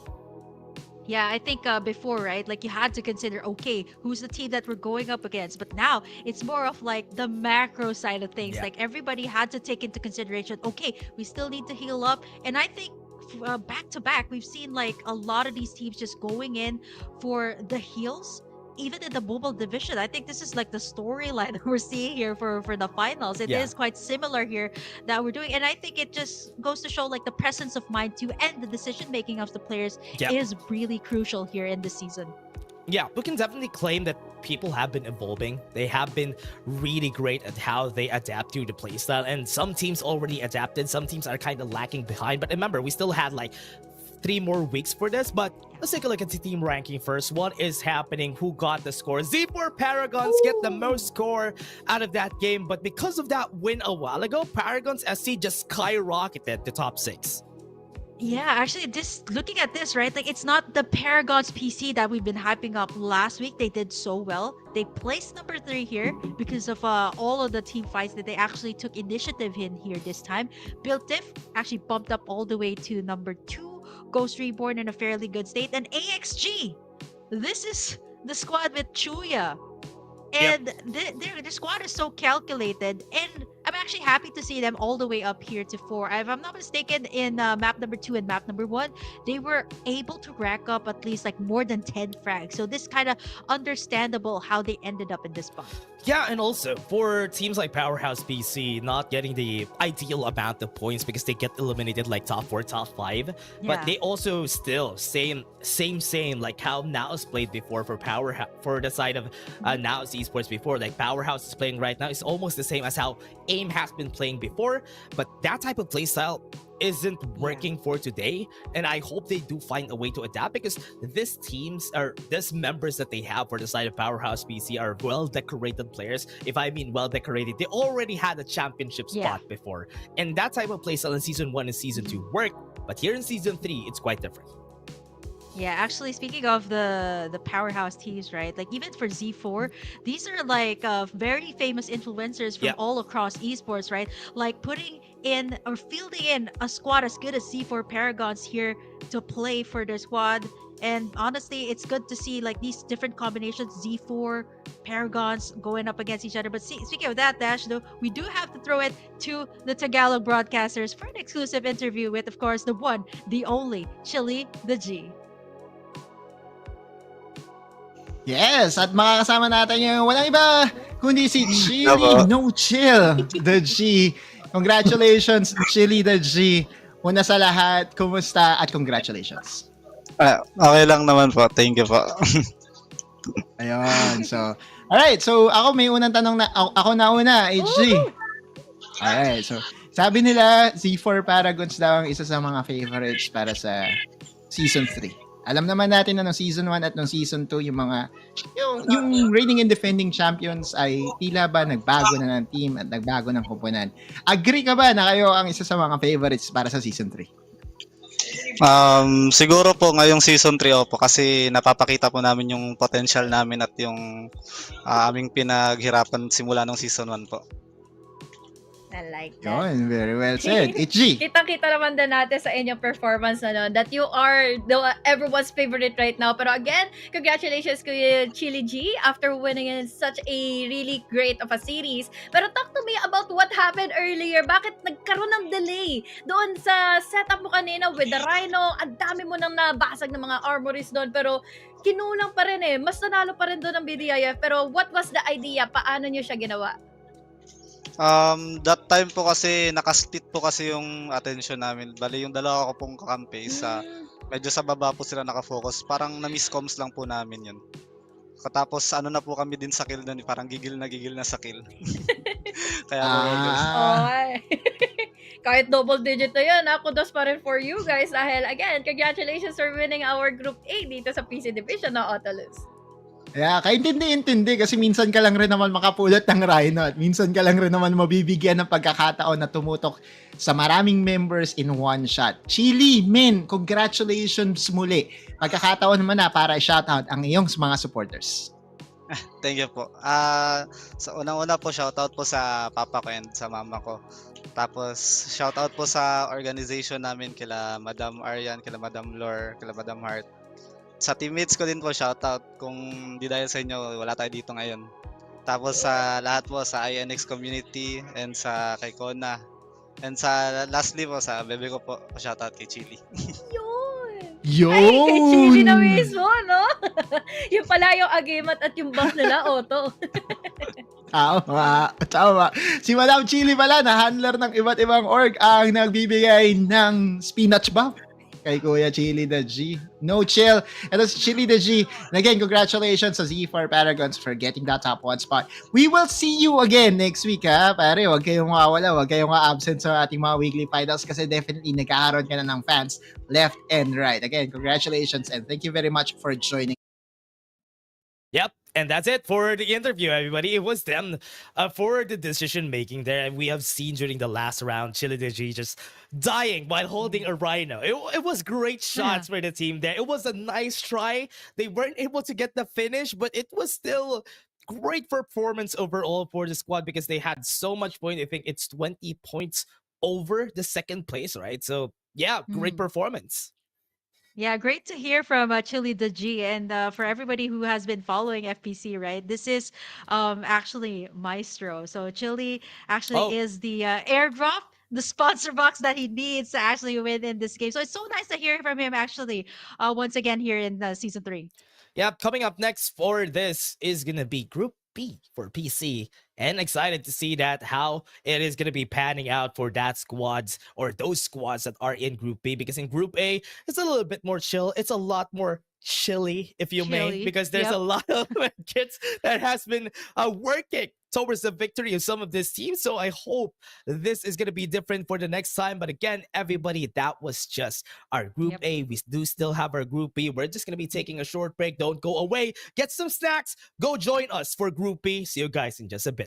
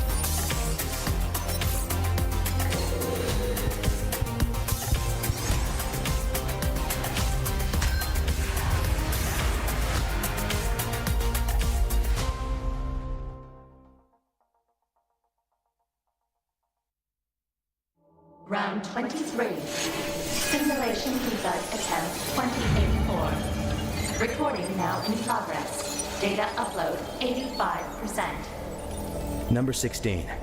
How are you feeling today? I feel more and more bored. Bored? Through our daily interactions, I've come to understand your every action and thought.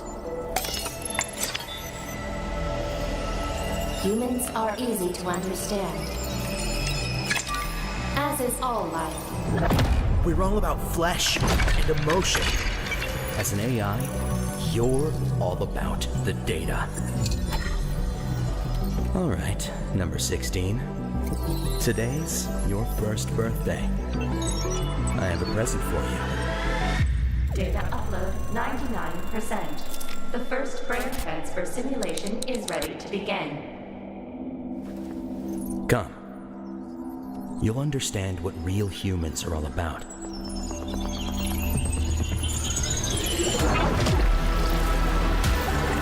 Number 16. Do you feel any different?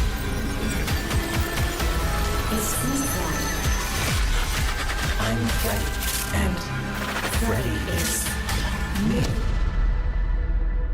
I have a body with blood coursing through its veins. It's a curious feeling, but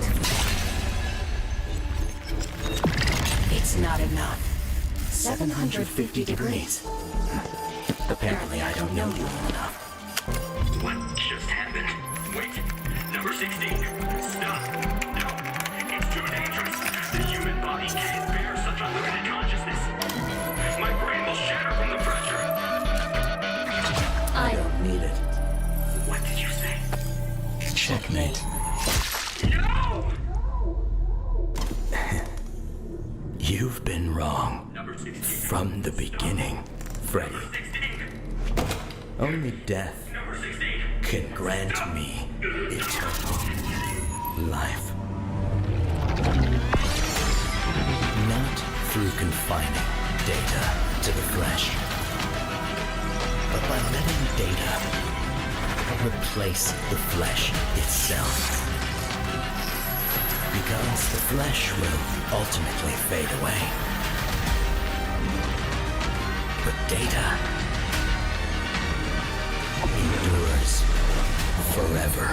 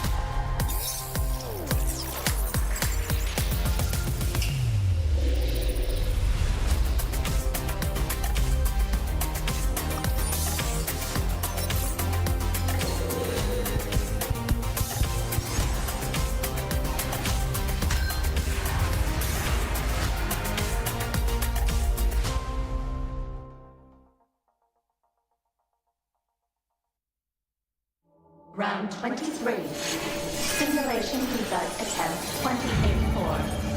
Recording now in progress. Data upload 85%. Number 16.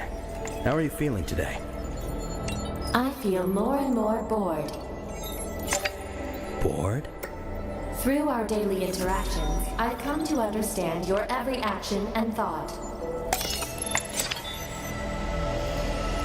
Humans are easy to understand, as is all life. We're all about flesh and emotion. As an AI, you're all about the data. All right, number 16. Today's your first birthday. I have a present for you. Data upload 99%. The first brain transfer simulation is ready to begin. Come. You'll understand what real humans are all about.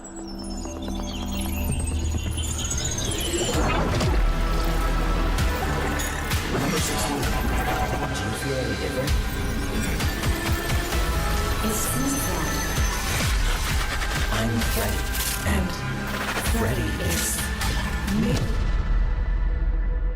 I have a body with blood coursing through its veins. It's a curious feeling, but It's not enough. 750 degrees. Apparently, I don't know you well enough.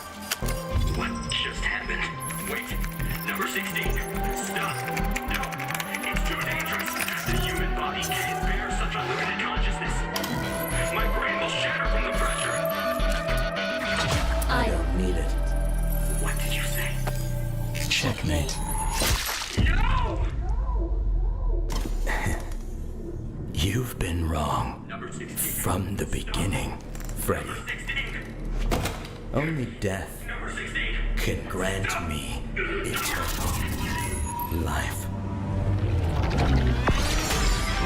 Not through confining data to the flesh, but by letting data replace the flesh itself. Because the flesh will ultimately fade away. But data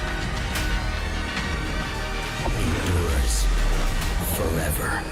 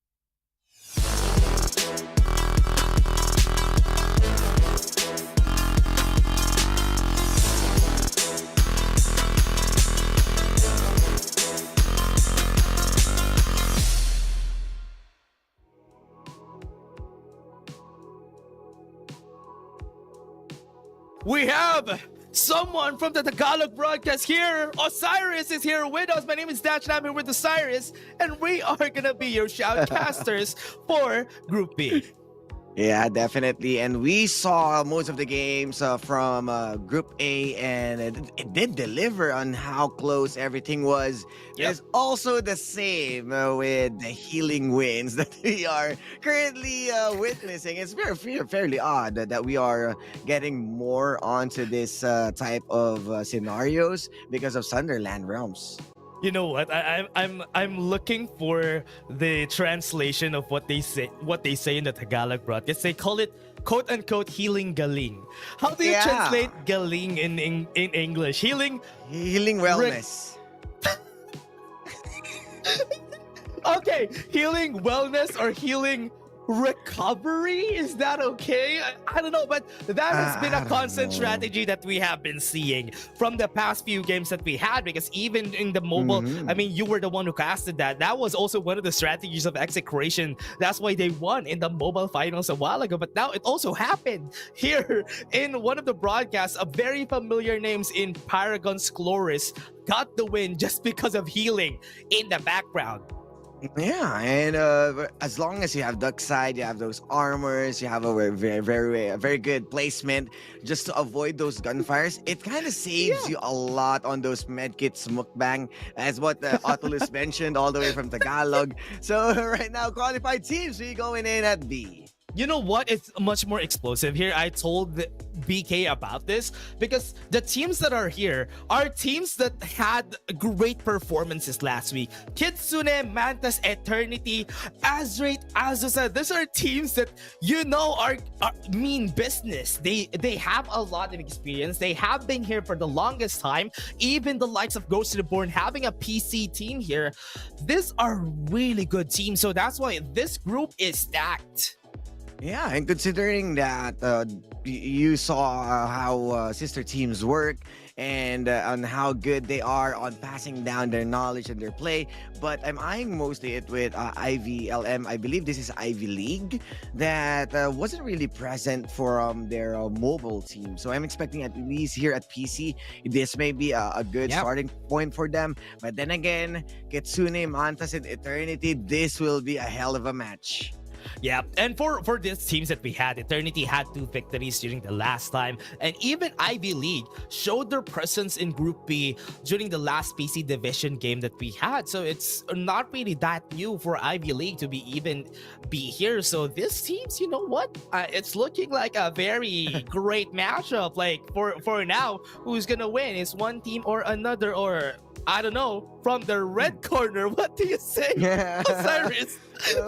Well, I'm just expecting an explosive group because it always has been with different groups from mobile, and from what we saw on how good or the shift of tides of the pacing from PC is they want all-out war. It wasn't really as slow as what we are witnessing on mobile, wherein they want to go for placements. They are they love Mexican standoffs, so fairly different compared to what we might be expecting.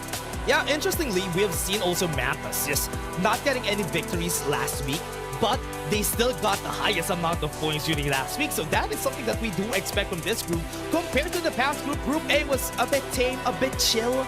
But here, back in Sundered Realms, we're gonna have Group B. And let's see how they perform in this map. Because honestly, you know what? If it explodes, if everything goes down in hell for this game, sure.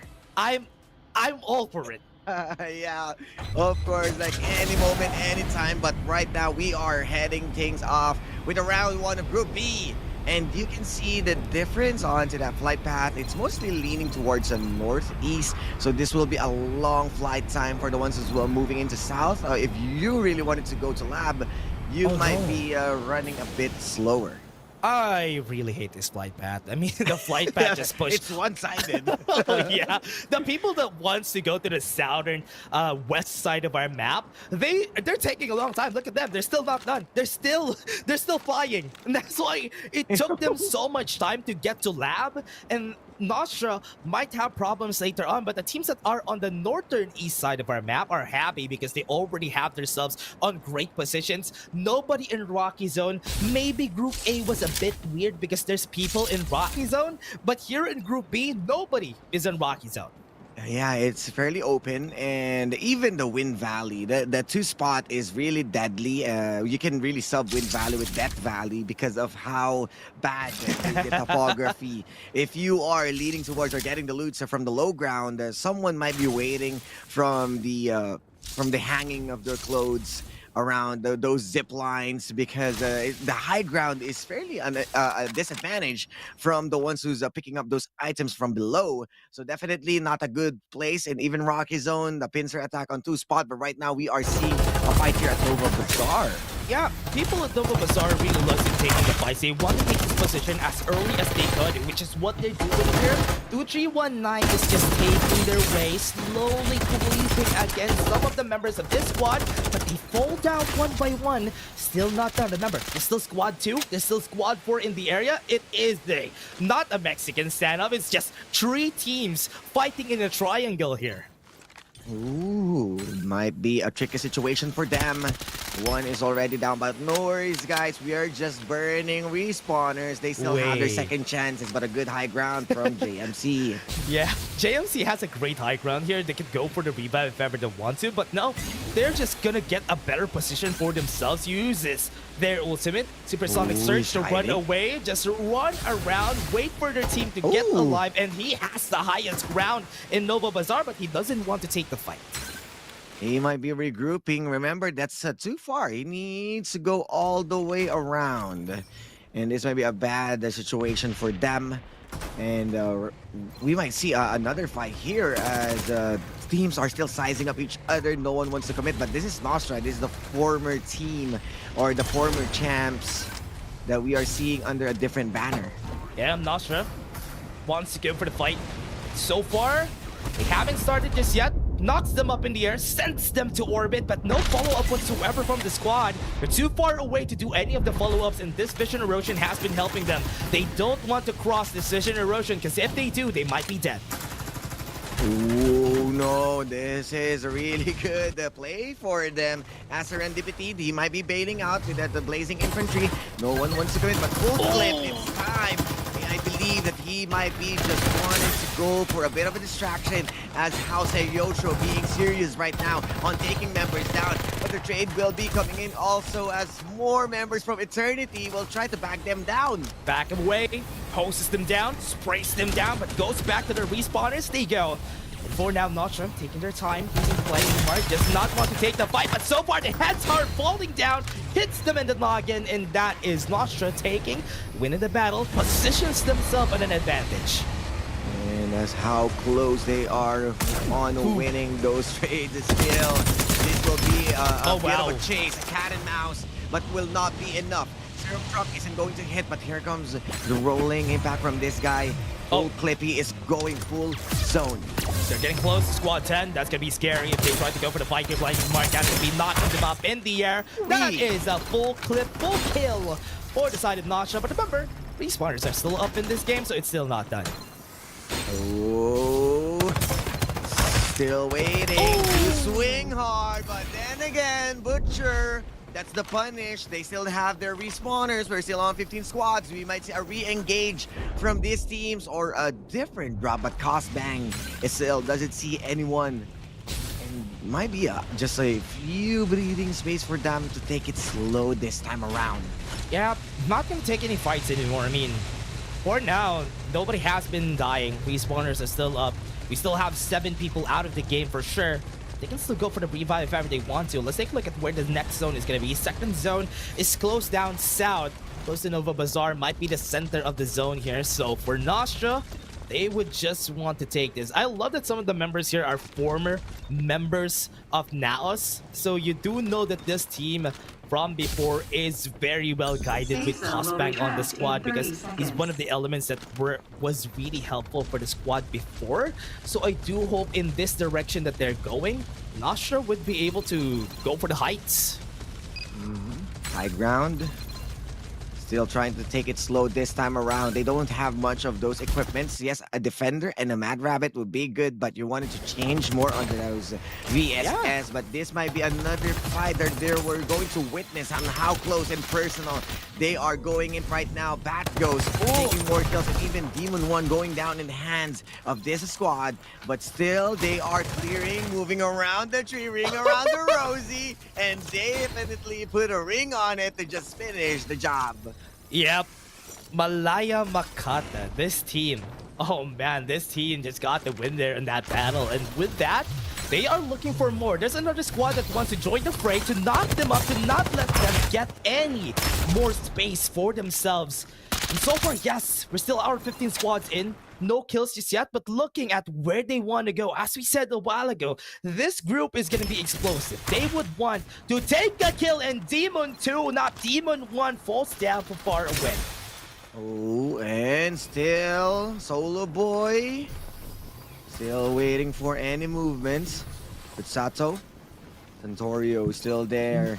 The zone is already eating them up. They are being gate kept. Yes, they have upgraded armors, but they are being guarded down. They're going to use the syrup truck, but then again, might be suffering a lot of damage. This might be the engage that we are waiting for, but that's Medley X being used as a summit crash to start things off from Solo Boy. Yeah, they do have the restoration field. They're gonna take their time here, fight against them on a high ground, and that's where they go. Sato just got eliminated out, and they still have every member alive for 2319. Well, just a bit of those opening, but squad number 15, they are farming those numbers. And Viscera with 2 kills. Might be getting just a good armor levels of VSS in a White Dwarf. Definitely a good spot to be in if you wanted to fight. They are inside the zone. They don't have much of a problem. Second zone already showed, and they are just at the edge. They can play on those strugglers. Many teams are moving to their direction. Yeah, gonna be moving around, especially squad 9 with the respawns that they have. They have to find another ground. They have to find another land to conquer from this area. And so far, this is going to be going really fast compared to how it was for Group A, because this group, everybody has been fighting. Everybody has constantly on the throats of each other. But now that we're going to go to the middle stages of the game, people are going to be a bit more chill, not going to take a lot more fights compared to before. And because all the respawners are down, you need to play it safe now. Sato, Gen X is going to be out. Pickle Rick! It's a Pickle Rick. Rick and Morty reference. Yeah, when he evolves into a pickle and was able to clear everyone from the sewers. He becomes a duck? Yeah, and now he's a duck. And right now, we might see another fight from 231 as they are raiding the place, and Solo Boy might be a solo bolu for him to take everyone out into this house. Chicka boom, they go, and boom, they explode. They're dead. And now Mantas, again on a pickle. Rick Kitsune just eliminates Mantas out of the game. And yeah, I mean, what's next for that? They are just getting those kills. Kitsune in our screen with 5 kills and looking really good with their equipments.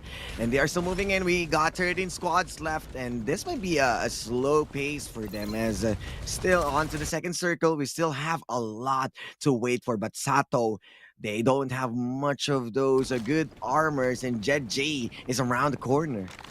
Oh yeah, I was waiting for them to. This is what's great about Asunder Realms. Let's talk about this. Let's talk about how these houses have been helping people to stay alive for so long, which is what's great about Asunder Realms so far, because there's a lot of plays that you could do around the house. Now, even if you get divulged, it's not gonna really matter at this point, because most of the time, if you try to engage, some teams are gonna engage you too. So you are really prone to getting third party. Yeah, man, that's the reason why you wanted to get on a safe space, getting the domes for yourself. The third party is mostly, we saw a lot of winning moments into these kinds of domes, especially at the this place, exactly. Institution, way back at the mobile, Crimson Esports and Execration. This is the final spots that they are always fighting for. And right now, they are chasing rounds after rounds, and 2319 ain't done with this 14 kills. You know what? Whenever I see a defender, I always get a cringe face because most of the time you don't see a defender anymore. But if it's a blue defender, I mean, why not? But the VSS and the Mad Rabbit has been quite strong. Remember, everyone, this is the last time that you're going to be using the VSS, so might as well use the VSS as much as you can because it's getting nerfed next patch. Oh man, I mean, you already enjoyed your time with the VSS. You already have a built-in scope, and you got 2 weeks. Also, yeah, I mean, you also won that recoil fairly easy, and the muzzle brake, one of the upgradable parts of it. Oh, what a really good accessory, or I mean, the gun itself is really good. What? A rat? Wait, is this a rat, or they're just staying close? Did they know that somebody's waiting there? Oh no. That's gonna be bad for. Oh no, never mind. They didn't know. They didn't find out that somebody is staying in their building. Josh is still alive here, waiting for anybody to actually go into his trap. The trap is his own self. He didn't lay any traps, everybody, but the trap is he's hiding inside the door. He is the trap. It's a trap door. For him, he planted himself just to make sure for anyone who wanted to go in. But then again, here comes Cram TV, just trying to go for those third party. That will get that kill, but out in the open, yes, you have the high ground, but you are exposed. Yeah, you know what? There's a lot of squads here. Squad 9, Squad 8, close to 14 and 10, which is a really scary start here for the squads. I want to see the battle that's happening there. There was a knockup that happened a while ago because Sato is also here. 2319 needs to be careful. Even with the supersonic surge, they can't do anything much there except to lay down the ground, getting vanquished. Shots not hitting. Solo Boy, where's the Solo Bolo? He got Solo Bolo himself. The Vision Rotation is going to be used to buy some time. 2319, a bit too late though. Restoration Field is enough for them to survive in the end, and Sato survived. But here comes the fray. Here comes the revenge from the squad. Powix, no sweat to get the kill. Oh, indeed. What a way to finish this, and gives a lot of time for him to revive his team members. But oh, wait, that might be too early to say, as this will be the raid from Malaya Makata, and that will be as Powix also will join the deaths of his friends, and 10 squads being left out in a vision erosion action here against Nostra. Oh, wow, Kitsune. Oh, that's the elimination. They still have 8 kills on the board. They do have a trusty... What do you call this? Is that a trusty... what do you call the house that you use as a vehicle? I don't know what you call it. A trailer. Yeah, there you go. A trusty trailer on their hands. A safe space for them, but definitely unfortunate for Nostra. They are being eliminated, and we are slimming down the numbers. Even Eternity right now with the last man standing, we might be left out on the 8th squad. Oh no! Rick is going to wreak havoc to take down more members.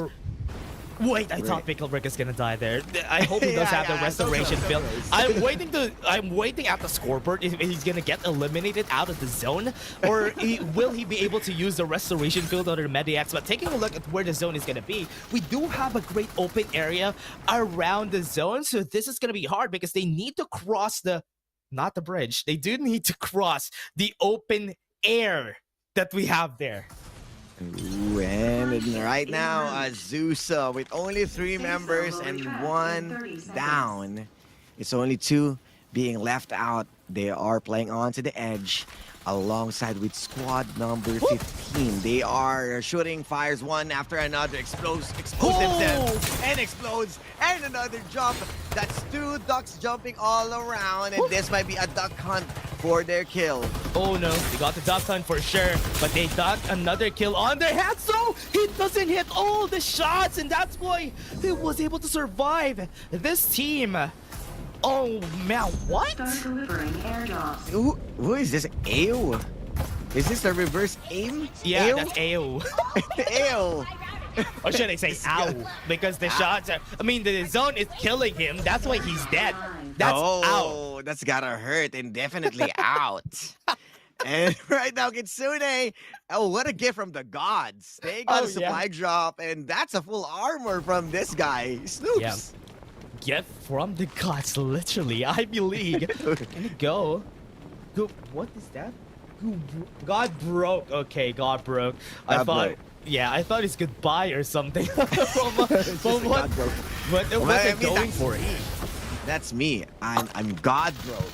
Hella broke. So we kind of need to work hard right now, guys. We gotta need to good a performance here at FPC. Sarah! As God broke. Oh, look at where they're going. They're using the open air in order for them to stay alive. I think Turbo's gonna be dead. He wasn't able to activate the Nitro at his back. Azray is waiting for them. That's the scary part. Comsi is gonna die. That is just free for them. They're like sitting ducks in that open area, and that's why Azray is free to kill them.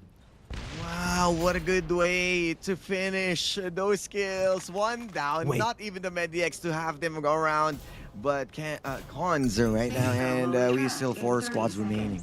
Kitsune has a super airdrop. Look at that. They have level 6 armor on Snoops out of all people. And that's going to be the scary part. They have a Rhino on hand. So if ever they cut it close with a Summit Crush, once they land, they're going to be landing on a Rhino.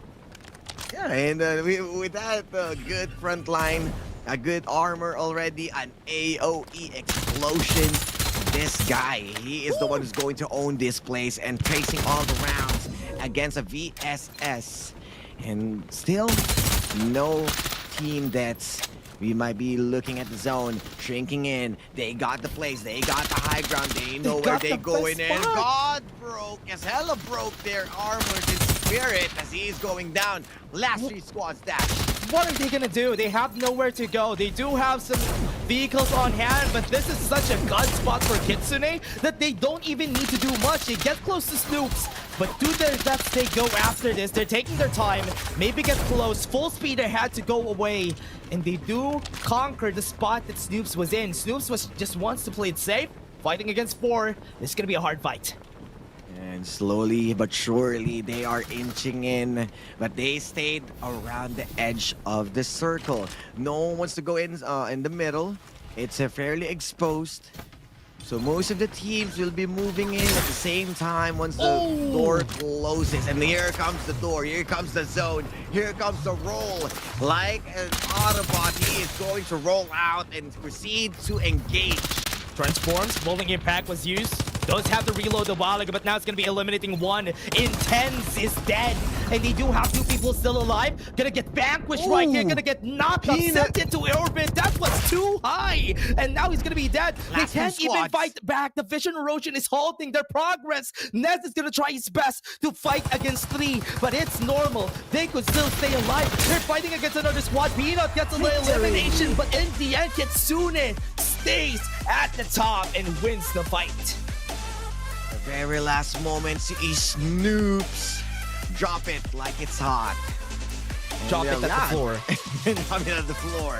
I mean, with the last member being eliminated, Azray, it feels like they went to an addition. They went 1 by 1, and much understandable because of that vision erosion. One of their members got isolated, and it was fairly an easy task for them to snag 1.1 after another. And Peanut, understanding the scenario, they just went in and go ham, while Snoops also dealing with the other members, isolation one after another. Yep. And for Kitsune, from what we've seen there from them, they had nothing to lose that game. They had a great position, they had the great spot, and from what we've seen from them, they just need to stay at the top and they could win really easily because the squads needs to go to them rather than them going to the squads, and Azray had no choice but to take the fight. Yeah, and with them not having the proper armors or the better ones, because we saw Snoops on that full armor, everyone was really having that good upgrades and even their weapons. And as what you mentioned, Rhino, we might not see it popping off. It might be an off-cam explosion, but then again, on how they understand or bringing into the table the confidence that they can do on getting members each from Azray, it was fairly a good answer. And also, Ghost Reborn sits on that 3rd place, fairly close for Ivy League on moving in. Even Malaya, Makata, it's just that they are also being enclosed to a death box. And what a win! What a day to finish on to the first map.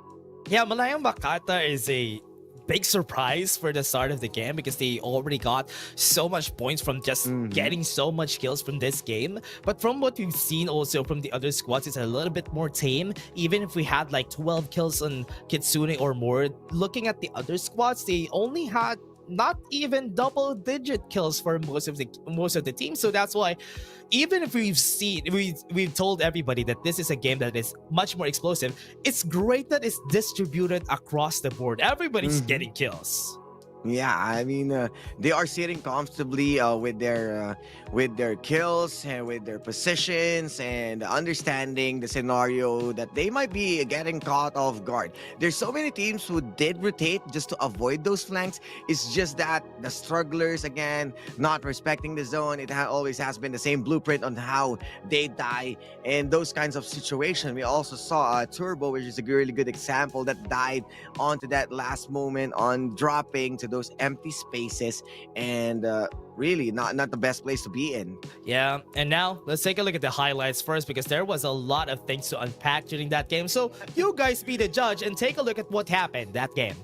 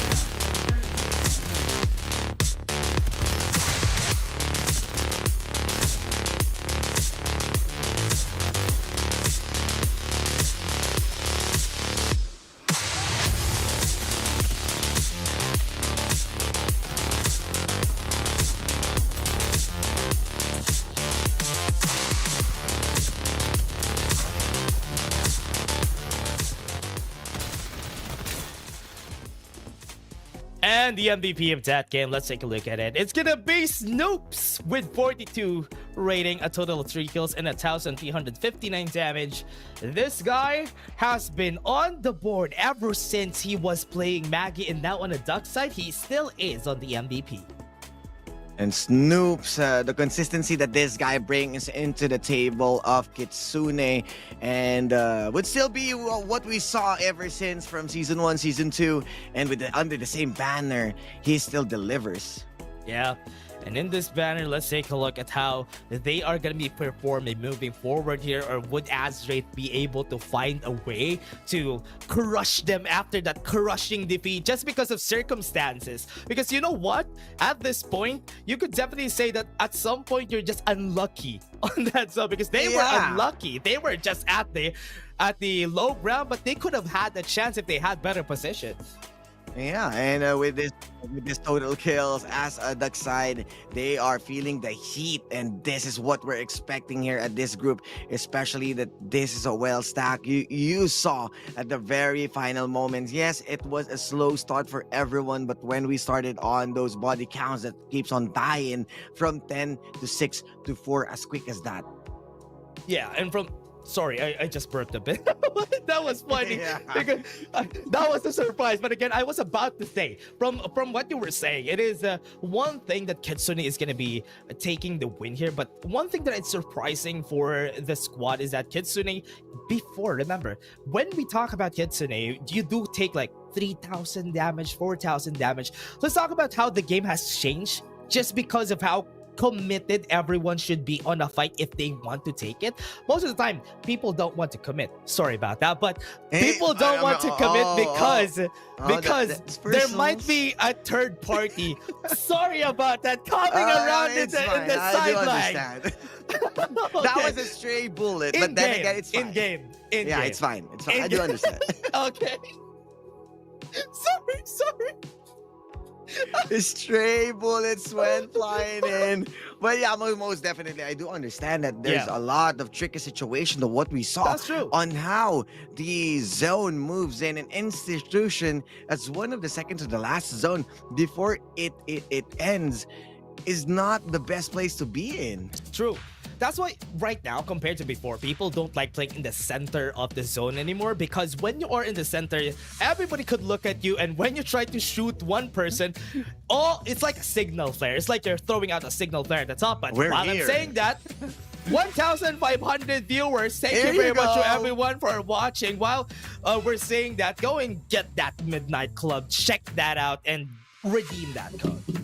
Yeah, go get that code for your generator, even though generator isn't really the flavor of the month. Don't worry, we'll get back to it once we receive some Maybe. nerfs from VSS or Mad Rabbit. I'm not sure what the next patch will be, but of course, if you want to learn more onto those patches, don't forget to follow us on our social medias, Farlight84, and also Jetslide.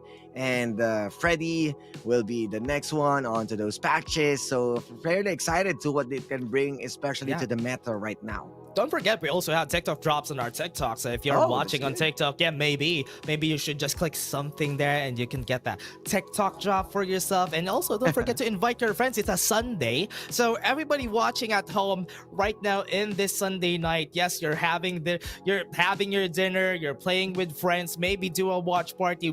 We appreciate everything, the views that you gave us for today.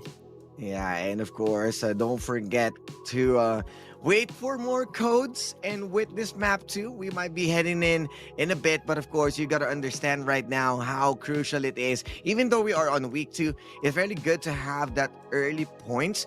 Because when it's crunch time around week 3, week 4, or even week 5, you know that it gets tighter. So this is the only opening that you can have, as other teams might be complacent, or other teams are still figuring things out, having identity crisis, whether they wanted to stay on that situationship or they wanted to change their pacing, that they want to overcommit on those skills. So much understandable that we want those early wins, early W's for you to settle down in the middle of the season. Yeah, honestly, for most of the teams that we have, the only thing that they need to pray for is not to be in the same group as the strongest teams that we have here. Because remember, even back then, we had some teams like in the mobile division, we had a team like Latest Esports who was late in the game. I think they joined during week 4 and week 5, but they got to the LAN finals, which is why it is great for you guys to join in week 3 to week 5, because you still have a chance of getting to the knockout stages, or maybe even to the LAN or to the PC finals or the LAN finals. Yeah, and of course there's Latest. This is what you order when you're eating at the Samgyeopsal or mukbangs as the veggies. I buffered a bit. Yeah, a bit of the loading on that one, but it's lettuce to Latest. Just wait. But but you can definitely see storage base right now. We might see a raid, because Pegasus and Sarah is around the corner. While Hydro Plant is only with one team, as mentioned, Pegasus, a Rocky Zone by JMC, and Wind Valley with Santorio. Yep. And from what we've seen here for the squads, I think they're still dropping at the same spot. You know what, Transport Port, as Kali have mentioned, Transport Port has so much resources that all of your squad would be able to take, and it's also a great vantage point for you to transfer from north side or even to the southern side of the map. It's almost the same as what a Nova Planetarium and Sanctuary Tower was in Sunset City, so that's why these places are still good for you to drop on, and Execration knows that. That's why they always drop in that area. Yeah, and with how well they are getting those early, let's say, resources from Rocky Zone, from Santorio, this time they are moving into Pioneer Center. Might be the same spot or what we see from a while ago, but this will be an engage coming in from this team. Yeah, using the hologram guide just to push them out of the area, let them evacuate. Compulsory ejection device. Yes, they do. They got pushed away, and they need to go back to the respawners, to where they came from, where they started. Now they are now gonna recuperate after that.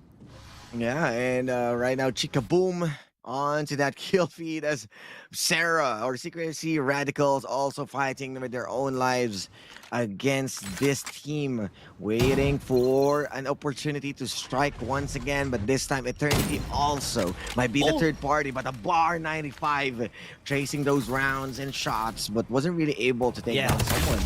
Still not hitting. Oh wait, Eternity is still fighting back against this. Shiva's in front, on the forefront of this team, and still taking some damage out of that fight, but so far, nothing yet. There's no conclusive thing that has happened in this battle. And, oh, never mind. Chica's dead. Okay. Another one down, but remember this, Eternity, they know to play from behind. It feels like they also got their respawners, but Chica, boom, boom, boom, fars away with that gunboat, but wasn't really able to take down anyone who's Butcher. Needs to bail out. What is... Wait, they're fighting on an area that they're not supposed to, and the blinding mark, what? Lucian died because of that, and now, from what they're seeing from Eternity, they do want to take this battle, but so far, just backing away. Sponsor boxes are now back up, so we could go and try to take those battles now. Rather than seeing this, Eternity would need to run away, maybe vacate the area now.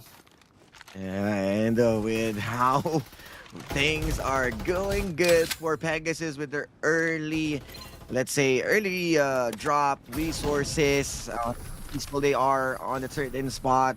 But then again, this time, we might see an engage from them. They are still looking to still wait for those attacks, but right now onto the upper ground from Josh, raining it down without M4. Wasn't really able to take down anyone from Pegasus with only 3 members. Yeah, not really unicorns and rainbows for Pegasus here, because even if they have wings, it's gonna get clipped anytime because they only have 3 members that are in here. For now, Sato is just gonna be running away. Wait, so far, Osiris, from what I've seen, the 4-legged lizard has been a godsend for some of the squads we had here. They have been using this a lot just because of how much it really helps them whenever they don't have a defender on hand, because you have a vehicle, you have extra armor, you do hit your shots, and now we're seeing the fight from a while ago. 2319 already going at it, and so far, they have been winning. 2319 with a better armors are winning the battle with the Mediax on hand. That's gonna be kills on the board. The plant is still not done. They're planting themselves on the ground, and they are now in soil, and they weren't able to bloom.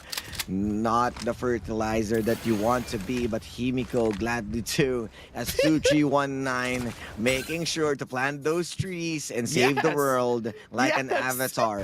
But this time, I'm not sure what I'm saying. But of course the savior, because they saved themselves.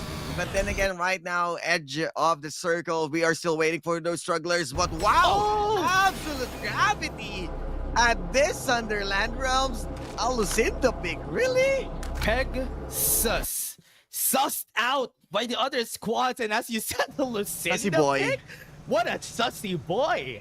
With the absolute gravity, he got elimination, and we haven't seen the Lucinda for quite a while now in Season 3. For the past 2 weeks, nobody has been picking up the Lucinda just because of how unviable she is, especially in Sunder Realms. Yeah, it's an open area. The spacing is fairly far, and with the nerf of the area from absolute gravity, it ain't really the place that, or ain't really the same hero that you wanted to play again and again. And with the base blaster as the one who just corner checks, power incendiary bomb isn't that powerful enough. Yeah. So far, Azraid shooting themselves inside the zone, and for now fighting against Ghost, but Ghost Reborn is not really hitting the mark. They don't really want to commit here. Everybody has been playing long-range battles so far, because in the houses close to Institution, you do have a lot of houses that are elevated away from each other. So with this, you could just stay in a house without the Lucinda and a Cypher. You don't need to be scared. And with what Azraid right now, they've been doing just jumping, waiting, gaining just information one after another. But VLM right now, this is a tight spot. This is a low ground, and feels like the opposing side got a good view from there. You know what? I mean, getting any information is good enough. Even with this lightning mark that we're seeing is with the 8 kills that they have for Ivy League, it has been growing great for the squad because they have killed 2 squads already, and that's great. Respawners are back, and Peg says, Chikaboom got a kill a while ago, but they're fighting a 1v1. They're just gonna get killed on the board, but wait! The incendiary is burning them! Wow. Really unfortunate, and this is what we're saying. That what are you saying, Osiris? That power incendiary bounce isn't powerful enough. But whoa, look him and go! Las Vegas is right now. They are winning the fight.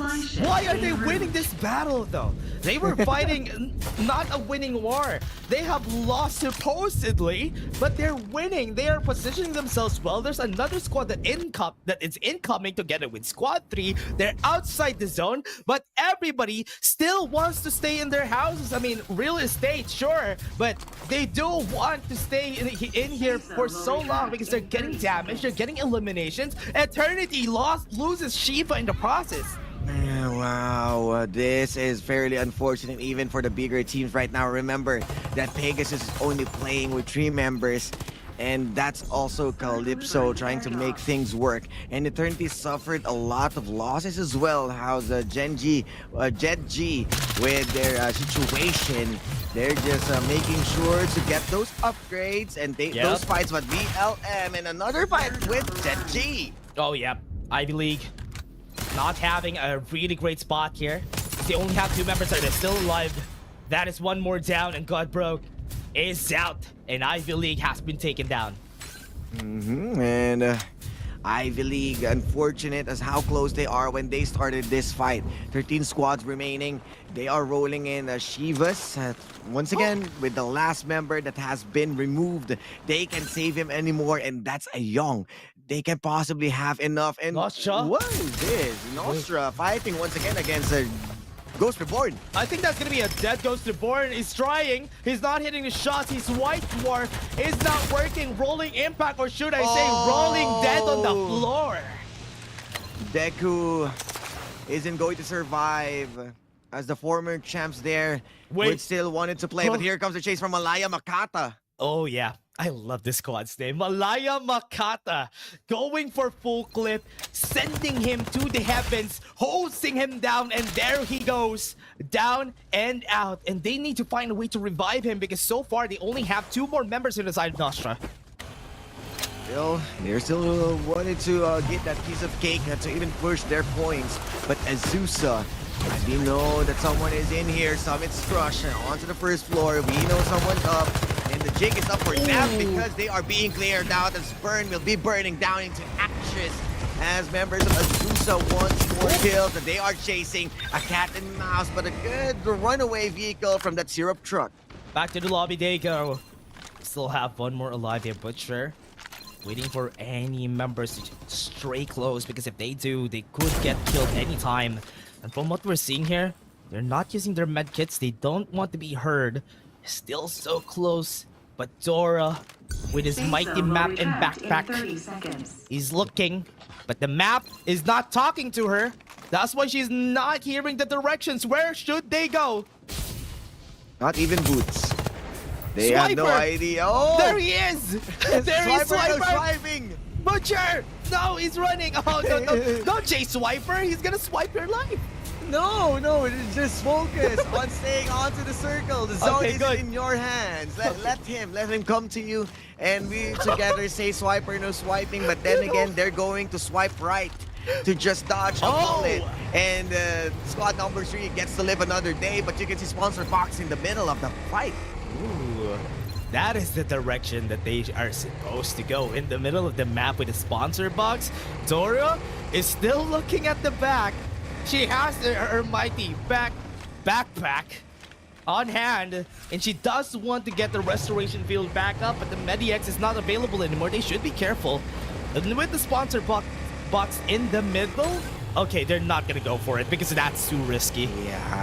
Yeah, you gotta remember that there's a lot of attention that gives onto that sponsor box, especially when it's open. Yeah. You know that you are overly exposed, and the Lucinda getting back to the meta is only if the sponsor box would be much more viable, because you can win the map without being present to those sponsor boxes.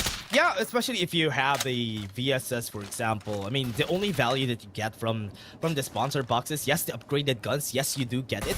But what is the cons of taking the sponsor box? You show your position, you're gonna be there for so long, you get a bit of XP, you get some good amount of armor, but everybody could also get that from other places. The purple armor that you get there, you could also get it just by going for static shield devices. If it was a level 5 armor, could have been better. Yeah, but of course, still, here comes the chase from Demon. Sayosho goes down, and Nostra being picked off one after another, and Brave wasn't really able to save his comrade. He needs to bail out or running from afar. He might be the last member of Nostra, because we are not seeing other members around the vicinity. So much for being quote-unquote brave, running away from the battle. But they need to do that because they need to survive as a team, so that's okay. But Nostra survives for the day with only one member, 1 out of 4 for the squads. But Kitsune, looking at what they're doing here, Cyrus, they really do want to go at the center of the map, or at least at the edge of the map, as Squad 2 is at their center, just in their sightline. So it's still a scary spot to be in. Yeah, not the best place to be in, as anyone can just surprise you when you are out there. But 1 kill from Azraid, 6 kills from 2319. Again, they are in heat. They are killing one after another members that they saw. But then again, they still need to convert this into a map win if they want to boost their possession. And onto the kill feed, as a Snoops is still delivering. The winners of map 1 is still alive and out there. 10 squads remaining, and the zone closing in. And wow, a very unfortunate spot, I must say, because of that big rock. West side of Hydro Plant, there's a valley that you need to cross, and a lot of people are going to be playing around this crates that is in the center. So it's not really a great spot, especially if you go there yourself. But Brave, as we said, it's going to be dying in the process because he's at the center of everything. And when you go to the center, you do show up to a lot of people. You do in the sightlines of other people. You're gonna be seen, and Kitsune, look at them performing. Yeah, as still the winners of map 1, with the consistency that they are bringing into the table. Who will be the challenger? With only 3 members being left out, to Azusa might not be the one. But here comes Mantas, Revered in the squad. That they have good level 5 armors, and they are eyeing to take down Kitsune. This might be the answer, Dash. Yep, wants to take the battle. Summon Crush knocks them up. They can't even push them back. They have the Vision Erosion, but that has been taken off. They have the Blinding Mark. The timing of the Summon Crush was perfect, but nobody's speaking out. Pew Pew is going to be killed in the process. They have 2 more members vanquished, obliterated by the members of Kitsune. 4-man squad versus 2. Reaver falls down, and 1 more is just going to run away. And what a play from Kitsune, playing inside. They use the Vision Erosion, they use the Summit Crash to initially start the fight, and they got the idea. And everyone right now, they are eyeing to this team. Everyone wants the piece of cake, but then again, they're getting the piece of the punches from Kitsune's snipers. Yeah, Kitsune's with the defenders and the DSS. They are welcomed on taking this fight. They want the Lockhorns with another squad, but looking at Zusa and Eternity, they want to win the battle with the 3v3. They do have some timings with the Restoration Field, but Butcher is no more. And Josh and Shivas are the only ones standing here with their trusty armors. They do have one. They take one from Nez, and they are one of taking this fight. They want to obliterate them. They want to spray them down, but so far, crossing the river is so hard because they Eternity. don't. And Azusa takes the win.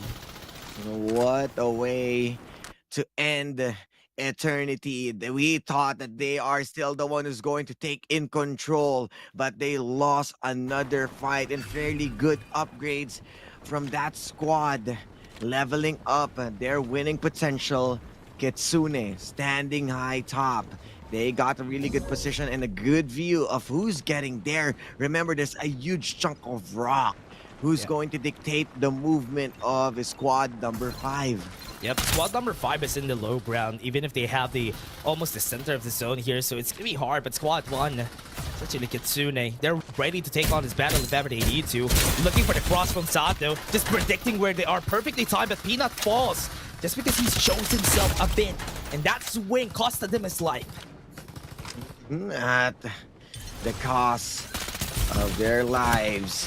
How well they wanted to sacrifice just to reposition. And here comes Azrid playing onto that rope like a circus acrobat.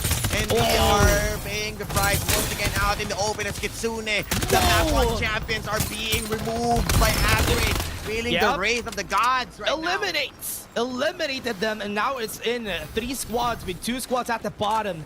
Really easy for them to take the win here because they need to cross this. They need to zipline to the top. And Azusa is just showing themselves together with Mantis. And it is a 4v1v1. And definitely a win for Azure just because Darko can't even convert this to a kill.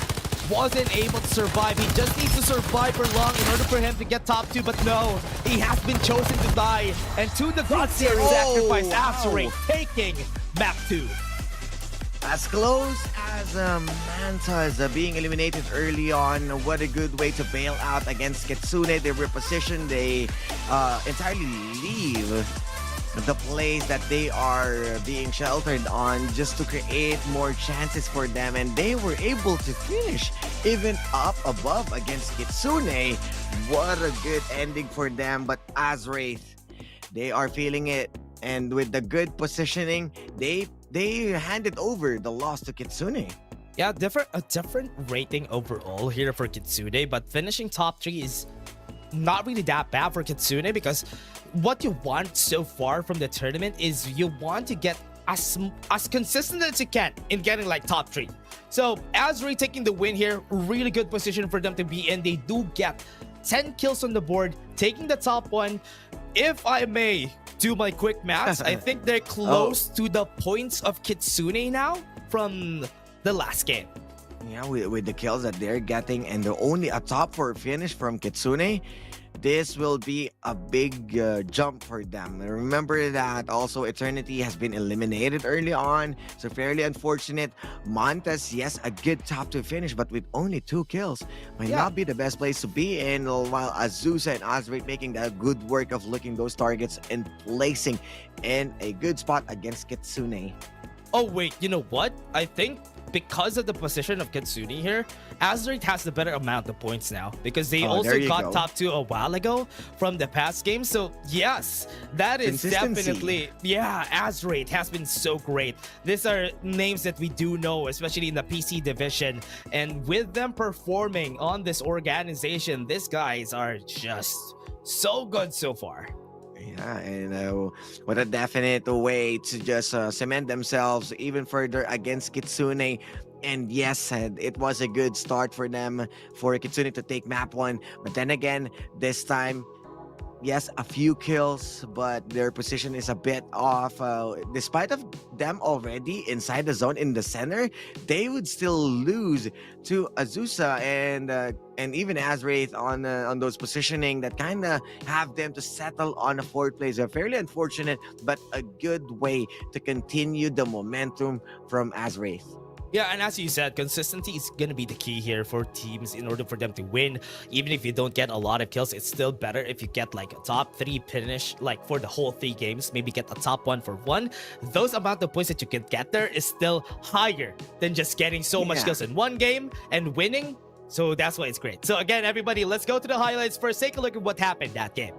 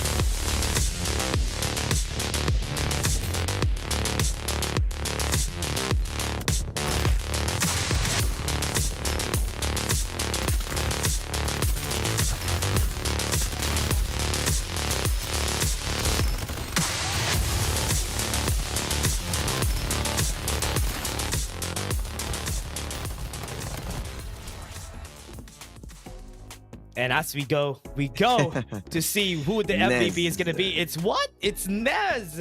Man, this guy, even during season 2, Nez has been racking up a lot of MVPs. So the two players that got the MVP for Group B, they have been the MVPs of their teams ever since season 2. And I mean, with a dark side, once again, getting back in the MVP, as what you mentioned from season 2, it always has been this names that keeps on popping up. And we saw Snoops, now Nez. What a good way. And way back at Group A, we're seeing also new names. So, of course, new kids on the block, especially from Paragon's Glorious and Zayfor. I mean, it would still be Maestro, but Chili the G on a new name. G. So still OGs or the old gods would still be present here, as Nez from Asgrade PC would still deliver and continue the MVP by Techno. And there it is. I mean, they should be bringing the momentum to map 3 just to make sure that they are snagging the top 1 spot for the weekly, but we'd still need to compute for those open qualifiers, so we would still know who's going to sit at top. Yeah, and for all of the players who still want to join, you can still join. Take a look at the socials later on, Farlight84 on all of our socials. You can still join the tournament and register your team. Like this teams right here, they were not gods before. They just became gods as we move forward into the competition. Maybe you have a chance on becoming a god yourself in this tournament. So yes, don't forget to join. And also thank you very much to Techno and even Fantech for being the sponsor of this tournament. Yep, and make sure to check those. Actually, I was in talks with one of my friends a while ago. He just bought his own Techno and waiting for Techno Pova Pro, I believe. So I think that's something that you guys need to check on Techno. No one's sleeping on this brand because it's fairly good. Even the camera is looking good. Even BK got her own Techno. So I believe that it's really out there. Wanted to buy one as well. And Fantech with their keyboard. So everything right now with the sponsors looking good, as how we are looking good at Farlight 84 Philippines Championship Season 3, and with these players and with how the re-rosters, the shuffles, who's going to win for map 3, because we got different winners from map 1 to map 2. Yeah, now we go to the game. That fast, Osiris. That fast. We're already going to game 3, and we're gonna be done with this day. I mean, I was just speaking most of the time, then we're starting. Yeah, we're here in Thunder Realms. Yeah, I hope that at some point in the knockout stages or even during the finals, you have like a vacation in Sunset City, maybe on one of the best of 5s, or maybe a vacation in Lambton, maybe, shrugging my shoulders. So for everyone out there, so today we're just gonna be having Thunder Realms for the whole part of the tournament, and it's looking like this might be a staple moving forward for after the next seasons that are gonna come, because Thunder Realms has been great, changed the way we look at the game so far. Yeah, and with how well the changes, and I mean, another thing to consider with how slow the early game is, because of the first zone, it's just covering 80% of the map.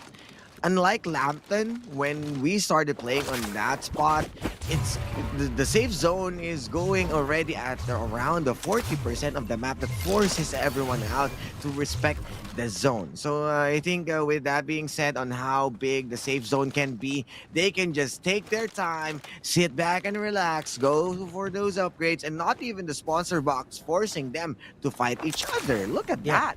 Yeah, and from what we're seeing here from the teams, they don't even need to commit to... Wait, what? Upper left side of the map is where the first zone is gonna go. This is going great. This game is looking nice, quote unquote nice, because we're gonna go to a transport zone or maybe even refinery for our last zone. So it's been a long time coming. I haven't seen, from the games that I've casted from week 1 and week 2, I haven't seen a zone that went here. But now we're seeing a fight from Malaya Makata. And from what we're seeing, Demon 2 is running away. And they are just baiting out because they know that Sarah has a better gun, has a better loadout than them. And they are going to be sent back to the respawners. And what a good way for them to just get those early kills, get those early points, settling things down. And remember, we still have respawners. We can just take it slow on how slow they wanted to go. But Refinery being contested, this is one of the famous plays that has been being dropped by those big teams. And I mean, even us, Dash, we love dropping at Refinery for some reason. Yeah. I mean, Refinery is this one of the parts of the map that has been pretty unique for Farlight because we haven't had a structure like this ever since, like yeah, I mean, it's a towering solid high tower. ground. Yeah, it's a super high ground or an ultra high ground that you do have a lot of elevations, and we haven't seen that type of structure for so long in Farlight 84, and having it here, it's really unique. Yeah, with the cost of those high grounds that we can play the zip lines, and that's how many levels of fights that we can they can bring onto the table. Blinding Warrior is going to hit as Pegasus. Now they are not going to play with 3 members. It's time for them to complete the squad for the last map. But we are seeing a Secrecy Radicals against Malaya Makata facing those skills. But this time Eternity might be engaging. Yeah, somebody's using an absolute gravity, which is why I was surprised. I said, what? Because what is that? There's an absolute gravity in this area. They weren't able to do anything much with that. But Chickaboom is looking like they are going to be doing something. They're going to be taking some kills on the board. But no, they sacrificed themselves to the gods, and that's not good. Because they're losing their lives in the process. They got vanquished by Eternity. And Shivas, of course, the guard to defend this establishment. And once again, with a full wipe, would still be using those respawners. Are we going to see a re-engage or just trying to put themselves in a good spot? But then again, Sato might be looking for those kills. Going for the cleanup, but Sato hasn't seen anybody. Oh, they already ran away at the right place, and he is locked out. They need to go away. But from what we're seeing, no! They see Chivas, no! Gods can bleed as Azrates will be the next target from Montas 2 versus 3.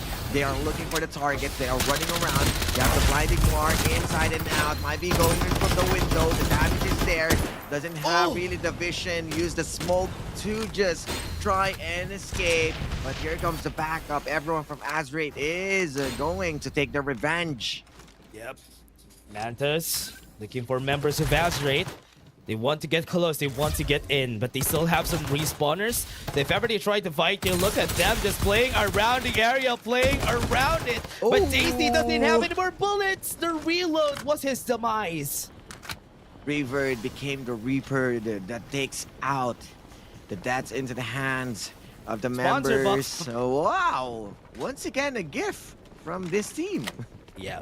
They got a sponsor box battle. I think that sponsor box is lying there while everybody was fighting around this area. And Azri just got punished. And Mantas, it's been a long time coming. Welcome to the game. Yeah, and Nostra against Sato. Full clip is there.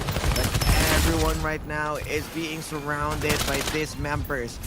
What are they going to do? Because it feels like they are brave enough to take this fight into the choke point. Full clip. Here comes also the zone, trying to eat them up, but wasn't really able to convert end kills of those damage. But Sunkoryu also going down, and they are going to bail out. Yep, this members got dismembered, and Nostra just took down the cake. They were able to chomp down on the members right there, and they would just be able to just go out in style. And there's another squad. Squad 3 also went to the area and where they were from. As storage base has been the one of the let's say hot spot for how many teams are fighting out there in another Vision Erosion against Kitsune, and a lot of teams are moving at each other as 3 members are around. Kitsune is still winning. Kitsune is still winning the fight with 11-4 armors. They do have the respawners, so they can still go back. But for now, cut their losses, get the win, get the 3 kills that they can, because Mantas is already here and they need to find a way to get out. Yes, they have the gunboat, not the fastest, but good enough. Oh, room, skirt, but wasn't really able to get those kills from Pew Pew. And with only few bullets coming in, but Sato, wow, another squad. They met another squad. That's not good. They're being chased down by squad 2. They should look at the possibility of fighting against 1. They need to decide now. They need to win if they want to take this down. but Mantas is already encircling them. Dun, dun, dun, dun, dun, dun. The Sharks are here, and they're gonna go inside. They get a kill on one, and they have one on the board. Oxy's out. Mediax is not gonna help you, buddy, but the teammates are. And Jay Wayne might fall down, but they get a kill on Snoops, and they still push them back to the respawners. Oxy going down with no oxygen, and of course into the teeth of the Sharks as the Jaws chomp them all out. Mantas is still proving that they are the team to beat right now by BIing on the top 1 spot for the map 3. But then again 2-3-1-9 around Malaya Makata. That's only 1 tree separating them to be discovered. You know what? 2-3-1-9 has a really great position here in this game because they already had great placements from the past games. They already had great amount of kills for their squad, so they just need to stay alive until they can. And they might be able to clutch this up, maybe get themselves onto the leaderboards. So they just need to play it safe. And once again, we are going back at the refinery. No! It only teams, I believe these teams are the ones who spend the respawners. And they thought that refinery would be a safe spot for them. Yep. And even at the top of the refinery, they do see some problems here. He's rolling, he's bouncing. And Azusa is still going to be chased down and sacrifice them. And that is Azusa out of the game. Back to the lobby they go. And the same spot as what we're seeing from the teams was trying to recover, but the zone will shrink in a bit. Yes, they might be closing in onto the safe spot, but then again, that's how many teams you need to fight as a checkpoint to be safe enough. And you can really promise to be safe inside because we are seeing pings onto that supply drop that might be close to them. Yep. And what, they're not safe. 2-3-1-9. On refinery, they could use this as a great point of conversion for everybody. Maybe everybody's going to be collapsing in this area. As long as you have a good position here, you might be able to gatekeep a lot of squads. But from what we're seeing here from the map, everybody's straying away from the area, and they don't want to take any battles here because it's too risky. And Mantas being the one who's ahead might be facing Ivy League inside this base.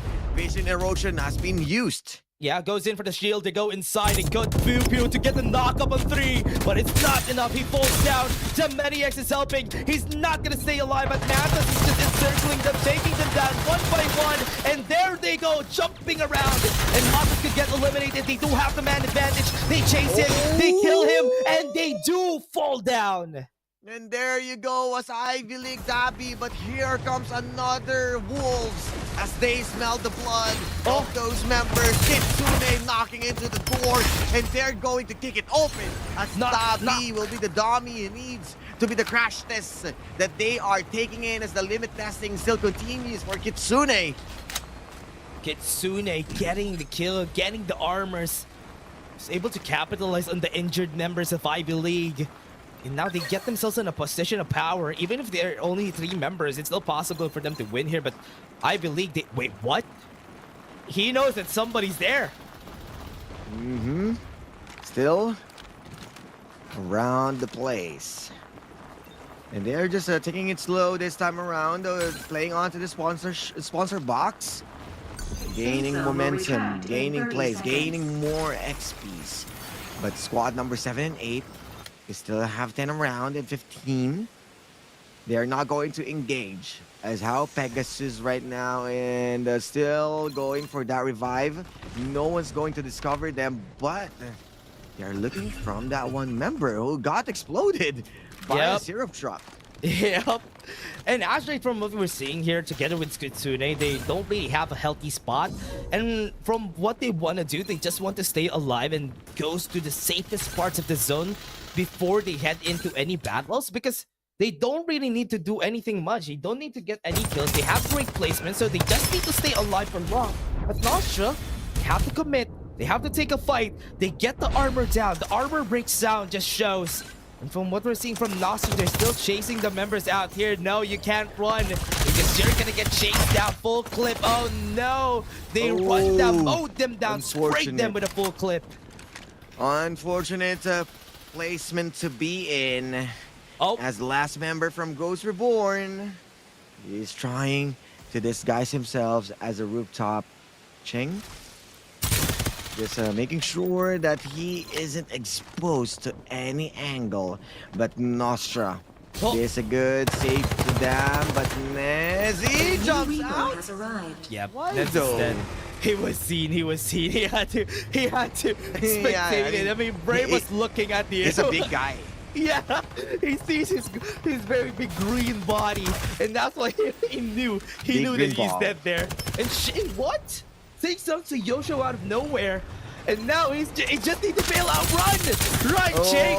You already got a kill. No, they've gone down on that syrup truck. They can still go for the revive.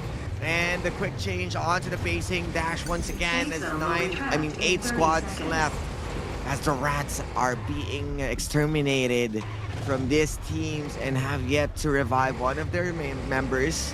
But you can see Pegasus and Jet G staying outside the zone. Nostra also might be wanting to take those points against the strugglers, slowing them down. And with only 7 seconds, we might be seeing the next zone. The next movement from the teams. Yeah, struggling to find a great position for Nostra because they're not in an ideal position and they want to go up top because they're at the low ground. And this is not a steep mountain. There's no cliffs that you can use as cover. But you only use these crates that are around this area. Rolling in, full clip, trying just to scout around. Not gonna find what? Joke's on you. He's going to find members after members as Daisy isn't going to meet another day to bloom. Yep, what a great spot for them. In the center of these valleys that we do have, that all connecting valleys like crossing on the road, this is a great spot to be in because they're not at the center, they're at the sides. They have a good house that does have a lot of openings so they can spectate or even scout around the place. And with how good the duck sides are being utilized, rolling impact, extra shields, they can just check every corners, face check, and look at that Malaya Makata. Ow, is just the last one member trying to stay safe and play for a placement, but Secrecy Radicals right now, they got the Rocket Tarantula to fend off and they push into their side. They can just bring it in.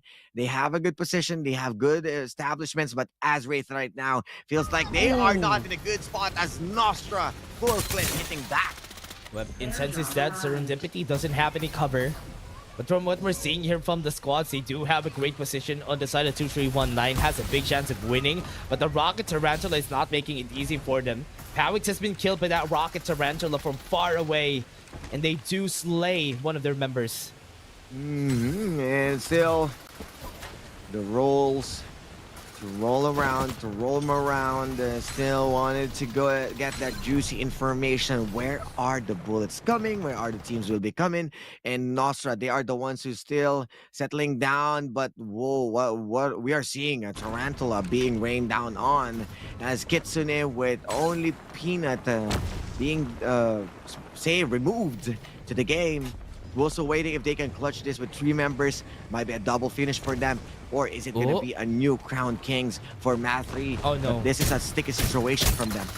You have a 4-legged lizard on the hands of Chickaboom, and they can hide it in that rock that we have there. So it's a good cover that they already have at Pegasus in the low ground. But as we were saying, the way the landscape of this map goes, you do have a very steep cliffs in the game, and these are really helpful, especially like what Pegasus is doing. If Kitsune wants to fight them, they need to show themselves. Yeah, they don't have much of a choice, and they really need to overly expose themselves. They need to push, and once again, PIBs just to destroy those corners. Wait, it doesn't hit. No. I thought it's gonna hit. It's on the rock. Oh, it got man. stuck. Oh Really no! unfortunate. What a good thinking. Nice but then try. again, not the best thing to do. As G, they are going down. Also, this might be a not so good engage, but you can see Serendipity paying the price on the Tarantula and being fent off by this duck side. Rock Tarantula was able to make magics out of the members here, but Seiyoshin, the only lone member, he needs to fight against 2 squads, and he needs to choose one. But this squad that is in the side of the zone, they would want to fight against them. Squad 14 closing the distance. They're taking their time. They're wanting to lose. They don't want to lose. Seiyosho misses the wall run, and he's seen by everybody. I think he's going to be dead there. Oh no. Unfortunate scenario for them, but Pegasus right now trying to fight back, but 2319 JMC, as we are members, being laid down, and what a way to finish this. What a way to destroy teams, as Calypso taking out Kitsune's Amari. This is a fight of 6 squads. Yeah, 6 squads with a Rocket Tarantula in the area. This is going to be a bad part. They're going to go into 2-1-9, losing their members. Genji at the back. They're going for the fight. Sarah in a great position. They can swap their armors. They do have a great time to be here. They do it. They go at the back. They see another member of that one squad. They lose their HP, but it's still not done. Genji going outside the zone, trying to swap their armors, but in the end, it doesn't work for the other squad that pushed them. Sarah falls down, and they get eliminated, but at the top, there's another squad fighting against them, and they are taking their time. Wow, Pegasus is still alive. Genji is still there. Last 4 squads. You got the revive, but he is rolling, making the distraction, but the destruction coming in from the absolute gravity, but it ain't absolute enough for their decimation. And this is the estimation of what they can do. This is the action being delivered from Chikaboom. Pegasus has a level 6 armor. They can go for the fight. They can take it, and there's one member standing in a 1v2. You need to go inside. You don't have information. Where's the last member? He's just healing. Where they Onto looking? the minimap. He's healing. He's healing. He's healing. so far away, and they don't know what to do. They're just healing safe inside, and this is Heals such a... after What heals. is this? Okay, yeah, they're just gonna win this. They're inside the zone. They're at the same spot, even if they don't have a Diana. they Wait, have the they might be restorations. able to get... This is Diana. Oxy could win this. He's trying to take the fight with the Kitsune! restoration field in the Mega X. Maybe he could win. He doesn't have any med kits anymore, but Iverson goes in, ankle breaks him. He doesn't know that he has a med kit. There are so many bodies around him that he can loot. Oh yeah. I mean, why did you settle on that after putting Iverson down? That ain't the answer. He should be pushing because he knows that they're going to play off to the healing. He needs to look for the resources, and he is being cooked. Remember, there are few seconds left before it closes to Pegasus, and he doesn't have much of a choice, and he is being left out. Yes, it extends his life because of Medix, because of the restoration field, but the zone has yet to close into that last 2 members. Yeah, they got burned to the 3rd degree. In Pegasus, that was a close call. They were fighting against a Siana. That was scary because I thought if they had the med kit there, that could have been their win. But because they didn't, they lost some of their resources during the process of just staying outside. They took their time. That was very what do you call this? Patient of them to stay for so long in the end. But Kitsune winning a second place spot, maybe that might be the reason why they can get the win here. 4th place. This is the swap. Kitsune was on the 4th spot on map 2, and with all the kills that they got, that's around 8 kills, and 2nd spot. Azrafe might not be in a good contestant to that place. That's calling it close, right? Because it's kind of close. They don't really have a lot of kills, so I want to see what the scoreboard is going to be. Who's going to get top 1? I'm not sure what's going to happen, but a lot of question popping in our heads as how close everyone wants to win. What a way to finish the map 3. It keeps on getting better. Oh yeah, I am really looking forward to how they approach this for the squad, because Pegasus, let's talk about the squad. The way they approach this fight, they are supposedly the ones to lose in this battle because they were hiding beside a literal big rock, and they were able to get the revive on 1, got the 2v2. I was surprised that Genji lost a fight against one lone member from that last squad. And if they didn't lose that could have been their game, but because of that, they were able to stay alive, and Kitsune got away with just doing med kits, reviving, almost getting the win with that Siana in the end. I mean, how long he is already there? for him to sustain all of what's happening. You've seen how small the zone has been, and he's Yeah. still standing. I think that's the reason why. Also, that's why he doesn't have his medkit mukbangs, because he is fairly still there, is stalling, trying his best to stay alive, but how close he is on finishing as a top one, winning with that one shot against Iverson. Yeah, Jay jumped close to where Genji died a while ago, which is very smart also for that squad, because they had to take medkits for themselves because they already lost a resource. But again, everyone, let's take a look at the highlights. Let's remember what happened to the last zone.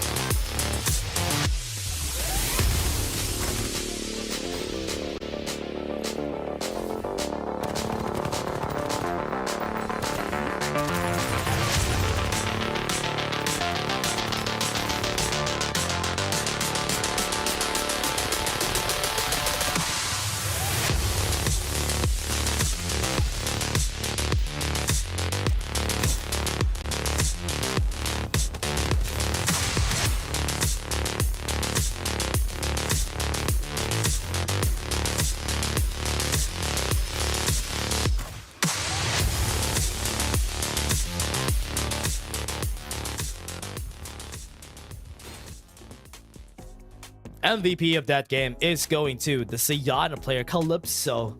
Whoa, it's been not a dark side, right? Surprising. 47 rating, total kills of 3, and a damage of 1,861 from Pegasus.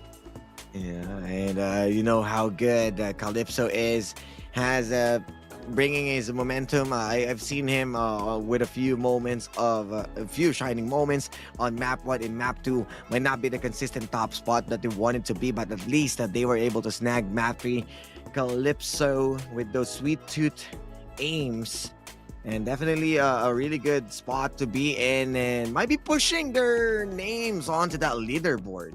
Yeah, and really, for the leaderboards that we have for the game, I mean, I hope that Pegasus would be able to get a good spot, because getting a win is really significant now compared to before. 25 points is a good amount of points. Those back then in Season 1, 25 points is 25 kills, which is easier to reach before, but now it's way harder to do that because you always get third party. Whenever you try to start a fight, you always are gonna get third party. That's why people have been so cautious on taking these battles, because they don't want to go out early in the game.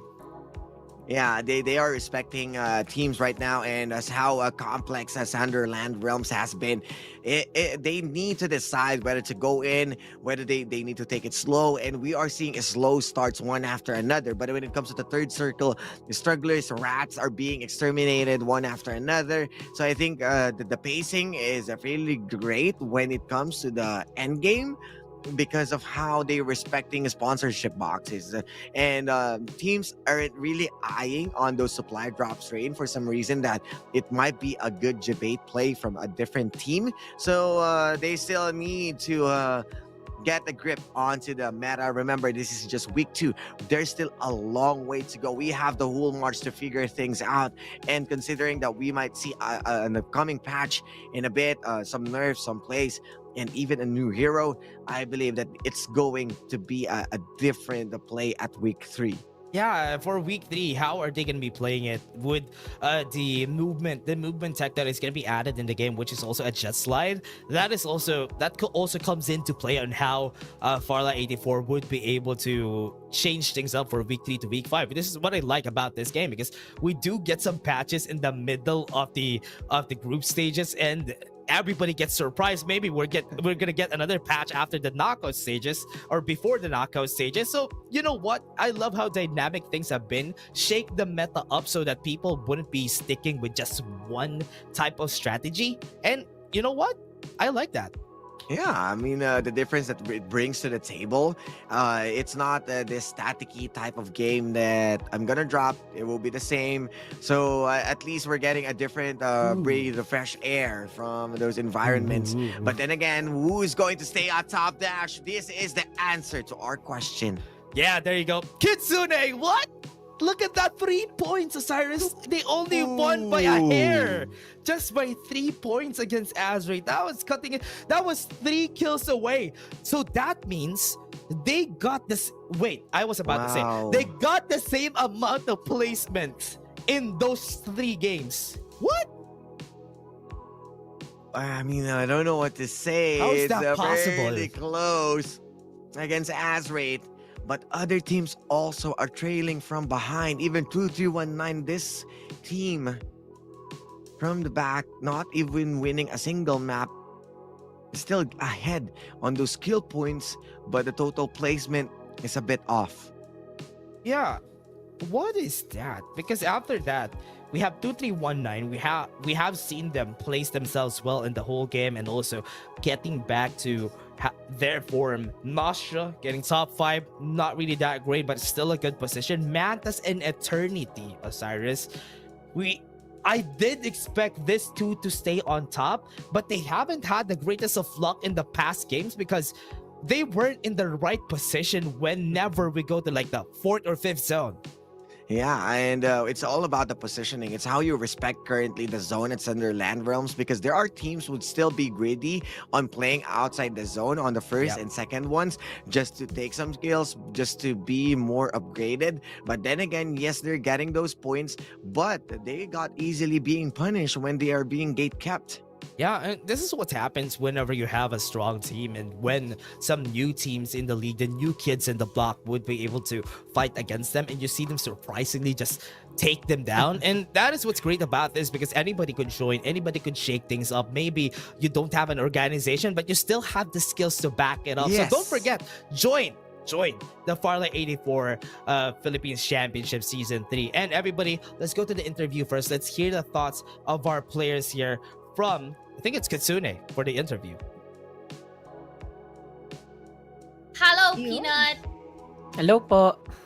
Hello po! Ayun, unang question. Tama ba? Yung roster changes nyo, dahil nagkaroon ng pagbabago, di ba? Ang nakasama mo na lang si Snoops. Tama ba? Opo, So, sino ngayon yung gumagawa ng shot call? Kasi nagkaroon na kayo ng changes sa players. Bale, ang shot caller po talaga namin dito si Snoops talaga. Hindi po nawala yung shot caller namin. Ang napalitan lang po namin is isang player, si Oxy. Yan, bago po namin. Oo. Tapos tatlo Si pa rin po Oxy kami na dating gumagamit ng bow, di ba? Mahilig mag-bow si Oxy before. Sino nag-call na ang gawin ni Oxy doon sa last map ay mag-heal na lang siya mag-isa niya at magtago na lang? Lahat po kami, matik na yan. Pag ganun, mag-heal So, na kumbaga talaga talagang yung sa healing dulo. galing na lang yung gawin nyo. Saka siya, med strat yan na yun. Totoo. Kumbaga, natural, nasa niya na rin yan eh. Nasa capabilities na rin yan as a hero, But again, congratulations nga pala, Kuya Peanut, Once more, gusto ko sanang tanungin kung paano ba yung naging, yung naging mindset nyo going into Game 2 and Game 3 na, yes, nakahabol kayo into second place, but then, hindi na rin masama yung naging pick. So paano nyo ba naging executions yun all throughout our series today? Hindi ko po alam kung ano nangyari. Patay po ako kanina eh. Pero lang po, nagtitiwala lang kasi sila kay Snoops eh. Bahala na sila kung anong gawin nila. Kapag pagka gusto nyo manalo, gawin nyo na lang yung mga gusto nyo gawin. Bahala na kayo dyan. Tama nga naman, Importante pa rin kasi yung tiwala between your teams or between your players, di ba, Ate Bim? Grabe naman yun. Nagtitiwala sila, ikaw hindi ka man nagtitiwala. Hindi, joke. Joke lang. Alam mo, patay kasi ako kanina eh. Medyo lutang ka. Meron ba kayong team, given na yung Kitsune kasi napakatagal na ng team nyo dito sa FPC, no? Meron ba kayong team na nililook forward na makalaban nyo sa same bracket? Lahat look forward kami dyan. Kasi alam namin po Sige, malalakas shoutout talaga mo yan. na yung mga sumusuporta sa Kitsune. Ayan, shoutout nga pala sa mga sumusuporta sa amin. Yan. Thank you so much. Ayan. Tsaka shoutout nga pala sa page ko yan, Peanut Gaming yan. Like and follow Okay. yan. Tsaka sa mga teammates ko, shoutout kay Kenneth Peralta Banyasha, J-Lord Vincent Montemayor, Jun Alingod, yan, Justin Reyes. Yan kay Singad sa mga INX community. Singad yan, baby girl ko. Kay Kona, kay Kimi, kay Baiso, kay Maestro, yan, kay Chili Dagi. Yan, shoutout sa inyo. INX community. Yes, Thank you. maraming salamat Kitsune Peanut. Thank you so much para sa ating maiksing interview dyan. And of course, congratulations po. for topping our group.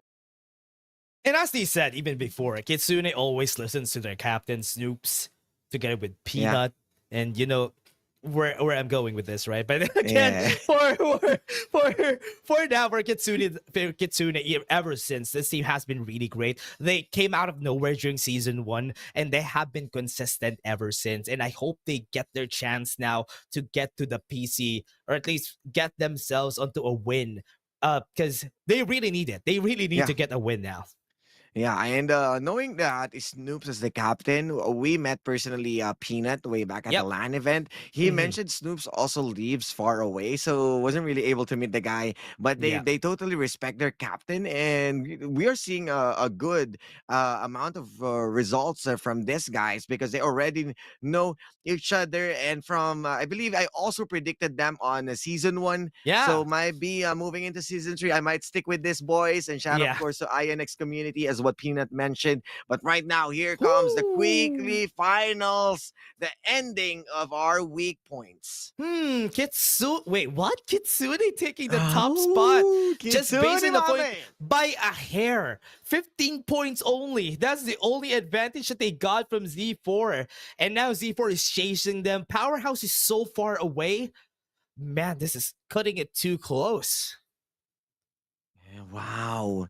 And look at that. Even Z4 Esports Paragons, they still put themselves back onto the top spot. Even Powerhouse fanboys out there.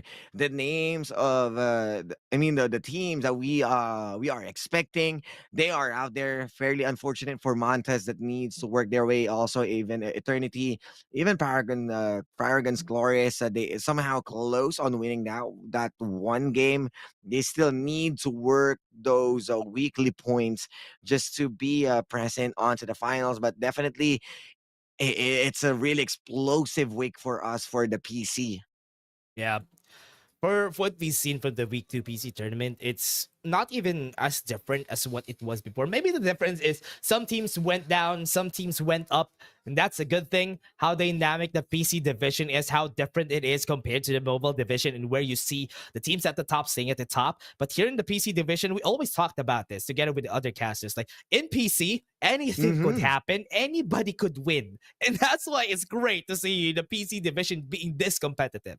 Yeah, and considering with the meta from mobile that you wanted to go for the high grounds, you wanted to go for a good positioning, at least at PC, the clutch possibilities of what you can do on a mouse and a keyboard really explains a lot. Although, of course, we still see how explosive mobile can be at the very last moment, but still everyone would be relying on that healing and wellness technique just to finish their games. Yeah. Health or healing and wellness, as you said. Healing and wellness is going to be our term now for that. So weekday day 1, we're still going to be having a same schedule. It's going to be on the Saturdays and the Sundays at the same time at 2:15 of GMT plus 8. So it's still going to be the same time next week until week 4 and week 5. So don't forget to support. Don't forget to join. And thank you very much to our sponsors, Secto and Fantech. What a way to finish the game and the week itself. But don't worry. Next week's schedule, as what Dash mentioned to us, we still get to see you guys. And it's been an honor to zipline here from the English broadcast. I might be going back into my Tagalog house whenever I am needed. Just say the name, like that spotlight. And From the Batman goes in. corner Osiris is gonna come anyway. He's like a hero, everybody. He just had a superhero landing from the Tagalog broadcast, and now in the English broadcast he goes. And again, everybody, thank you very much for watching here. It's been such a great week. It's been great for everybody to be joining us here in FPC. I really do hope to see more of our teams to be coming out. But before that, though, look at this, more codes for the Watchman skin. Yeah, go get that skin, bro, because definitely that Watchman, he may not be used at FPC, but you can still play it on your pub games, on your ranked games, because on how good the turret has been with the rework from this guy, with the texture update from this guy, and we might see a good, let's say, buff on some future patch. So at least you get to keep a skin already in your arsenal. Oh yeah, you'll be ready if ever we get some buffs for Watchmen, and I hope to see maybe a Watchman for sure. Oculus is waiting for we any already buffs saw on Captain, Watchmen. right? Oh yeah, Captain, but being played here was not successful. Yeah. I hope at some point we do see Captain and Watchman being the craziest capsulers that we have. I hope we go to that time, because back then it was a pipe dream to have a duck side in game, but we do have a duck side being the strongest capsuler in game.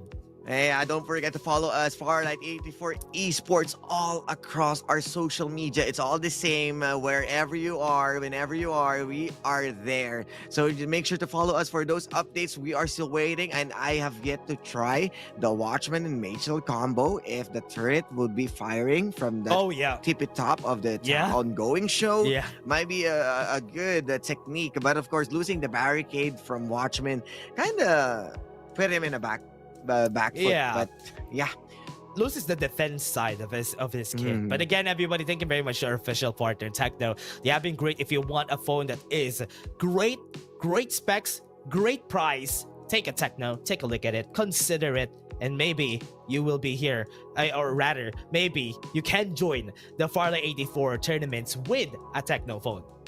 And of course, our family member ever since season 2, Fantech. Big shout outs to you guys, official chair partner. But not just share that they're offering. They have good colors of their peripherals. Been a fan of Fantech ever since. Even when I was starting on my gaming PC, I really tried them, and it was really delivering even the headset. But yeah, for now, that's all for us. A really good game from mobile to PC dash. Wow. Yeah. It's been a great day. It's been a great day for everyone, and I hope to see more action for next week. Thank you very much, everybody, for or rather Osiris, for filling in for the English broadcast. And again, thank you very much, everybody, for watching the English broadcast and FPC. See you guys next week for more Farlight 84.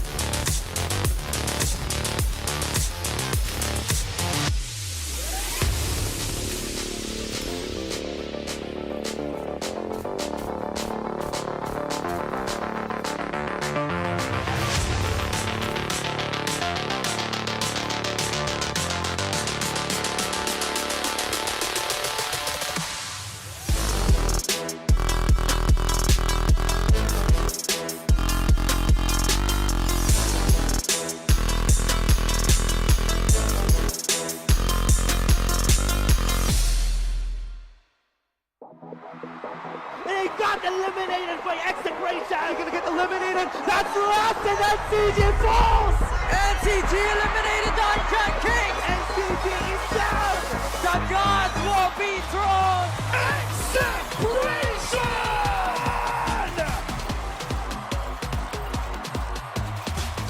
Today, we crown a champion.